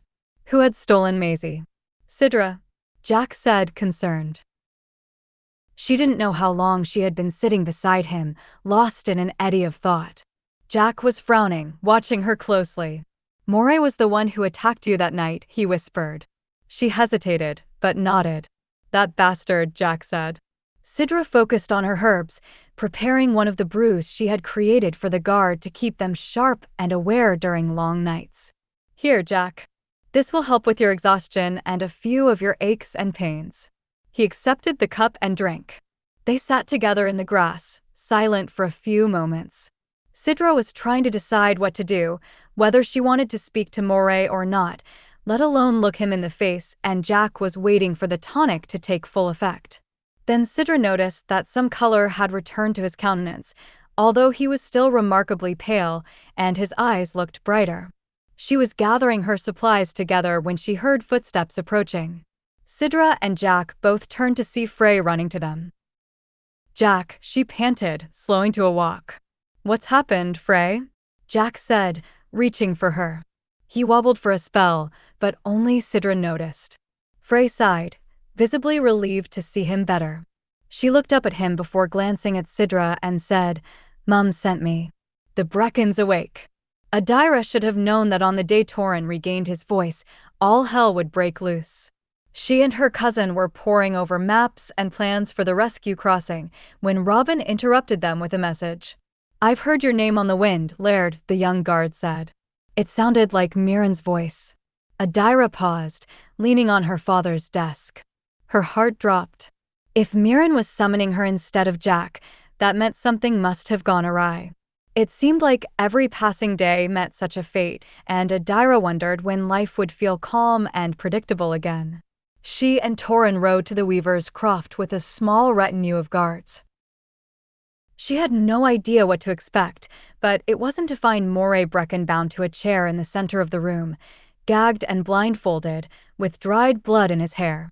Adaira came to a halt over the threshold so abruptly that Torin stepped on her heels. Her eyes quickly took inventory of her surroundings. She found Jack first. He was standing by the loom, behind Moray. Sidra was sitting on a stool at his side, as if the two of them wanted to remain out of sight. Mirren was by the hearth, Frey's long arms wrapped around her waist. "A word, Jack," Torin said. Jack nodded, and Adaira followed the men into Jack's bedroom for a debriefing. Sidra joined them, and they closed the door, leaving the guards in the common room to watch Moray. "What happened?" Adaira asked. Jack began to recount the recent events, but his voice sounded odd, as if he couldn't catch his breath. Adaira noticed there was a slight tremor in his hands, and his nails were broken to the quick. He refrained from saying that he had played for the spirits, but Adaira knew that was exactly what he had done. He also seemed to be holding something back, breaking his sentences and leaving them incomplete. "He was trying to kidnap Frey," Jack finally said, wavering like he was about to collapse. Adaira reached out to steady him, and Sidra hurried to say, "You need to sit down, Jack." "Here, over to the bed," Adaira said, and together they shuffled him to the bedside. Jack groaned as he sat. Perspiration beaded his upper lip. "I'm fine. It's just stifling in here, isn't it?" Sidra glanced at Torin. "Will you crack open the shutter? He needs fresh air." Torin obeyed, and Adaira felt like she could also breathe a little deeper now that cool air was trickling into the small chamber. "Do you think he's the one who stole the other lasses?" Torin asked in a clipped tone. Jack hesitated, looking at Sidra. Adaira knew it then. She knew Moray had fooled her, time and time again, and her face flushed. Torin was the first to respond. He nearly ripped the bedroom door from its hinges as he stormed back into the common room. His rage was like lightning striking the ground, and Adaira had no choice but to chase after him. Her cousin made a beeline for Moray, and before Adaira could command him, Torin's fist was smashing into the Breccan's jaw. Adaira halted. "You stole my daughter," Torin said, looming over Moray. "You wounded my wife, and I will kill you for it." He kicked Moray in the chest, the very place the Breccan had once booted Sidra. The blow rocked him, overturning the chair. Moray hit the ground with a grunt of pain, sliding across the floor until he and his chair hit the back of the divan. "Adaira," Moray wheezed through the gag. She didn't know how Moray knew she was present. He was still blindfolded, and she had made no indication that she was present. Chills swept through her as she watched Torin stalk him, preparing to land another blow. At last, Adaira moved to interfere. She needed Moray Breccan conscious and whole and most of all able to speak. Sidra beat her to it, moving to stand behind Moray in Torin's line of sight. She reached out her hand to him and said, "Not like this, Torin." Adaira watched as Torin's breaths heaved. Her cousin had never been one to back down in a fight, and she was amazed when he calmed himself, accepting Sidra's hand. He stepped over the Breccan, finding a place along the back wall to stand and watch, with Sidra tucked under his arm. Rattled, Adaira took a moment to steady her voice. She turned to the guards and said, "Will two of you please set Moray Breccan and his chair upright?" Her guards hurried to obey. Moray's breaths were labored, and blood was trickling from the corner of his mouth. It suddenly felt warm and cramped in the cottage as Adaira stepped closer to the western air. Her heart was beating far too swiftly for her liking, but her face was composed and cold, the expression her father taught her to wear when it came to justice. Adaira yanked the blindfold away from Moray's eyes. She watched the harsh lines in his brow ease as he stared up at her, as if he believed she would save him. "Before I remove this gag from your mouth," she began, "I want you to know that we kill Breccans who trespass into the east with ill intent. You're here on my lands, uninvited and unexpected, and I can only presume you came either to betray me or cause pain to my clan. I'm going to ask you questions, and I expect you to answer everything with honesty. If you understand and agree to that, nod your head." Moray's eyes smoldered, but he nodded. Adaira pulled the gag from his mouth, and he coughed. One of the guards brought her a chair to sit before the Breccan, and she was about to take a seat when Jack stepped forward. "Laird," he said, and while his voice still sounded strained, he stepped toward her with confidence. "May I share a suggestion?" "Go on," she said. But he didn't have to explain. Jack unsheathed the dirk at his belt. His truth blade. Adaira accepted his offering and returned to stand before Moray. "Are you going to cut my throat before giving me the chance to speak?" Moray asked. "Because I have a story you will want to hear." Adaira ignored his sarcasm and the curiosity she felt at his taunt. "While your blood runs from this blade, you will be compelled to answer everything I ask you in truth. I'm going to cut you now because I don't trust you to speak honestly without it." She sliced his skin just below his knee. Moray didn't react. The sting of blades was familiar to him. Adaira finally sat, her eyes fixed on his. But she could see his blood running in thin ribbons down the hide and leather of his boot. "Why are you in the east, Moray Breccan?" she asked. He bared his teeth. He was trying to resist answering, but the enchantment was in his blood. "To steal a lass," he replied. Adaira was prepared for this answer, but his acknowledgement of his intent still hit her like a fist. She struggled to tamp down her rising gorge, to keep her mind sharp and uncluttered from emotion. She asked, "Were you the one who stole the other Tamerlaine lasses?" "I was." "Where are the 3 lasses being held?" "They're in the keeper of the Eighthwood's cottage." Adaira noticed that Jack shifted. He was standing near his bedroom door, but he glanced at Mirren, who continued to stand with Frey before the hearth. The weaver looked pale as she stared at her son, and Adaira made a note to ask Mirren about this later. "And where is that?" she continued. "Upstream and past the clan line, deep in the heart of the woods." Torrin flinched. Adaira held up her hand, silently commanding him to stay where he was. "Did you partake in the most recent raid to cover your move of returning Eliza Elliott to the east?" she asked. "Indeed." "Why return only one of the lasses?" "Because I wanted to prove to you that I am merciful and I do nothing without thought," Moray answered. "I knew you would soon discover I was the one stealing them, and you would burn with anger toward me. I needed to prove to you that there was a reason for the snatchings, and that, most of all, the lasses were being treated gently in the West." "Why steal them?" Adaira asked. "Why have you and your clan sunk so low as to take our daughters?" A hint of a smile played over Moray's lips. "Grant me another cut, Adaira. Because what I'm about to tell you, I need you to know its truth." She sat there for a moment, solemn and full of worry. But he was right. The first cut was already mending. So she granted him another wound, deep enough this time to draw a grimace across his face. "Now then," Adaira said. "Why?" Moray seemed to settle in the chair, as if preparing for a long encounter. "On a stormy autumn night nearly 23 years ago," he began, "the Laird of the West and her consort welcomed their first child into the world. A lad with hair like corn silk and a voice like a bleating goat. And yet he was not alone. Another bairn followed on his heels. A very small lass. She was tiny compared to her twin, with hair white as moon thistle." Moray paused. Adaira swallowed and said, "Go on." Her enemy smiled and continued. She seemed shocked to enter the world on such a night, and my parents held her in awe, willing her to cry, to nurse, to open her eyes. Even then she defied them, and when the druid entered the chamber to bless the new bairns 3 days after their birth, he would not bless the lass. "She is sickly," he said. "There is a great chance your true daughter has been stolen by the spirits. Appoint a person you trust to set this lass in a place where the wind is gentle, where the earth is soft, where fire can strike in a moment, and where the water flows with a comforting song. A place where the old spirits gather, for they can return your true daughter, who is strong and destined for greatness in our clan."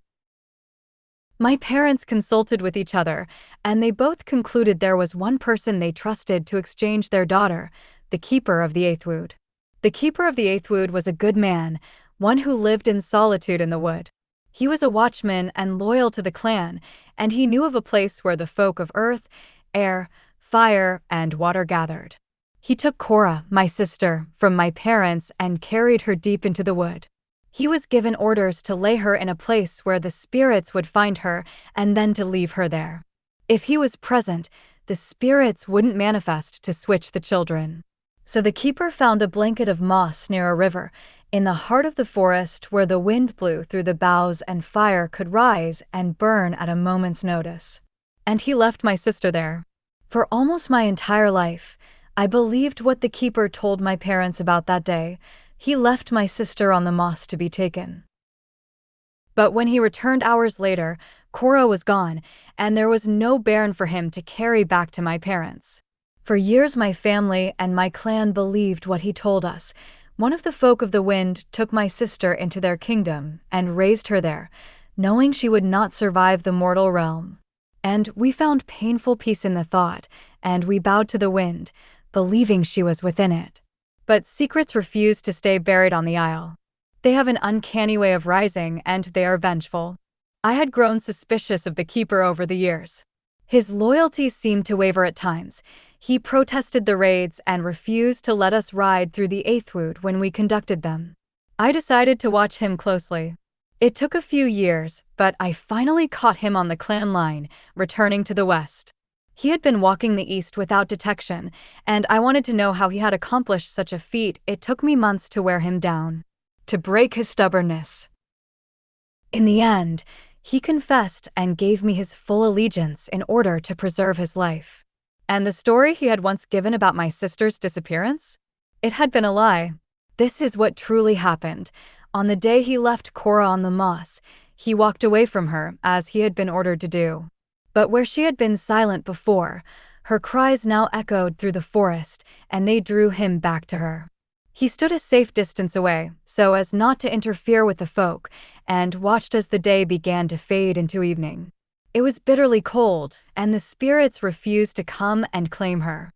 Soon, her cries drew a wolf, and the keeper fought off the beast and was wounded. His arm bled, and he chose to pick up my sister and deliver her elsewhere. He had lost a good deal of blood and become disoriented, but he knew the river would lead him home. He stepped into the currents and followed the river, unaware that he was walking in the opposite direction of his home. He claims that he didn't realize the moment he crossed, owing to his distress, but soon the trees fell away, and he stood in an unfamiliar valley. He knew he was no longer in the west, but the East Guard had taken no note of his presence. A terrible inkling came to the keeper.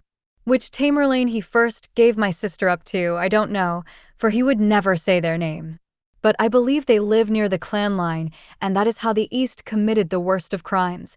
They took a daughter of the West as their own. I've always wondered what the Tamerlanes who accepted her were thinking. Perhaps they didn't want my sister to grow up so close to the clan line, where the West and her true clan might call to her blood one day. Perhaps at first the Tamerlanes didn't fully know who my sister was, a child of their greatest enemy, the offspring of the Western Laird.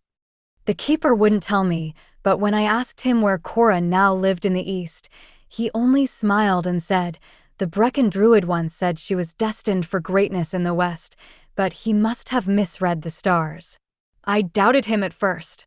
I believed the keeper's claims were those of a man gone mad after a life of solitude in the woods. But I also was determined to find my sister. And what better way than to walk the east, listening to the gossip that rides your winds? I visited numerous times, entering through the secret of the river and empowered by the Orena's essence. I learned the lay of your lands, and I listened to the wind. I soon learned of the heiress, the only living child of the laird. And the Tamerlanes loved you. They called you Adaira, with hair the color of the moon and eyes the shade of the sea.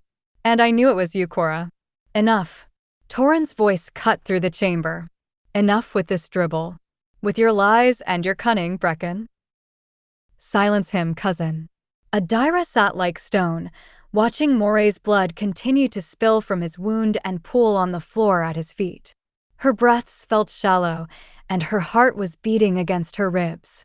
She raised her gaze back to his eyes and saw herself reflected in them. Why, then, did you steal the Tamerlane daughters? She asked. I wanted to tell you that day we met in the cave, Moray said. When you first wrote to me of a trade, it gave me hope. It was a sign that you were ready to come home. And I wanted to tell you the truth, so you would understand why I longed for vengeance. Why I chose to strike at the Tamerlane's hearts. But it was not my place to tell you. I took one of the Tamerlane daughters, hoping to gain the attention of the Eastern Laird. For him to realize what was happening and tell you who you truly are. And when he did nothing, I took another. I determined to keep stealing lasses until someone in the East gave up the secret and spoke truth. I simply didn't think it would take so long, that the Tamerlanes would be so tenacious and stubborn. I didn't think the Laird would pass away during my attempts, taking his secret to the grave as you rose in his place. I didn't think that I would have to be the one to speak your story, to behold your face when you heard it for the first time, Adaira, Laird of the East who was born in the West. But here we are. Moray paused, his voice softening. I've come to bring you home, Cora. Adaira had told herself that she wouldn't feel anything, that she would take him prisoner after he reached the end of his tale. But she couldn't ignore the mark, like a bruise, that the story left on her. The story was also like a sword, she couldn't prevent it from cutting her heart in two. And the story was like a veil torn from her eyes, she couldn't help but see her past from a different angle, even if it was ugly, terrible, and absurd. In the moment of quiet that followed, when Moray Breccan's story had ended and everyone in the chamber waited to see what she would do, Adaira remembered the spirits. It is her, they had said when they saw her on the shore and on the holy hill. It is her. They had known who she truly was. A girl of the West, raised by her enemies. Perhaps the folk had been watching her life, year after year, anticipating this moment. Will you come home with me, Cora? Moray said again. If you'll come home, the Tamerlane lasses I took will be returned to their families.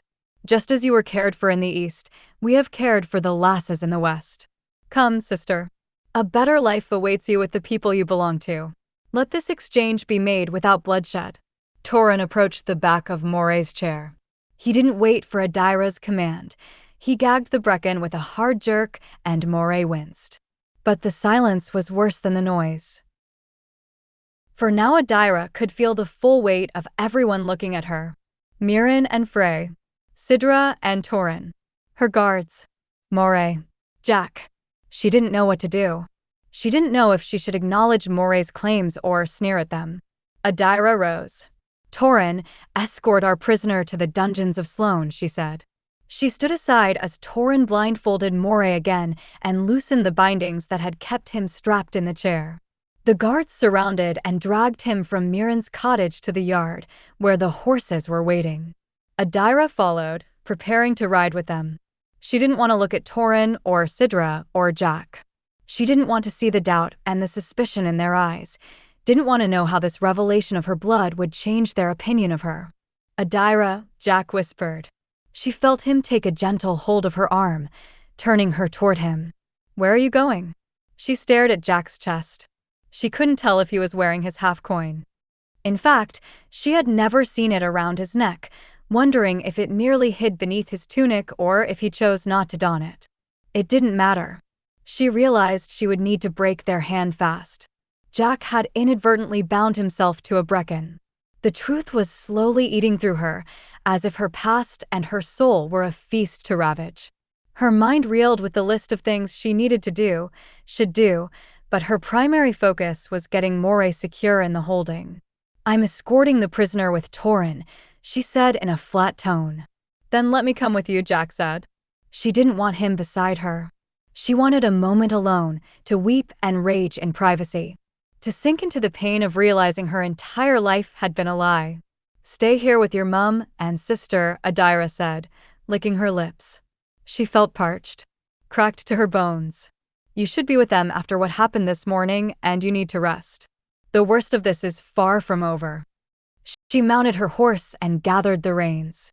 She looked at Torin, who was waiting for her nod, and then they began to ride east with Breccan in the center of their tight formation. Adaira felt Jack's gaze, but she couldn't bear to look behind and meet it. Jack watched her ride away. He was numb, and the tonic was beginning to lose its edge. A throb drummed at his temples. His thoughts were overflowing.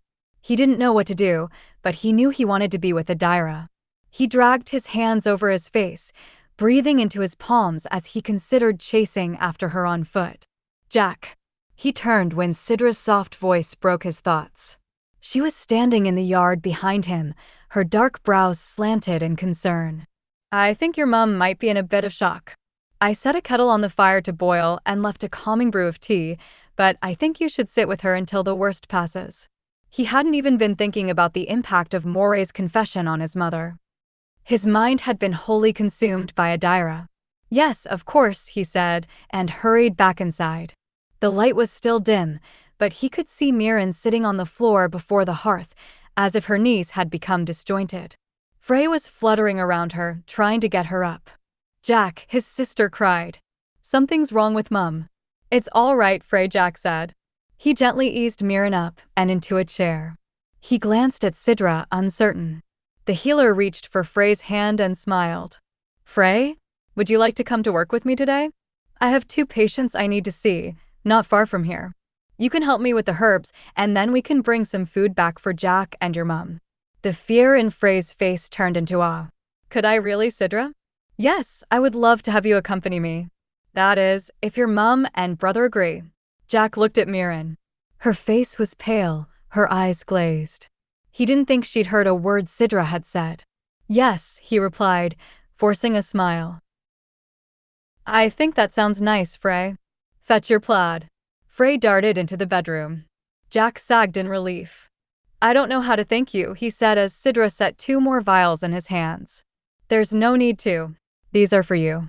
Take them when the pain returns," she said, glancing at Mirren. "Keep your mother warm and calm. The tea will help." Frey bounded back into the chamber, shawl in hand. Jack knotted it at her collar before trailing the women to the door. He had a moment of apprehension, letting Frey out of his sight. But he saw Sidra linking their fingers, her dog following them like a diligent guard. "We'll be back in 2 hours, Sidra called to him. He nodded. He waited until they had faded from sight before he shut the front door. He exhaled against the wood. His exhaustion was rising, but there was no time to rest. He believed Moray Breccan's story. He believed every word, but Jack knew there were pieces still missing. Pieces only his mother held. The kettle was hissing. Jack removed it from the fire, adding the herbs Sidra had given him for tea. He poured 2 cups and brought one to Mirren, ensuring that her hands could hold it before he tucked a blanket over her knees. He sat down in the chair across from her, waiting until she took a few sips. She seemed to return to life, remembering herself.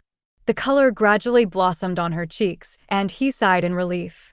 "Can I ask you something, Mum?" Mirren looked at him. Her shoulders were still stooped, as if she was in pain. But her voice was clear when she spoke. "Yes, Jack." He drew in a shaky breath. He could smell the fragrance of the tea, the musty scent of the wool strung over her loom. He wondered how much this little cottage on the hill, built of stone and wood and thatch, had seen in its lifetime. He wondered what the walls would say if they could speak. What stories they guarded. On the night the keeper of the 8th Wood crossed the clan line with the Breccan's daughter in his arms, "He came to you," Jack said. "My father brought Adaira to you." Mirren, eyes shining with tears and decades of secrets, whispered yes. Chapter 26. A crowd had gathered in Sloane. The sight deepened Torin's worry as he and the guard approached, Moray still bound in the midst of them. The entire ride, Adaira had refused to meet Torin's gaze. He had glanced sidelong at her occasionally, tracing her profile. Her expression was like steel as they passed the city gates. The moment the Breccan was seen in the streets, the people's anger ignited. Torin drew his horse to a halt, watching as Una Carlo pushed through the crowd. "Is it true, Laird?" Una's voice cut through the air as she looked at Adaira. "Is it true you're a daughter of the West? That you're a Breccan by blood?" Adaira seemed to blanch. At last, she glanced at Torin, and he was struck by a horrible realization. He had opened the shutter in Jack's bedroom during the debriefing, but in his fury, he had forgotten to close it. Moray's story of Adaira's origins must have slipped out that small crack, riding the wind. This was not the way Torin envisioned the clan learning the truth, and when more questions were shot at Adaira, questions laced with wariness and devastation, Torin swiftly turned his horse around to face his cousin. "Escort Moray onto the dungeons," he told the closest guard. "See to it that no harm comes to him." It was a mess as the guards moved forward with Moray, forcing the crowd to part. Adaira remained frozen and mounted on her horse, listening as the din rose around her. Torin wove his way to her side, his stallion nearly trampling a few people in the process. The Elliot boys had approached her now. Eliza's older brothers. "You knew all along the Breccans were taking the lasses," the younger Elliot boy shouted, veins pulsing in his temples. "You knew and were trading with our enemies in secret." "Of course she would," the other brother snarled. "She was giving away our goods, rewarding them for snatching our sister." "That's not true," Adaira said, but her voice broke. "You were fraternizing with our enemies. Why would we believe you, when you've played us for fools and lied to us for years? Whose side holds your allegiance?" The comments and questions rose and spun like a whirlwind. Adaira tried to respond again, to calm the people's distress and anger, but their voices were overpowering hers. Spirits below, Torin thought. The clan knew of the trade. Like a fool, Moray had remarked about that private meeting between him and Adaira, and now everyone knew only bits and pieces. Enough for the information to become twisted against Adaira, even as she had only striven for peace and the Tamerlane's good. "Quiet," Torin shouted. To his shock, the crowd heeded him. Their eyes shifted from Adaira to him, and he suddenly didn't know what to say as he felt the weight of their gaze on him.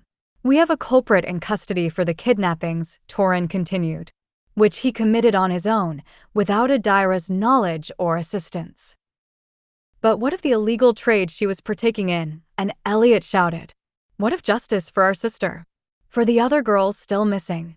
"Justice will be served," Torin said. "But first, you must let me and your laird pass safely and quickly to the castle, where we can settle the matter and bring home the other lasses." The crowd began to step back, clearing a path. Adaira still seemed frozen, and Torin reached over to grab her reins, urging both of their horses forward. He didn't relax, not even when they reached the safety of the castle courtyard. "Audie," he said, watching her dismount. "I'm fine, Torin," she replied, but her face was pale. "Go see to Moray in the dungeons. And then meet me in the library. We have things we need to discuss." He nodded, watching her stride into the castle. His thoughts were roaring as he hurried down to the coldest, dampest cell. Moray was being thoroughly searched, and Torin watched by torchlight as his guards found a hidden dirk in the Breccan's boot. The blindfold and gag were removed, and Moray took his first look at his new surroundings. Stone, iron, and meager firelight. His wrists and ankles were shackled to the wall. "I want to speak to Adaira," he demanded as his cell was latched and bolted. "She'll speak to you when she wants to," Torin said. He appointed 5 guards to keep watch and then ascended to the brighter levels of the castle. At last, Torin thought. They had found the girl's kidnapper. He knew Maisie's exact location. At last, he had imprisoned the guilty Breccan in the dungeons. And yet how heavy his heart was. This day had dawned with hope, with his voice restored and plans coming together. One confession had now altered everything. There was no triumph within him as he found Adaira sitting at her father's desk, writing a letter. Torin watched her intently for a moment, as if she had changed. He tried to find traces of his enemy in the features of her face, in the color of her hair, in the sprawl of her handwriting. But she was his cousin. She was the same Adaira he had grown up protecting and adoring. He didn't care what blood she hailed from. He loved her, and he would fight for her. "I'm writing Ines Breccan," she said, dipping her quill into the ink. "I want you to read this letter after I'm done, to approve it." Torin shifted his weight. "Very well. But you don't need my approval, Audie." The sound of her nickname made her pause. He waited, hoping she would breathe, that she would look at him and tell him what was cascading through her mind. But Adaira continued with her writing. Soon, she was finished. She stood and brought the letter to him. "Dear Ines, the heir of the West has trespassed into the East with ill intent. I had no choice but to bring your son to the fortress, where he will be held until we can settle an important matter between our two clans. I would like to meet you tomorrow at sunrise at the northern signpost. I cannot ask you to come alone or unarmed, but all the same, I ask for this exchange between us to be peaceful. I don't desire to see bloodshed or lives lost, even as this matter is one that is driven by the fires of emotion. I believe we can reach a settlement that will appease both of our clans face to face. I will await you tomorrow at first light. Respectfully yours, Adaira Tamerlaine, Laird of the East." Torin sighed. "What is the settlement?" "I'm not sure yet," Adaira replied. "I need to see how angry Ines is going to be upon discovering that her son and heir is imprisoned and guilty of stealing children, or relieved upon learning that her lost daughter is indeed very much alive and well." Torin studied her face. She was staring at her written words, held in his hands. He whispered, "Look at me, Audie." She did. And he saw the fear in her eyes, as if she was waiting for him to reject her. "I don't care whose blood you belong to," he said. "You're a Tamerlane, and that's the end of it." She nodded, but he could tell she was struggling to find comfort in his statement. "Whatever comes tomorrow, I think we need to prepare for conflict at the clan line." "I'll send the auxiliary forces," Torin said, handing her the letter. "And yes, of course I approve your letter." Adaira folded and sealed it. She pressed her signet ring into the wax, marking the Tamerlane crest. Torin's breath caught when he saw that Adaira was removing the ring from her hand, still warm from the wax. He felt the blood drain from his face when she approached him, the golden ring cupped in her palm. She extended it out to him, waiting for him to accept. "What are you doing?" he growled at her. "I don't want this. I cannot lead this clan in good faith," she said, "not knowing who I truly am." "You're a Tamerlane, Audie. One wild story from the enemy doesn't change that." "No, it doesn't," she agreed sadly. "But it has pierced the hearts of the clan, and I no longer have their trust." "They will listen to you, Torin. You saw what happened outside. You are their protector. You are of their blood. After I meet with Ines and the settlement is made tomorrow, I will announce that you have replaced me as Laird, and hopefully the East will be at peace again." Torin glared at her. Her edges were blurring. He blinked away his tears before they could fall. What was this settlement she continued to speak of? Why did the notion of it terrify him? "Please, Torin," she whispered. "Take the ring." He knew she was right. And he hated it. He hated that their lives were breaking apart, and he was powerless to stop it. He hated that she was stepping down. He hated that he now had to carry this weight. But he did as she asked. He followed her last order. He slipped the ring onto his finger. Adaira retreated to her room. She locked the door and melted to the rug, weeping until she felt hollow. She lay there, longing for her parents as she watched the sunlight move across the floor with the passing hours. Eventually, a rap sounded on her door, and she forced herself to stand. Answering the knock with a hitch of anxiousness, Adaira was surprised to see 2 guards stationed at her threshold. She wasn't sure if they were there by Torin's orders, to protect her, or had been appointed to keep an eye on her, to prevent her from leaving. "A letter has arrived for you," one of them said, extending the parchment. Adaira knew it was Ines's reply. She accepted the letter and shut the door, breaking the seal. The Laird of the West's response was surprisingly terse. "I agree to your terms, Adaira. I will see you at dawn. I'll be." Adaira threw the letter into the fire. She watched it turn to ash until her red shawl caught her eye, draped over the back of her reading chair. Lorna had given her this plaid years ago. Her mother had asked Mirren to weave one of her secrets into the pattern. Adaira was weary of secrets. She was weary of lies. She hated how she had worn one around her shoulders for years. She gathered her plaid in her hands. It was soft, well worn from years of guarding her against the wind when she roamed the hills. She pulled at it with all the fury and anguish within her. The enchantment was gone, and the plaid tore apart in her hands. It was late afternoon when auxiliary forces arrived to keep watch over the river in Mirren's Valley. Jack needed to speak with Adaira.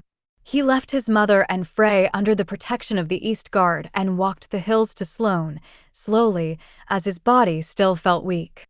He had filed down the worn edges of his nails, but there was still a tremor in his hands. He wondered how long it would be before he could play again. This entire day had been strange, almost dreamlike. As if an entire season had bloomed and died in a matter of hours. Eventide was on the cusp of surrendering to a dark night, and the shadows had grown thick at Jack's feet by the time he walked into Sloane. He didn't know what to expect, but he was surprised by the animosity in the city. He walked through gossip and whispers, and most of it was about Adaira, about who she was and what the clan wanted to do about her. Some thought she had known who she was all along and had willingly fooled them. Some were sympathetic to her plight. Some thought she had been fraternizing with the enemy, beneath the guise of a trade, and should face a trial. Others thought she should abdicate her lairdship by sundown, but not before she ensured the safe return of the three girls. Disconcerted, Jack went straight to Adaira's quarters by way of the main corridor, only to discover that guards were stationed there. He didn't know if they were present to protect her or keep her locked within. So Jack slipped into his chamber and used the secret passage to approach Adaira's room. He stood in the cobwebbed shadows, gently knocking on the panel. Adaira? There was silence. Jack's hand was seeking the latch in the darkness when he heard the panel pop open. A thread of light spilled over him as Adaira opened the door. She was wearing nothing more than a thin robe, and her hair was loose and damp, spilling across her shoulders. Jack stiffened. He could smell the fragrance of lavender and honey on her skin, and he glanced beyond her to where a copper tub sat in the corner of the room. "Am I interrupting you?" he whispered, lamenting his poor timing. "I just finished." "Come in, Jack." Adaira shifted, welcoming him inside, and Jack stepped over the threshold. As a moment of silence passed between them, Jack found himself unable to look away from her. There were many things he wanted to share with her tonight, yet the sight of her so undressed had surprised him. She stole his attention entirely as she walked to the fire. Her feet were bare, her face was flushed, and her wet hair had left diaphanous patches on the front of her robe. Adaira had yet to truly look at him, to speak to him. It was as though she was alone as she reached for the bottle of wine on a hearthside table and poured herself a glass. She broke the silence before he could. "I suppose you want our handfast revoked. I'll see to it first thing tomorrow." "And why would I want that?" Jack countered. His sharp tone drew her eyes. She stared at him, at last noticing how nice he looked. He had come to her wearing his best. His wedding raiment. "You didn't know you were marrying a Breccan," she drawled. "No," he said gently. "I didn't know." She narrowed her eyes at him and drained her wine. "What I know is that the people are talking about me. And it isn't good talk. You should distance yourself from me immediately, Jack. This cannot end well." Jack stepped forward to catch her hand. Her fingers were hot in his, as if she were burning from within. He noticed the signet ring was gone, and he was swarmed with unspeakable sadness, sensing she had willingly removed it. He raised his eyes to meet hers. She was rigid, guarded, as if she was waiting to hear him reject her. "Let them," he said. "Let them talk. All that matters in this moment is you and me and what we know is true." She was surprised.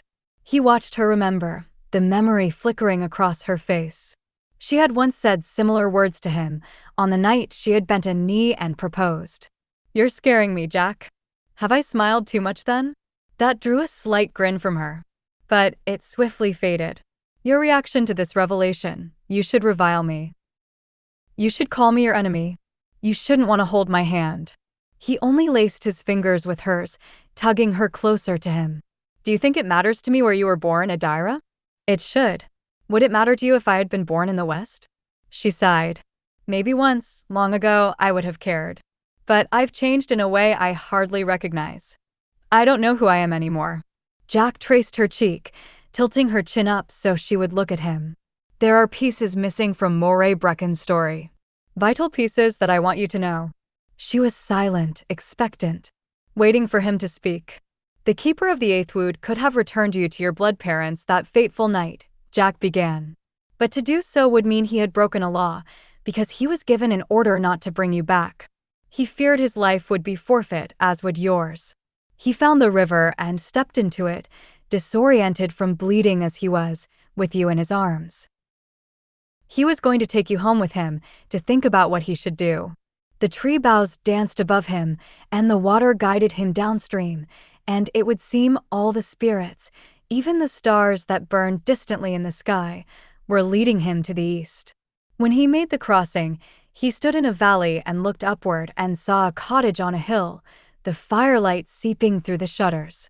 Little did he know that a weaver lived there alone, young and lonely and married to secrets, and that she often remained awake, deep into the night, weaving at her loom. He chose to knock on her door, and she welcomed him inside, despite the fact that he wore a blue plaid at his shoulder and wode tattoos on his skin. She swiftly realized he held a babe, and he asked for the weaver's help. Mirren assisted him, and she said the moment she cradled you, her heart leapt in joy. She could scarcely understand it, but she said it was like finding a piece of herself that had been missing. And the keeper thought, here's a good woman who will love this lass as her own and give her the tender care she needs to survive. He left you with my mum, and they both swore to hold this secret between them, and he believed he would never cross through the river again. But he returned not a day later to check on you and the dark-eyed weaver. He had learned the secret flaw of the clan line, that if he gave his blood to the river and walked in the water, he could pass undetected. And so he visited frequently, as if there were a cord tying him to that cottage on the hill, pulling him to the east. He was concerned, for you were still very small, and my mum didn't know much about newborn babes. She had no choice but to bring Sanga Campbell into the arrangement, and the healer did all she could to help you grow. Sanga told Mirren that the Laird and Lady of the East longed for a bairn, but she feared that Lorna Tamerlaine would have complications in her imminent delivery. The healer asked Mirren if she would give you up to them. And while my mum never wanted to surrender you, she had kept you a secret for several weeks, she agreed. Soon, Lorna's labor began. It was long and difficult, and the babe was stillborn. Sanga said they all wept in the birthing chamber. They wept and mourned in that hour, and Sanga thought the grief would crush them. But then Mirren brought in a bundle of blankets. You wailed until my mother set you in Lorna's weary arms. You fell silent and content, and my mum says that's when she knew that you were supposed to belong to them. Those who were gathered in that chamber decided they would hold the secret of your origins and let the clan believe you were Alistair and Lorna's blood-born daughter. You belonged to them in love and in vows. They didn't care if your ancestry was of the West. You healed this clan and gave them joy. You brought laughter and life into the once dismal corridors of the castle. You brought hope to the East. And my mum, she was at peace, even though she missed you fiercely in the beginning. But little did she know that she would have her own son only 8 months later. He paused, surprised by how his voice wavered. Adaira raised her hand and laid it against the arch of his cheek, and he knew she was beginning to see him as he saw her. The threads that held them together. My father was the keeper of the eighth wood. It was he who brought you into the East, where he knew you would be safe and loved, said Jack. It was liberating to speak those forbidden words aloud. The weight slipped from his chest like a stone, and he shivered to feel the space it left behind, waiting to be filled. From your life came mine. I would not exist if you had been born in the East. I am but a verse inspired by your chorus, and I will follow you until the end, when the owl takes my bones and my name is nothing more than a remembrance on a headstone next to yours. Adaira smiled, tears shining in her eyes. Jack waited for her to break the silence that welled, a bright and heady moment that could morph into anything. He waited, knowing they could claim this day as their own.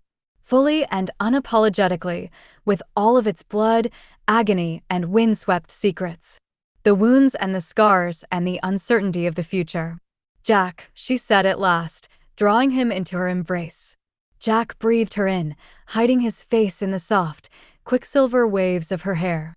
Adaira invited him to remain with her that night. She sensed no expectations within Jack, only his contentment. Contentment to be in her company, shut away from the spinning world beyond the chamber, if only for a span of a few starlit hours. She still marveled over his words, words that bound them closer than spoken vows had done.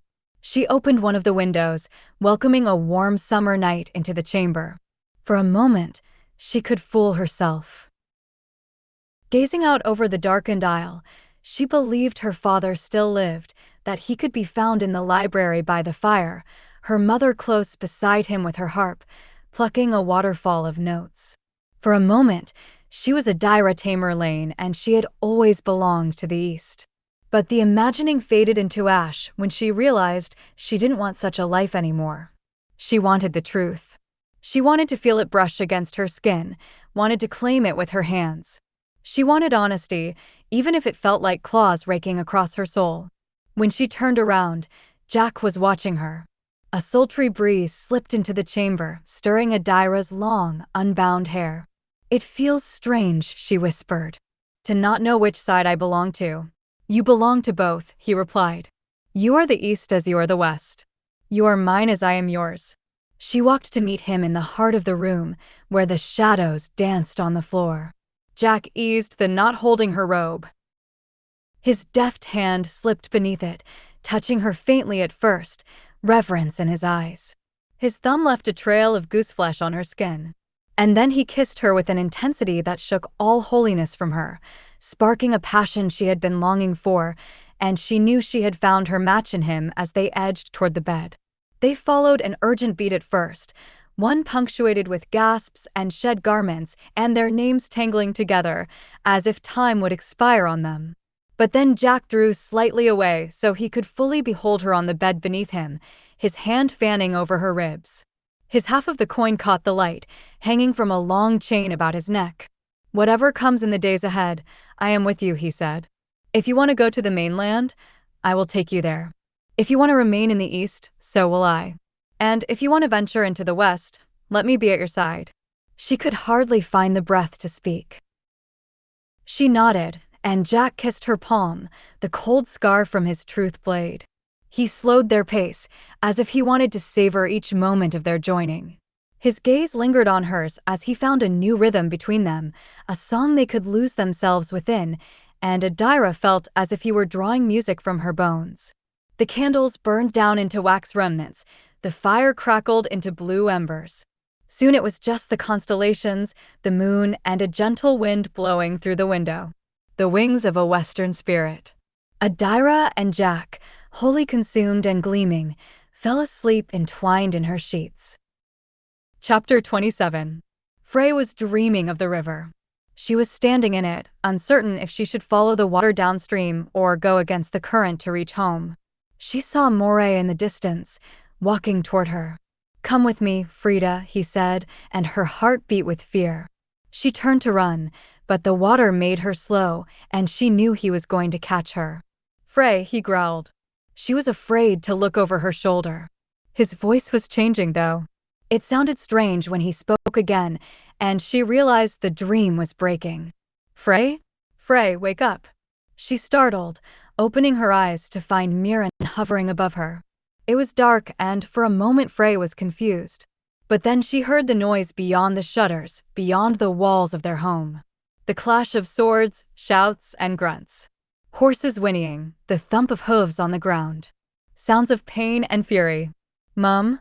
Frey whispered, and terror spun a chill through her.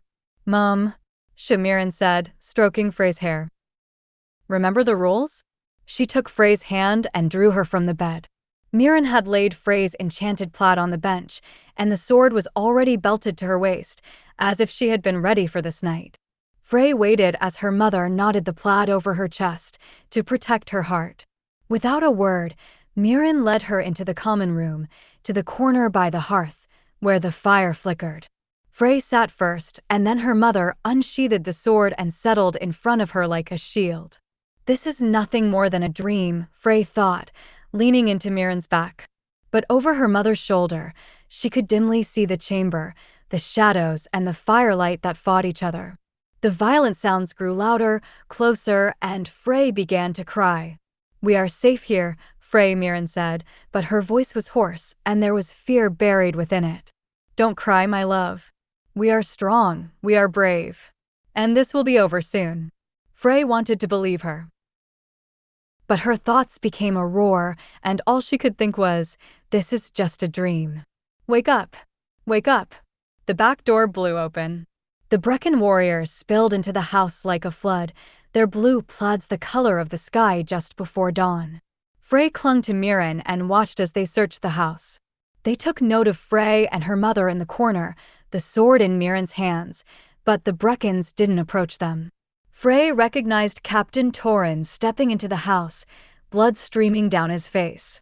One of the Breccans held a dirk to his throat. This was bad. This was very bad, Frey thought, and she whimpered and buried her face in Mirren's hair. It suddenly grew quiet and still in the house, as if ice had formed. Frey lifted her head to see what had inspired this strange reverence. A tall man stood in the chamber. He was dressed like the other Breccans, but there was something different about him. His face was softer, kinder. His hair was red like fire. Like copper. Like her own, Frey realized and grabbed the end of her braid. His hands were bound behind him, and Frey wondered what he had done to become a prisoner of his own kind. The man stared at Mirren, anguished. Frey could hear her mother's breath catch. The sword clattered from her hands, and Frey tugged on Mirren's chemise, thinking she shouldn't have dropped it. "Mom," Frey whispered, tremulous. But she sensed her mother was far away as she stared at the Breccan, and the Breccan stared at her. "Mirren," the man said. Her name was sweet in his voice, as if he had spoken it many times before, as a whisper, as a prayer. "Mirren." Frey was astounded. Her mother knew him? Frey felt his gaze shift to her, and she couldn't fight the draw of his stare. He looked different in the firelight, but she recognized him with a gasp.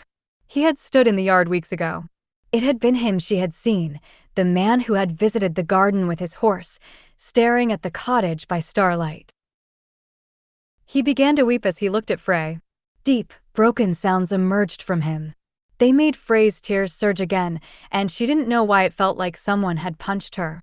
"You've looked upon them both," a Breccan with a scar on his face said to the red-haired man, "as per our agreement. And the legends will remember you not as a keeper, not as a man of valor and strength, but as a fool. They will call you traitor to your clan, Neil Breccan. Oath-breaker."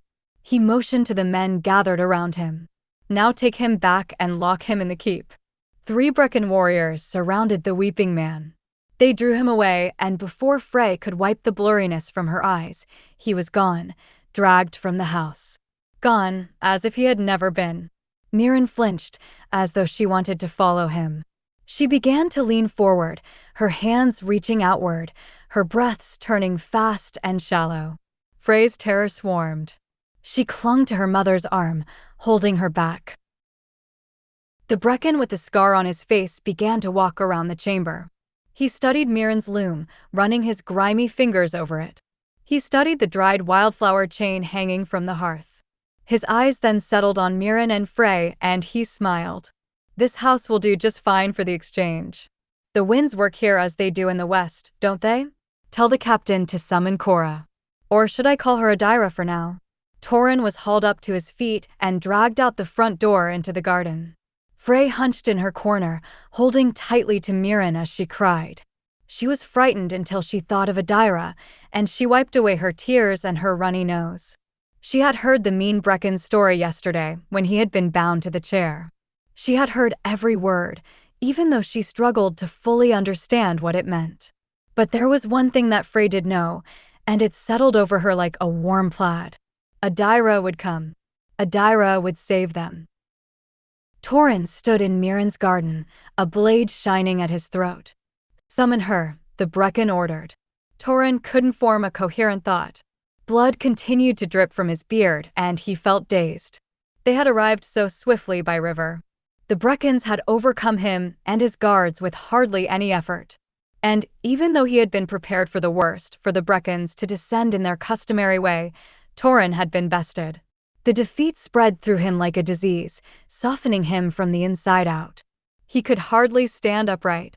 "Summon her," the Breccan said again, shifting the dirk so Torin could feel its sting against his neck. Torin gazed at the stars. When he felt the wind pass by, he spoke her name, and he put the last of his hope into the sound. Adaira. Adaira stirred, uncertain what had woken her. Jack lay close, his breaths deep with dreams, his arm draped across her waist.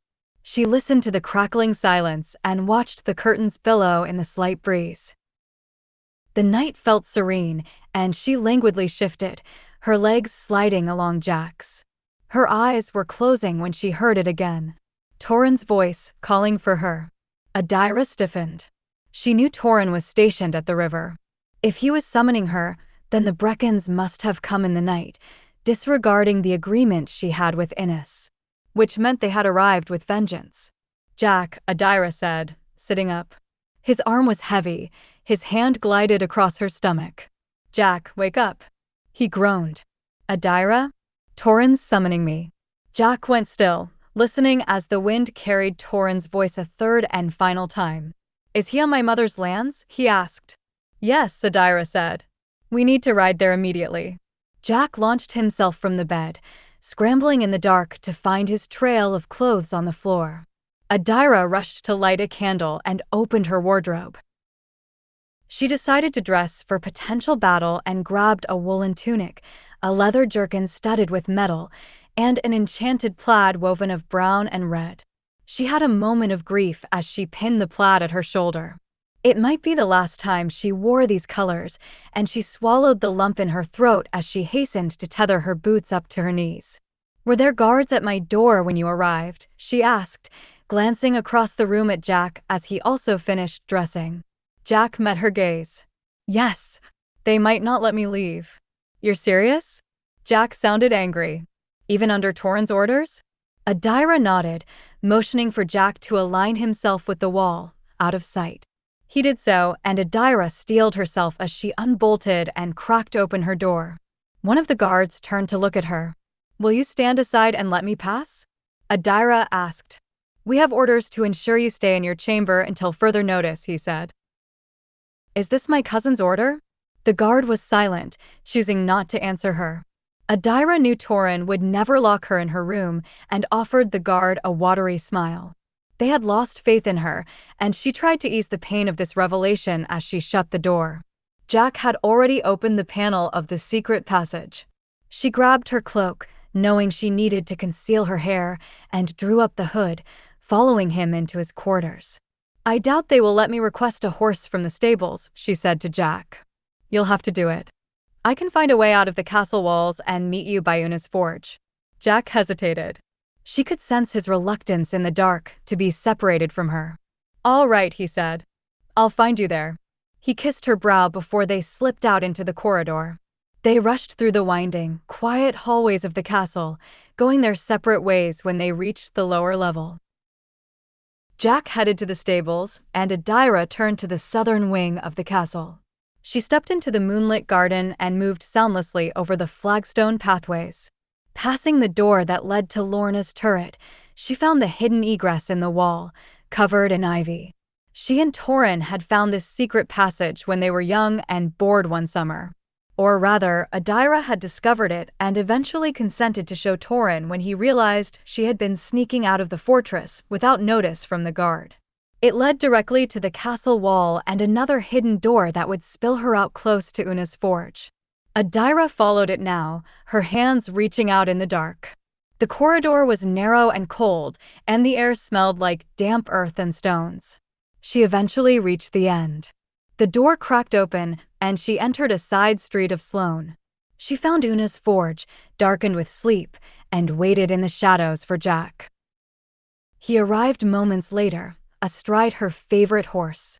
He shifted, making space for her, and Adaira mounted, settling in the saddle before him. His arms wound tightly about her as she took the reins. She rode through the city, a trace of fog in the streets. Once free of Sloane, Adaira diverged from the road, choosing to go by hill. The folk lent their aid, just as she hoped. For hills became 1, and 15 kilometers became 5.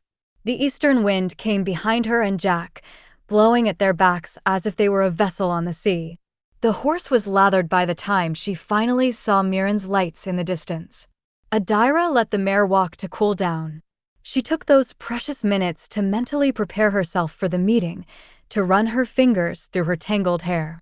She didn't know what she would find inside the house, but if everything played out as she had planned, then she had nothing to fear.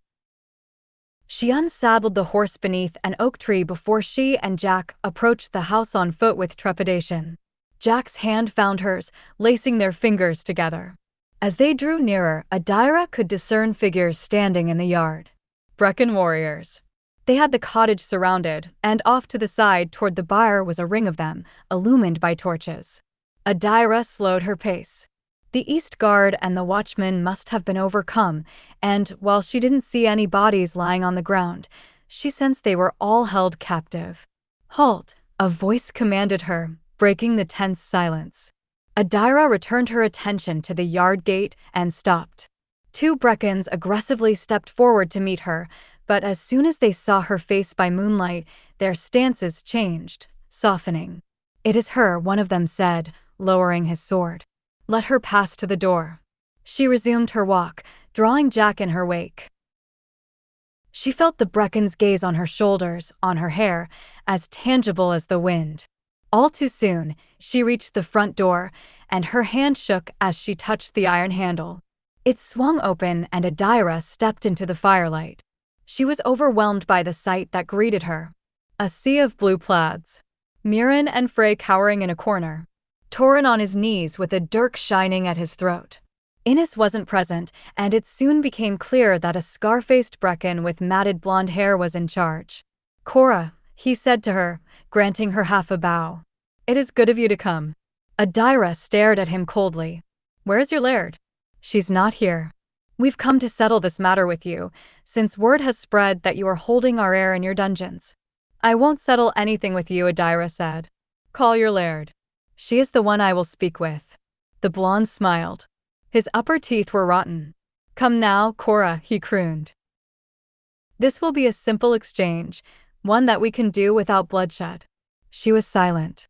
From the corner of her eye, she watched as Jack knelt with Mirren and Frey in the corner. "Your brother is intent on seeing you home safely," the Breccan continued. "If you will release him from the dungeons and follow him into the west, we will bring the 3 Tamerlaine lasses back to you." Torrin winced. Adaira glanced at her cousin. She could read the defeat in his face as a small tendril of blood began to stain his throat. She had never seen her cousin vanquished, and the sight alarmed her. "I won't negotiate with you," she said, returning her gaze to the Breccan. "Summon your laird." "I will only make an arrangement with Innes." "If you refuse to settle with us," he said, waving his hand toward Torrin, "then we'll slit the captain's throat." "Then you would be slitting the laird of the East's throat," Adaira said calmly. "And I will see to it that Moray's head is sent back to the west by sunrise." The Breccan paused, brow arched. The realization dawned on him, and his smile deepened. Adaira had given up her power, which meant she must not plan to stay in the East. He turned to one of his men and said, "Ride to the west and bring our laird back with you." The warrior nodded and slipped out the door. The period of waiting felt like a year. The silence roared, but Adaira didn't move or speak. She remained rooted to the floor, waiting for her mother to arrive. At last, the door creaked open. Innes stepped into the house, dressed for war. "What has happened here?" the laird demanded, but the frown on her face eased when she looked at Adaira. Their gazes met. Everything around them melted into obscurity as Adaira studied Innes and Innes studied Adaira, the emotion rising like a wave coming to shore. Adaira swallowed it down, holding it deep in her chest as she began to see all the features she had stolen from her mother. Her hair, her sharpness, her eyes. She wondered how she hadn't noticed it before when they met on the northern road. Did you know? Adaira whispered, unable to help herself. Did you know who I was when I saw you last? Ines was quiet, but a flicker of pain passed over her expression. I knew. Things came together in Adaira's mind. She now understood why Ines was so quick to apologize for the raid. Why she had brought the Elliots' winter stores back, including an overpayment of gold. She had known Adaira was her lost daughter, and she had sought peace with her. Then you also knew that Moray was stealing Tamerlane daughters? Adaira dared to continue. That your son was kidnapping and holding innocent lasses in the west while their parents mourned for them in the east? Ines's frown deepened. For a moment, Adaira was terrified of her as the laird's gaze swept the room, landing on the scar-faced Breccan. I was not aware of this. Is this true, Derek? Derek seemed to shrink as he said, It is, Laird. Moray sought justice for you and your family. For our clan. Ines's hand shot out to strike him.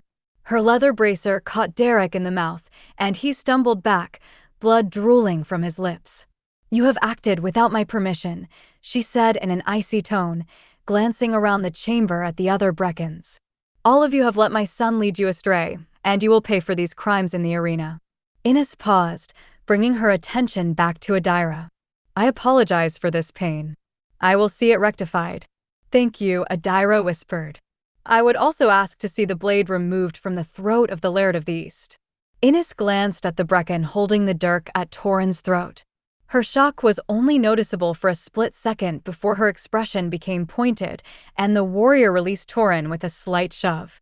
It took everything within Adaira not to rush to her cousin and help him to his feet. She could only watch as Torrin stood and limped across the room, coming to stand behind her. You wrote to me of a settlement, Ines said. Adaira nodded. Moray trespassed yesterday morning with the intent to steal another lass. He has committed crimes against the Tamerlaine clan, and although he is your heir, the East will want to hold him in chains to pay for his sins. I understand, Ines said in a careful tone. But I cannot return to my clan empty-handed. No, Adaira agreed. She could feel the perspiration dampen her skin as she prepared her next statement. She hadn't spoken of it to anyone. Not Torrin. Not Sidra. Not Jack. It had come to her the moment she had ripped apart her old shawl. She didn't need counsel, she knew what she wanted, and yet it still was difficult to acknowledge aloud. If you will see that the 3 Tamerlane lasses are safely returned within the hour, then I will follow you into the west.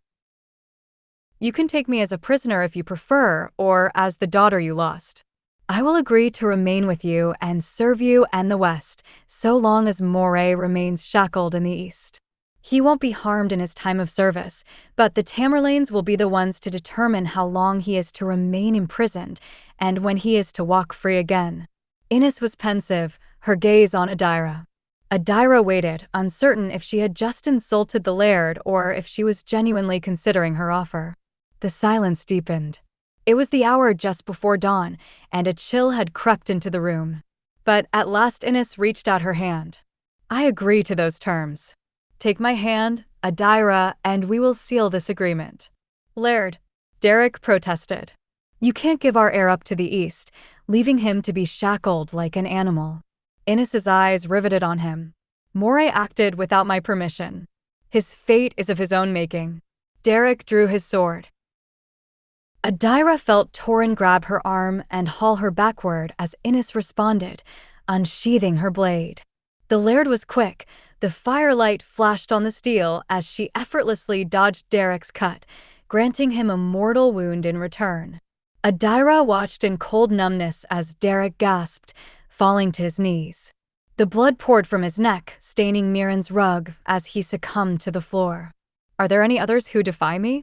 Ines taunted, looking at Moray's warriors. Step forward.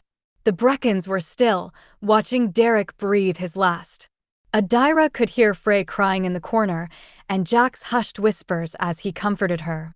She stared at the pool of blood on the floor, wondering what sort of life awaited her in the west. I agree to your settlement, Adaira, Ines said again.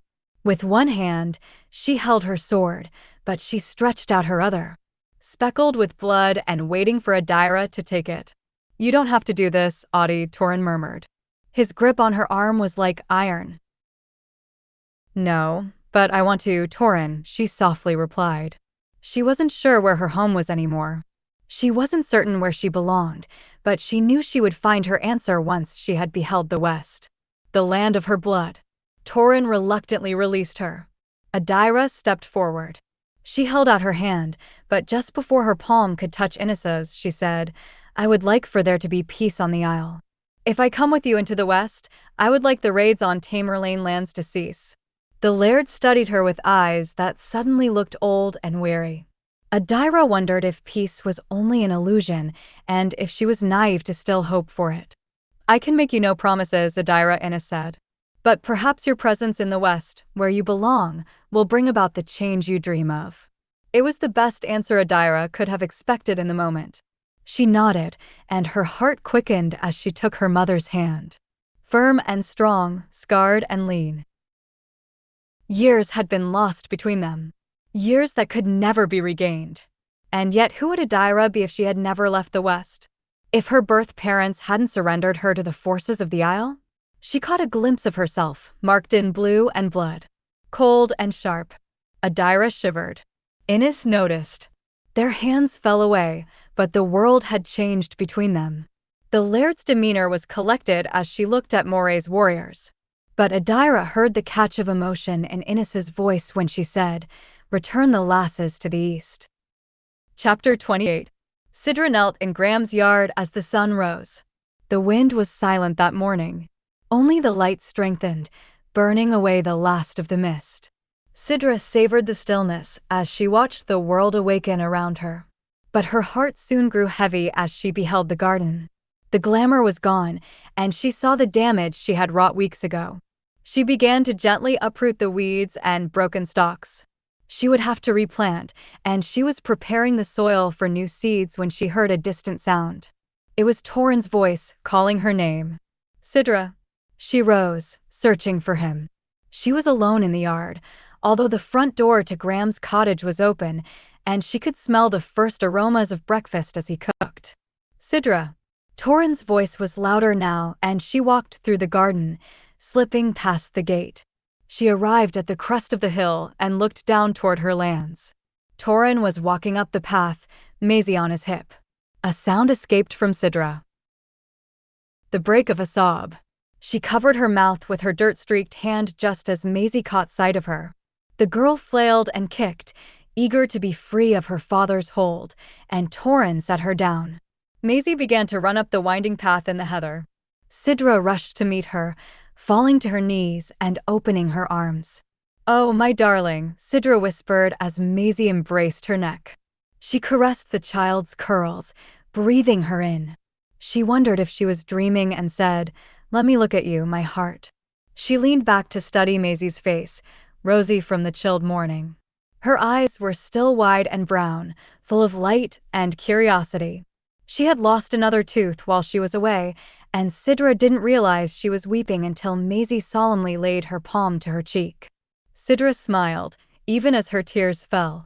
She held her daughter close to her chest, hiding her face in Maisie's wispy hair. She could sense Torin's presence as he reached them. He slowly lowered himself to the ground, his warmth seeping into her side.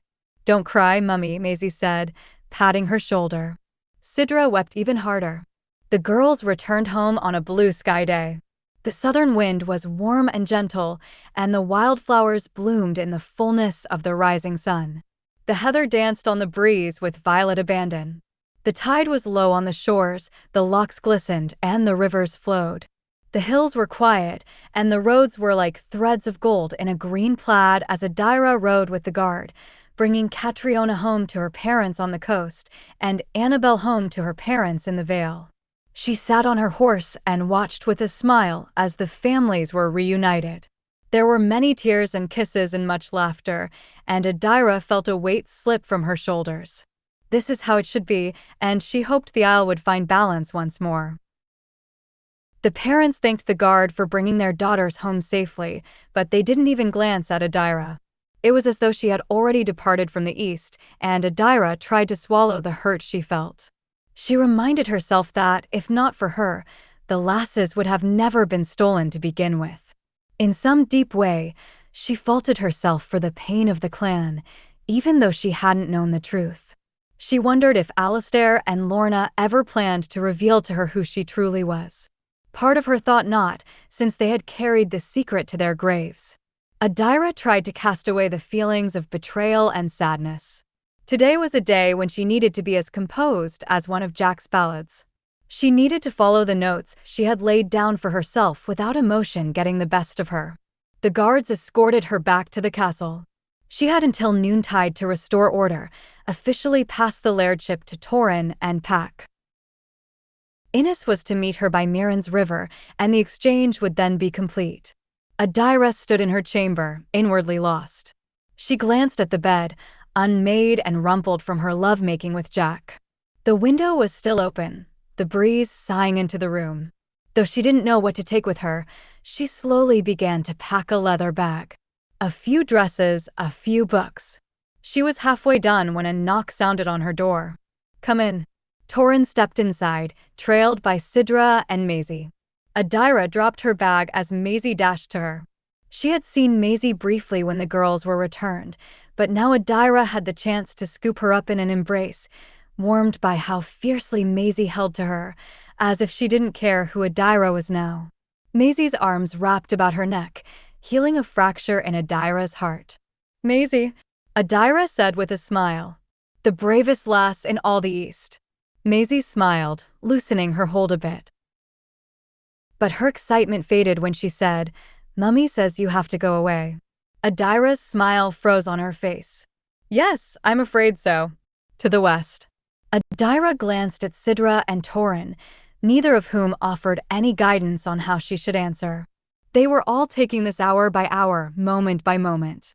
None of them knew what the girls had experienced in the West, even though they appeared to have been treated gently. "Yes, Maisie. So I need you to look after your mom and defer me while I'm gone. Can you do that?" Maisie nodded. "I have something for you." Her little hand shot out to Torrin, and he set a battered, coverless book on her palm. "What's this?" Adaira asked in a hushed tone. "Stories," Maisie said. "About the spirits." "Did you write them, Maisie?" "It was Joan Tamerlane's book," Torrin said, drawing Adaira's eyes. "My father gave it to me, and we want to give it to you. He claims the other half is in the West. Perhaps you will find it there." Adaira nodded, suddenly overcome. She hugged Maisie close and kissed her cheeks. "Thank you for the book. I will read it every night." "Elspeth will like the stories too," Maisie said, wiggling. Adaira released her, wondering who Elspeth was. But she didn't ask, and Sidra stepped forward next with a handful of vials. "For wounds," she began, holding up a glass brimming with dried herbs. "For sleep." Sidra held up another. "For your headaches." "And for cramps." Adaira smiled, accepting all four. "Thank you, Sid. If there's anything else you need while you're there," Sidra said, "let me know and I'll send it to you." "I will." Sidra embraced her, just as fiercely as Maisie had, and it was all Adaira could do not to cry. "The clan is gathering in the hall for the announcement," Torrin said, clearing his throat. "I'll wait for you there." Adaira nodded as Sidra released her to gather Maisie in her arms. The girl waved to Adaira just before they slipped out the door, and Adaira was thankful for the silence again. Holding the broken book and the herbs, she cried.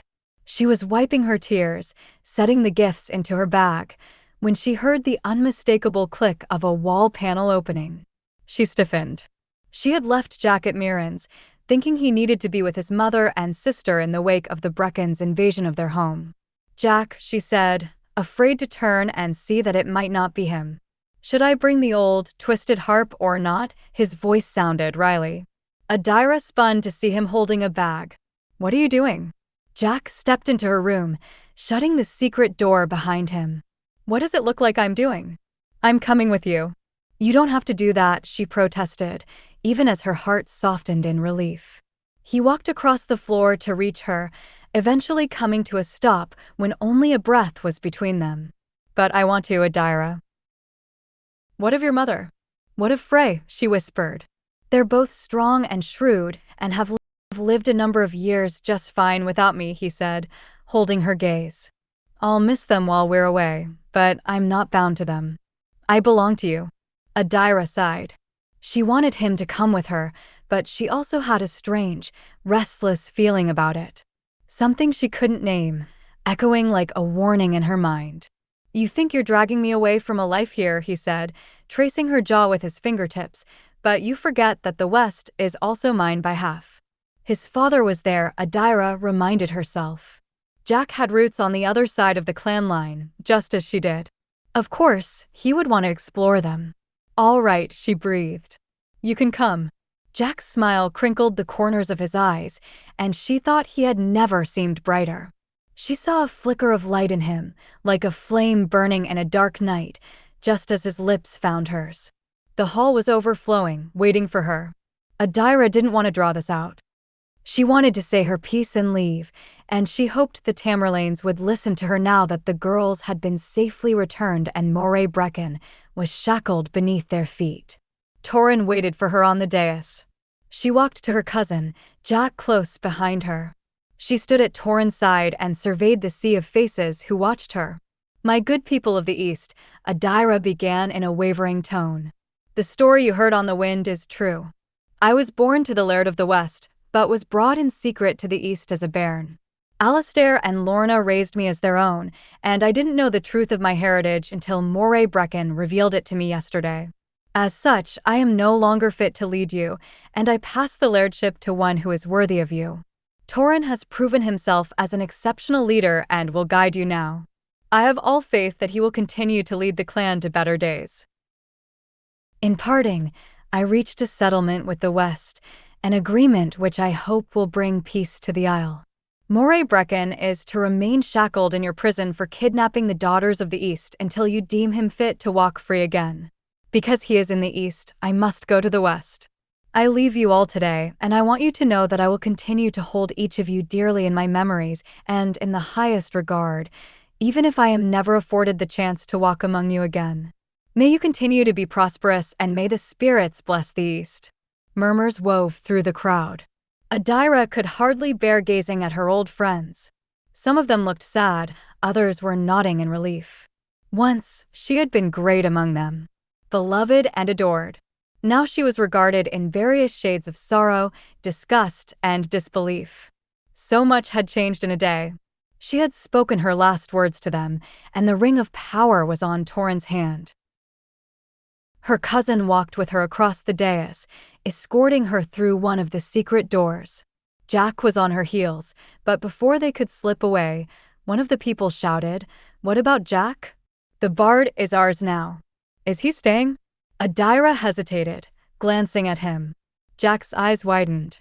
His surprise was evident, but he turned to look at the clan. "I go where she goes."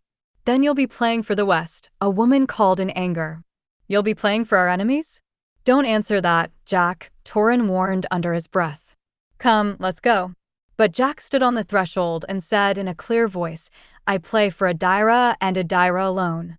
Adaira was still reeling from his response by the time they emerged in the courtyard. 2 horses stood tacked and ready on the moss-spangled flagstones. "Can you send word to me when you arrive safely?" Torrin asked once she was settled in the saddle. "Yes, I'll let you know," Adaira replied, gathering the reins. She didn't know how to say goodbye to Torrin. She felt like a part of her was being ripped away, and she drew a deep breath when he squeezed her foot. "I'm sorry, Audie," he whispered, gazing up at her. She met his stare. Her head was throbbing from all the tears she had swallowed. "It's not your fault, Torrin. You will always have a home here with me and Sidra," he said. "You don't have to stay in the West. When Breccan is released one day, I hope to see you return to us." She nodded, but she had never felt more adrift in her life. As much as she longed to catch a glimpse of her future, the path ahead of her was murky. She didn't know if she would remain with her blood, if the East would one day draw her back, or if she would leave Cadence altogether. She urged the horse forward, and Torrin's hand fell away. She didn't say goodbye to him. Torrin had never liked farewells. With the sun reaching its zenith in the sky, Adaira and Jack took to the eastern hills one last time. Breccan had yet to arrive by river. Adaira and Jack dismounted from their horses, then decided to wait for the laird inside with Mirren and Frey. The rug that Derek had bled to death on had been rolled up and removed, but Adaira could still taste a trace of death in the air. Mirren had opened all of the shutters, welcoming the southern breeze. "Would you like some tea, Adaira?" Mirren offered. Her face was haggard and ashen, and her voice rasped like a ghost's. She looked worse than Adaira had ever seen her, and it sent a pang of worry through her. "No, but thank you, Mirren," Adaira replied. Mirren nodded and returned to her loom, but she seemed hung in a web, unable to weave. Frey was clinging to Jack's legs, and Adaira was trying not to watch them as Jack prepared his sister for a long absence. "I don't want you to go," Frey cried. Her sobs filled the cottage, slipping beyond the windows, a contrast to the bright sunshine and warm summer day. "Listen to me, Frey," Jack said gently. "I need to be with. Why do you have to go? Why can't you stay here with me and Mum?" Frey said, her words smudged by her tears. "You promised me you'd be here all summer, Jack. That you wouldn't leave." Her wails were painful to listen to. Adaira suddenly couldn't breathe. The walls were closing in on her, and she slipped out the back door, panting. She closed her eyes, steadying herself, but she could still hear Frey ask, "When will you be back?" and Jack reply with a hesitant, "I'm not sure, Frey," which inspired another round of weeping from the girl, as if her heart had broken. Adaira couldn't bear it. She walked through the gate and sat in the grass, her legs trembling. She had been so certain just an hour ago that Jack should come with her. But now that she had seen Mirren's deterioration and Frey's distress, Adaira thought she should convince him to stay. The clan wanted him and his music. His family needed him. She would be fine on her own. She was absently staring at the distant forest when Innes and a trio of guards appeared. Their horses splashed through the river and onto the bank, approaching at a walk. "This is it," Adaira thought, rising. "This is the end and the beginning." Her heart was beating vibrantly in her chest as her mother's horse came to a halt on the hill. Innes's eyes swept over her, as if she could see the tears and the heartache that Adaira hid beneath her skin. "Are you ready to come with me?" the laird asked. "Yes," Adaira replied. "My husband Jack would like to accompany me, if you approve." Innes arched a fair brow, but if she was annoyed at the thought, she hid it well. "Of course. So long as he knows life in the West is far different than it is in the East." "I do know, and I go willingly," Jack said. Adaira turned to find him standing in the garden, his bag slung across his shoulders and his ruined harp tucked beneath his arm. Mirren and Frey remained on the threshold to see him off, the lass weeping into her mother's skirts. Jack moved forward to stand beside her, and that's when Adaira noticed that a change had come over Innes. The laird was regarding Jack with cold, narrow eyes. Adaira's breath caught. Did Innes know that Jack was the son of the keeper? The son of the man who had given her daughter away? Suddenly, those earlier feelings of foreboding returned, like a strong tide rushing around her ankles. Adaira didn't know if Jack would be safe if the Breccans came to know of his true heritage. She was a moment away from drawing Jack into a private space, to tell him to keep his paternal link a secret when Innes dismounted. "I would like a word with you, Adaira," the laird said. Her tone was reserved but heavy. Adaira felt herself bend to its command, and she saw the storehouse a few paces away. "We can speak there," she said, and Jack shot her an uneasy look as she led Innes into the small, round building. The air was warm, dusty. Once, not long ago, Adaira had stood in this very place with Jack. "Your husband's a bard?" Innes said tersely. Adaira blinked in surprise. "Yes, he is." Innes's brow furrowed. Jack knew something was wrong. He had felt it the moment Innes Breccan had looked at him, scrutinizing the harp in his hands. He knew something was wrong, and yet he tried to keep his mood calm and expectant as he paced the yard, waiting for the laird and Adaira to emerge from the storehouse. Eventually, Innes stepped out and strode to her horse without granting him a second look. Adaira motioned for Jack to join her. Setting down his harp and dropping his bag, he walked to meet her inside the storehouse. She shut the door behind him, enclosing them in the quiet space. "What is it?" he demanded. "What's wrong?" Adaira hesitated, but her eyes still held a trace of shock when they met his. "Innes just told me that music is forbidden in the West." The words rolled off Jack. It took him 2 full breaths to comprehend them. Forbidden? Yes. No instruments, no singing, Adaira whispered, glancing away. Bards haven't been welcomed among the Breccans in over 200 years. I don't think you should. Why? He countered roughly. He knew what she was about to say to him, and he didn't want to hear it. She said that it upsets the folk, Adaira replied.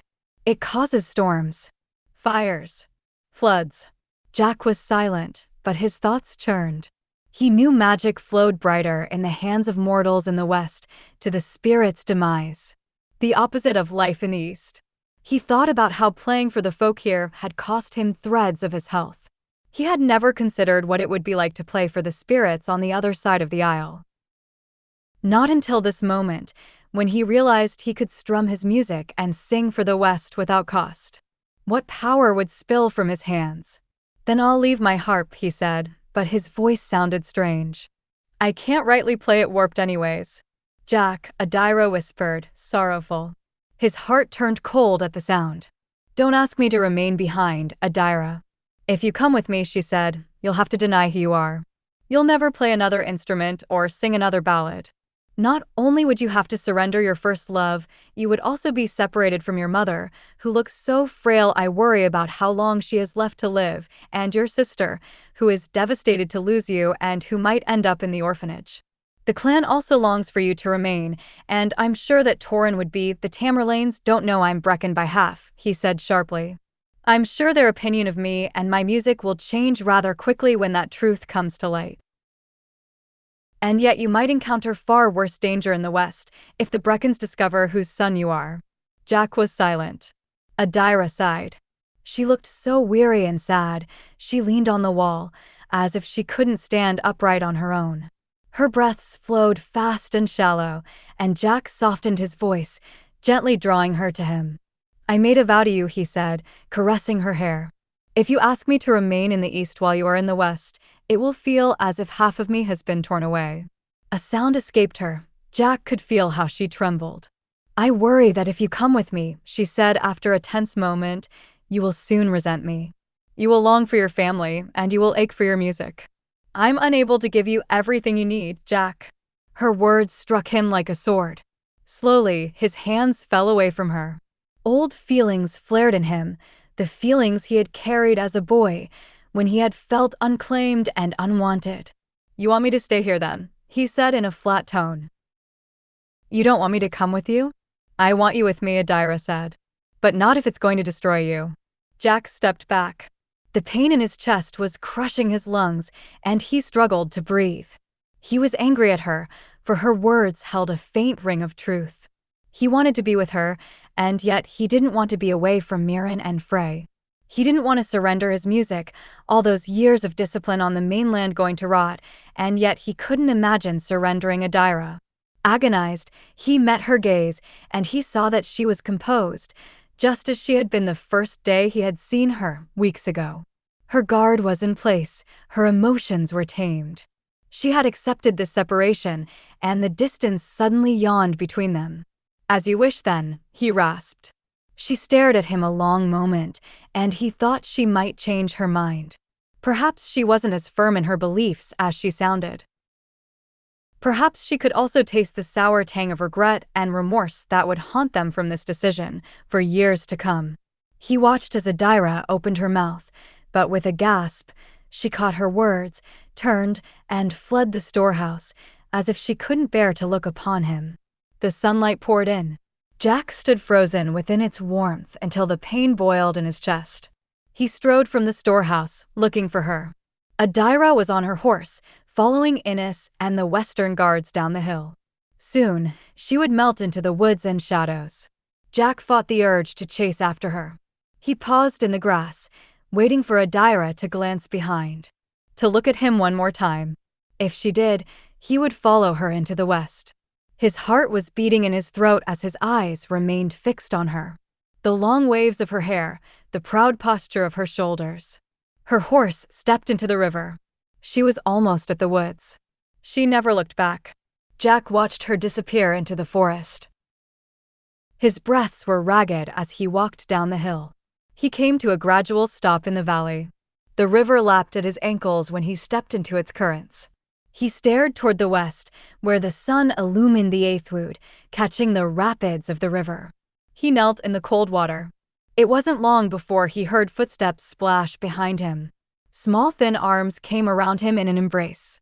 Frey held him as he grieved. The lush green of the hills turned into withered grass. The bracken was tinged in brown, the moss-like patches of amber and trees beyond the Aethwood grew crooked, bent to the south. The wildflowers and heather flourished only in sheltered places where the wind couldn't break them. The mountains rose, cut from unforgiving rock, and the lochs were low and stagnant. Only the river ran pure, coming from a hidden place in the hills. Adaira rode at her mother's side, into the heart of the west. The clouds hung low, and it smelled like rain. She gave herself up to a hungry land where music was forbidden, the place where she had taken her first breath. A gust rose, drawing its cold fingers through her hair. "Welcome home," the north wind whispered.